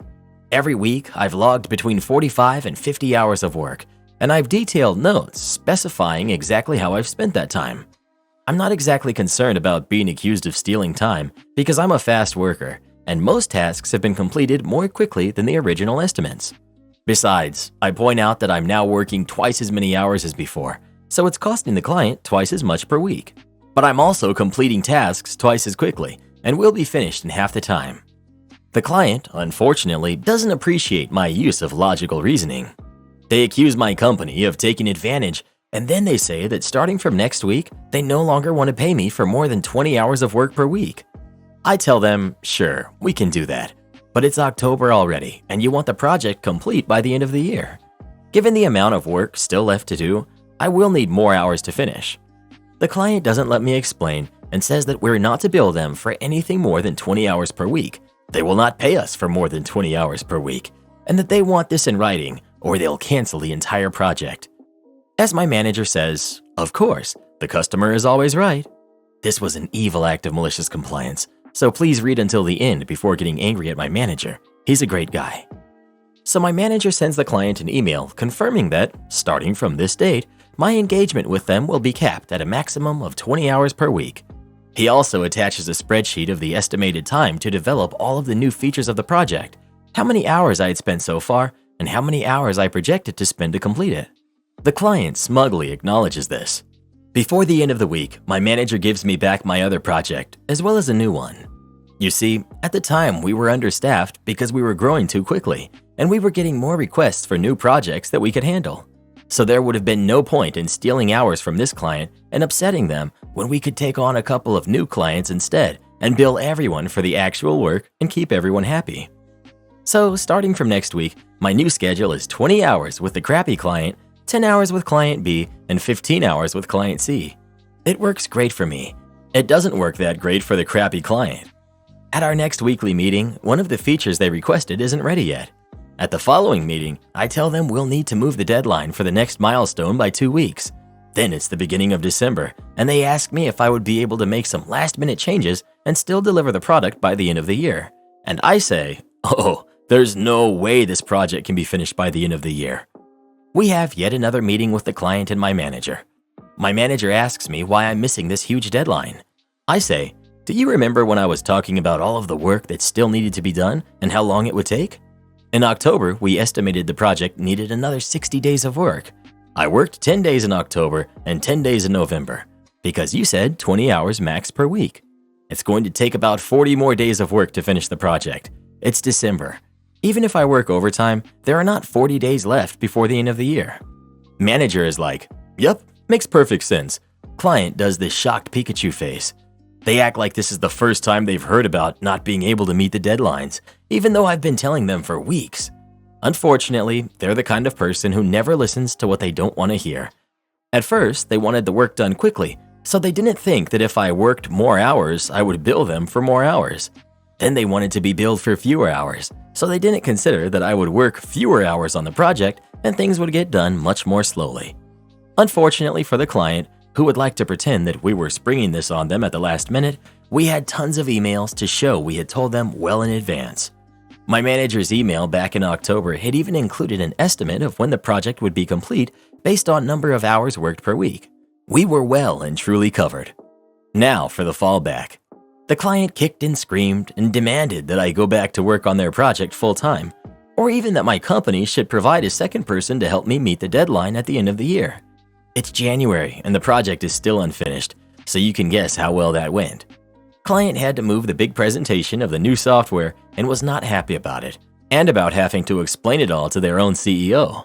But we told them very nicely in corporate tones to buzz off. I was already scheduled to work on 2 other projects for the next few months, and it had been hard enough to put me full-time on this project the first time. My manager is not going to leave another 2 clients hanging, especially not to please this crappy client who keeps changing their mind and threatens to cancel their contract every other week. As a company, we do our best to keep the client happy, but there's a limit to everything, especially when someone goes out of their way to not listen when we try to explain how cause and effect works. My sister wouldn't let my girlfriend eat, and now she's sick. I'm 32, male. My girlfriend, 31, female, Anne, of 4 years, has a condition where if she's hungry, she has to eat something or a snack. Otherwise, she will become very sick and throw up. She's seeing a doctor about it. However, the doctor said it's hard to treat it, as it's her body's response from back when she was dealing with an eating disorder, which was before we started dating. In general, this condition is manageable, and she always has snacks with her in case she feels hungry, and both of us make sure that they're always available. A lot of these snacks are healthy, like dried peas, meat chips, fruits, etc. Last weekend, my sister invited us and the rest of the family for breakfast, as she had some news to announce. She lives in a country house quite a distance away from the shops. She has also asked me and Anne not to bring any snacks since she felt it was disrespectful and caused trouble with her kids. I reminded my sister that Anne has a medical condition and can't go hungry, to which my sister assured us there will be food when we arrive and it will be ready to eat. Last time it wasn't the case, and the food wasn't ready until 4 hours after, which is why Anne had to snack on her dried fruits. We agreed and arrived in the morning as promised to help my sister. Anne had some fruits for breakfast and coffee. There was no food available, but plenty of snacks like nuts, cheese, and fruits. So when Anne got hungry, and as she didn't have any snacks and the hot food was not ready, she asked my sister if she can snack on the cold food. My sister was not happy about it and started shouting at Anne, calling her childish for wanting to eat, and she can wait for the hot food since our kids are patiently waiting.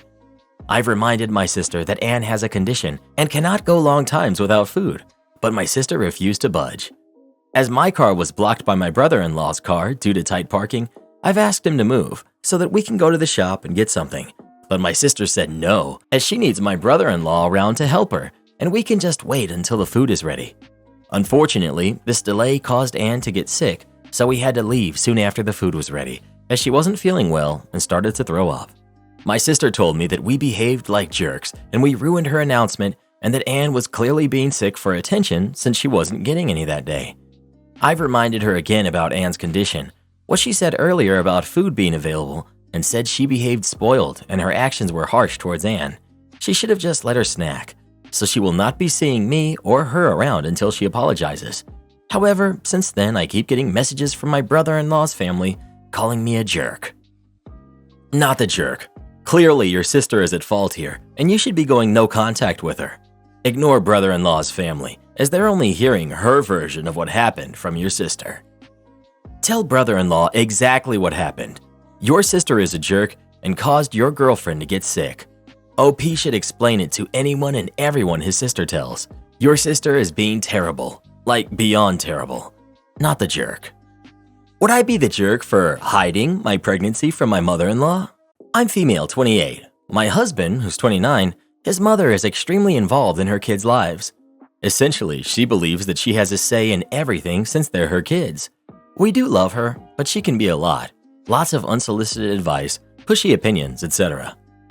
We started to notice that she's been extremely gossipy, particularly about things that should not be shared. For example, we were told of a cousin's pregnancy having birth defects, but we were told not to tell anyone because she wasn't supposed to tell anyone.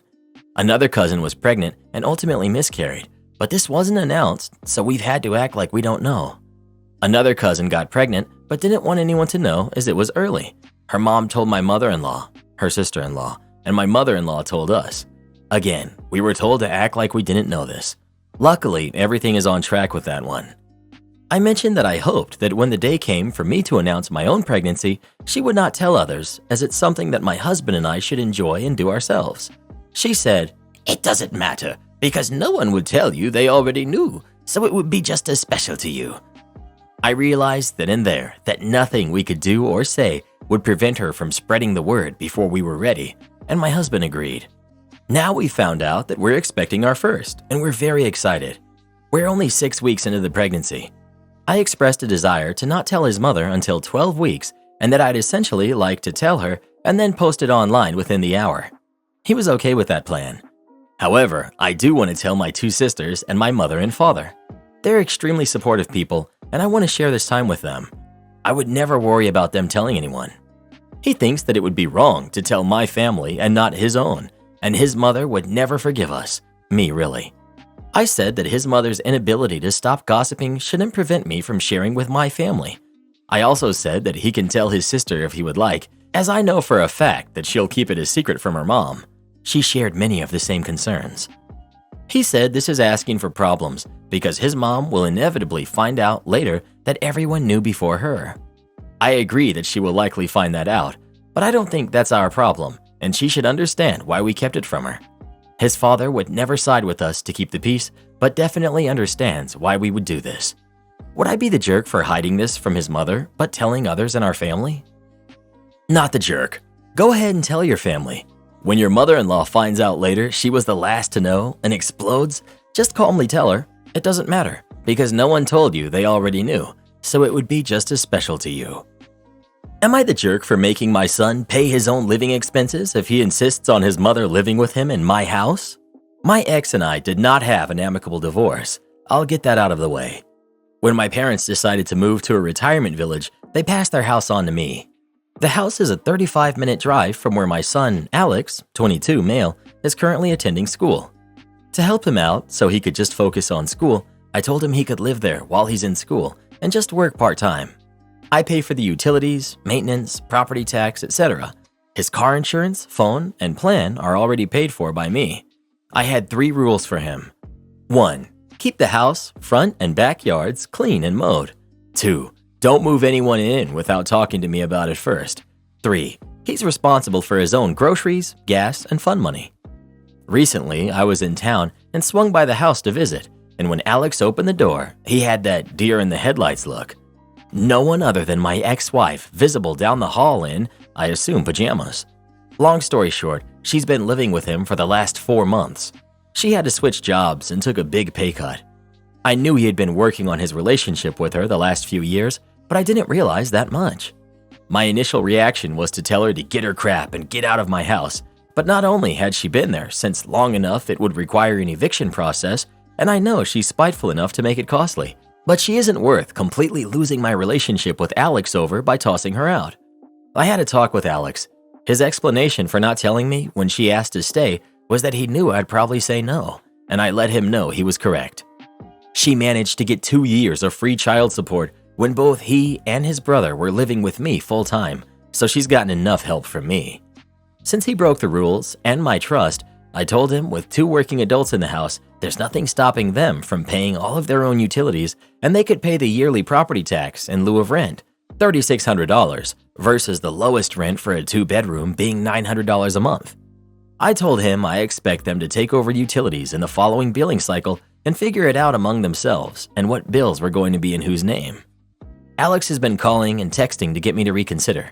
He's gone to his grandparents as well, who have been on my case that I can't do that to Alex because it would cut into time he could dedicate to his studies, and he's just trying to help his mother out, which I should be doing instead since she's the mother of my kids. I merely think of this as a consequence of his actions. Edit to add, thanks for the feedback. I won't be selling the house. I plan on living in that house. I spoke with my lawyer and have an agreement being drawn up. The ex-wife is being given an eviction notice with 30 days to leave. She's gone one way or another, but my son will have the option of either signing and staying or going with her. Not the jerk. Your ex-wife, on the other hand, is a huge jerk for taking advantage of you and your son like that. OP, I suggest you call your son again, meet somewhere, and have a heart-to-heart discussion about all of this. Your wife is manipulating your son, and by making them pay for rent, you're portraying yourself as the bad guy in your son's eyes. It was very irresponsible of him to break the rules you gave him, but he's still young, so I suggest you talk to him privately, explain what he did wrong, and work on it. This goes beyond just him breaking the rules and needing to pay for rent. It's the mom manipulating him, and I feel like your relationship with your son might get damaged because of this. Good luck. Well, what do you think? Should OP let his ex live in the house or not? Please let us know. I'd install cameras around the whole house if I were him, then set off sirens in the house in the middle of the night and get her reaction. Want to switch sections? Okay. A couple of years ago, I was waiting tables at this restaurant in Jersey. This story took place during our slow season, and it was pretty competitive between all the servers. Every server wanted the better section and the bigger tables since our overall tips were lower than usual. We didn't pool tips. It got pretty cutthroat at times. I was doing okay financially, so I wasn't as money hungry as everyone else. I personally get time anxiety, so I hate being late to things. So if my shift starts at 5, I'm walking into work at 4:45 to get settled, then clocking in at 5 to get to work. My coworker, Kayla, however, had a different attitude. She would walk into work at 5 on the dot and clock in, and then head right to the bathroom to put on her makeup, which took her about 15 minutes. On most days it was slow enough that it wasn't an issue, but it still wasn't right. Call me old-fashioned, but when your shift starts at 5, you should start working at 5 and not apply makeup while on the clock while you have other duties to take care of. I've never had to deal with putting on makeup, but it just seemed to me that she should have taken more time while getting ready to come to work to put it on. I always let it slide because I'm non-confrontational, but it bothered other coworkers. However, management never got around to addressing it. One day, I walked in at my usual time, and as I clocked in at 5, I saw Kayla clock in as well and scurry off to the bathroom. I rolled my eyes and walk over to the host station where there are 2 people waiting. The host asked if Kayla was here yet because she was up for the first table in the rotation. I told her she was getting ready in the bathroom. The host rolled her eyes and went to tell her she was going to get sat. We all knew she was putting on her makeup. We weren't going to hassle her if she was on the toilet. I didn't hear the exact back and forth they had, but it took longer than I had expected. The last thing I heard Kayla say was, Just switch my section. I'll take the next one. I don't care. So the host sauntered back at me with a grin saying, You're up for this table. Want to help me set it up? I'm confused. Set it up? It's only 2 people? Oh no, it's a party of 14. This is Mr. Moneybag's niece and nephew. The rest of the family is on their way. For context, Mr. Moneybags, not his real name obviously, but it would have been awesome if it was a very wealthy and well-known man in our area. He made his fortune in landscaping and then moved on to real estate. And believe it or not, he was one of the few affluent people in our area that wasn't an entitled jerk. Me and the host set up the table in record time just as the rest of the party arrived. Everyone began to sit down as I greeted everyone, and just as luck would have it, I gave Mr. Moneybags a handshake as I locked eyes with a dolled-up Kayla as she entered the dining room, and she realized what she had done to herself. The next 2 hours, I waited on my 14-top table as Kayla waited on 2 tops. She actually had a table not tip at all, which is awful and I don't condone, but in this particular situation, oh well. And of course, she kicked herself again when she looked over at my table's check and saw the fat tip I was getting off my big table. Oh well, get ready for work before work, not at work. Am I the jerk for wanting a vegetarian wedding? My girlfriend, Nina, 21, fake name, and I, also 21, are finally getting married this summer. Hooray! This decision has caused a commotion in itself because we are too young. We've known each other since kindergarten. We were high school sweethearts and know exactly what we want to do. One of those things is have a vegetarian wedding reception. Both of us have been vegetarian for years, and it just didn't make sense to serve our guests something we wouldn't eat. My mother, of course, has a problem with this, as her hobby is to criticize me. She thinks that vegetarian food is bland, and we will regret it when our guests go home hungry. She's also been wanting to be more involved in the wedding, even though she hasn't been this involved in my life since I was 4 or 5. Last night it came to my attention that she canceled our catering service and hired a new non-vegetarian one. It blows my mind how she was able to do this. After 2 exhausting calls with catering services, we got ours back. I sent her a message that she just got herself uninvited to the wedding. A moment later, she called me angry and sounded like she was crying, but I hung up after a minute. Nina thinks this is reasonable and that we were generous to even invite her in the first place, but our relatives called either angry or disappointed that I would do this to my mother.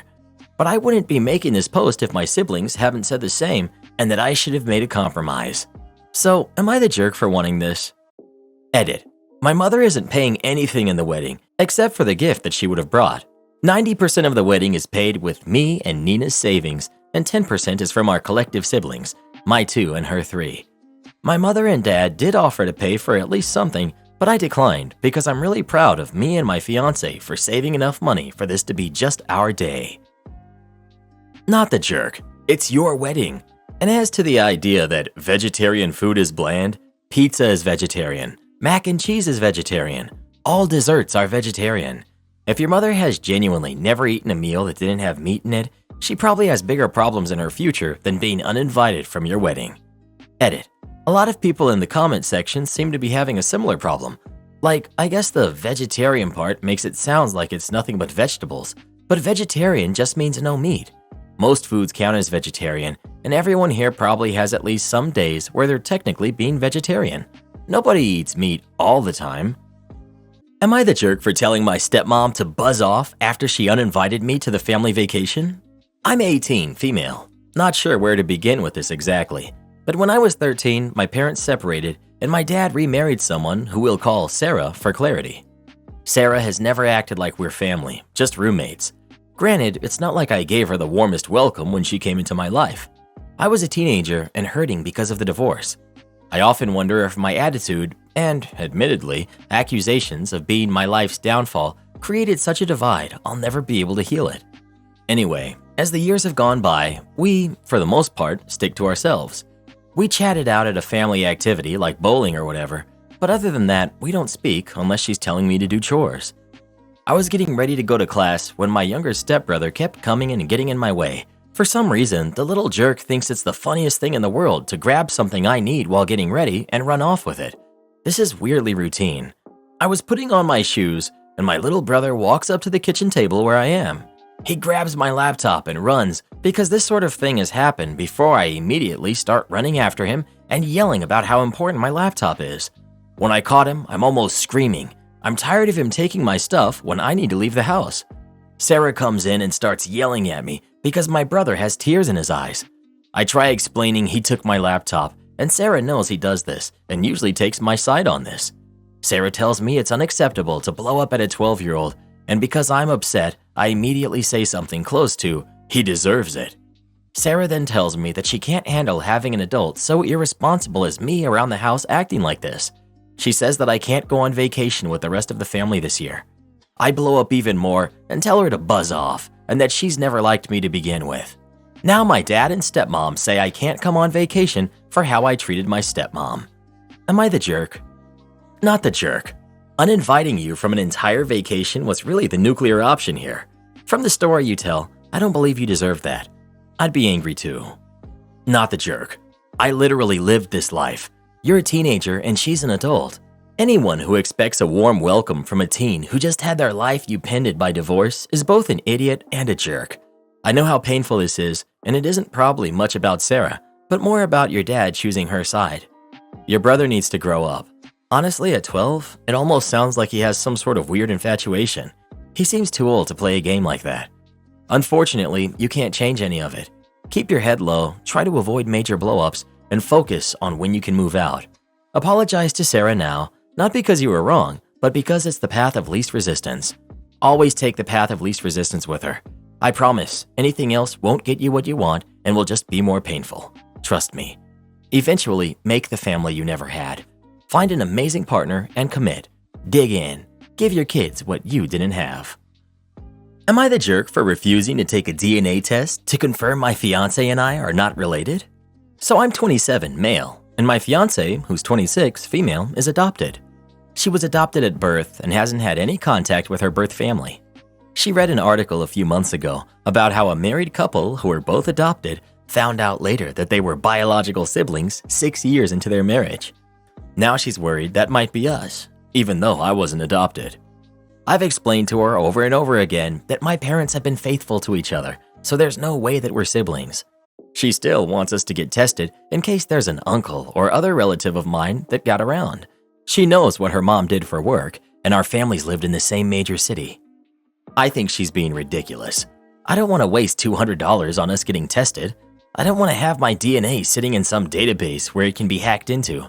I also don't want my data sitting on a website where anyone connected to my tree can find me. It weirds me out.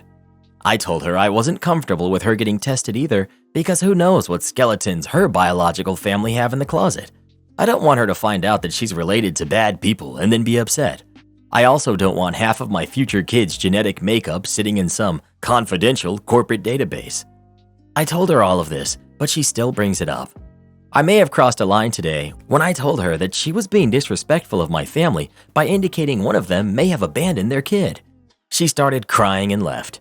She's not answering any of my phone calls or texts. Her sister is calling me a jerk for saying mean things about her biological family.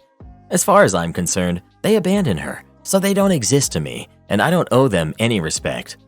On the other hand, they are genetically related to her, so maybe by proxy, I'm calling her a deadbeat too. I still don't want either of us to do the test, but I have a feeling this isn't going to blow over. So, am I the jerk if I continue standing firm and refuse to get tested? You're the jerk. Dude, you could just go to your medical provider, explain the situation, and have them run a comparison. It's really not rocket science, and the results don't need to be sorted or skeletons unearthed, but it is an easy way to get the answer your future wife is after and settling her mind. As to the reasoning for the doc, we are thinking of having kids, and this is a valid concern that we are related. Please have our DNA compared. Do this next. Tap here on your screen to come see our new podcast playlist, where you'll find thousands of hours of the best stories you've ever heard. Or tap the one on the right. That episode is specifically just for you, based on other videos you've enjoyed the most.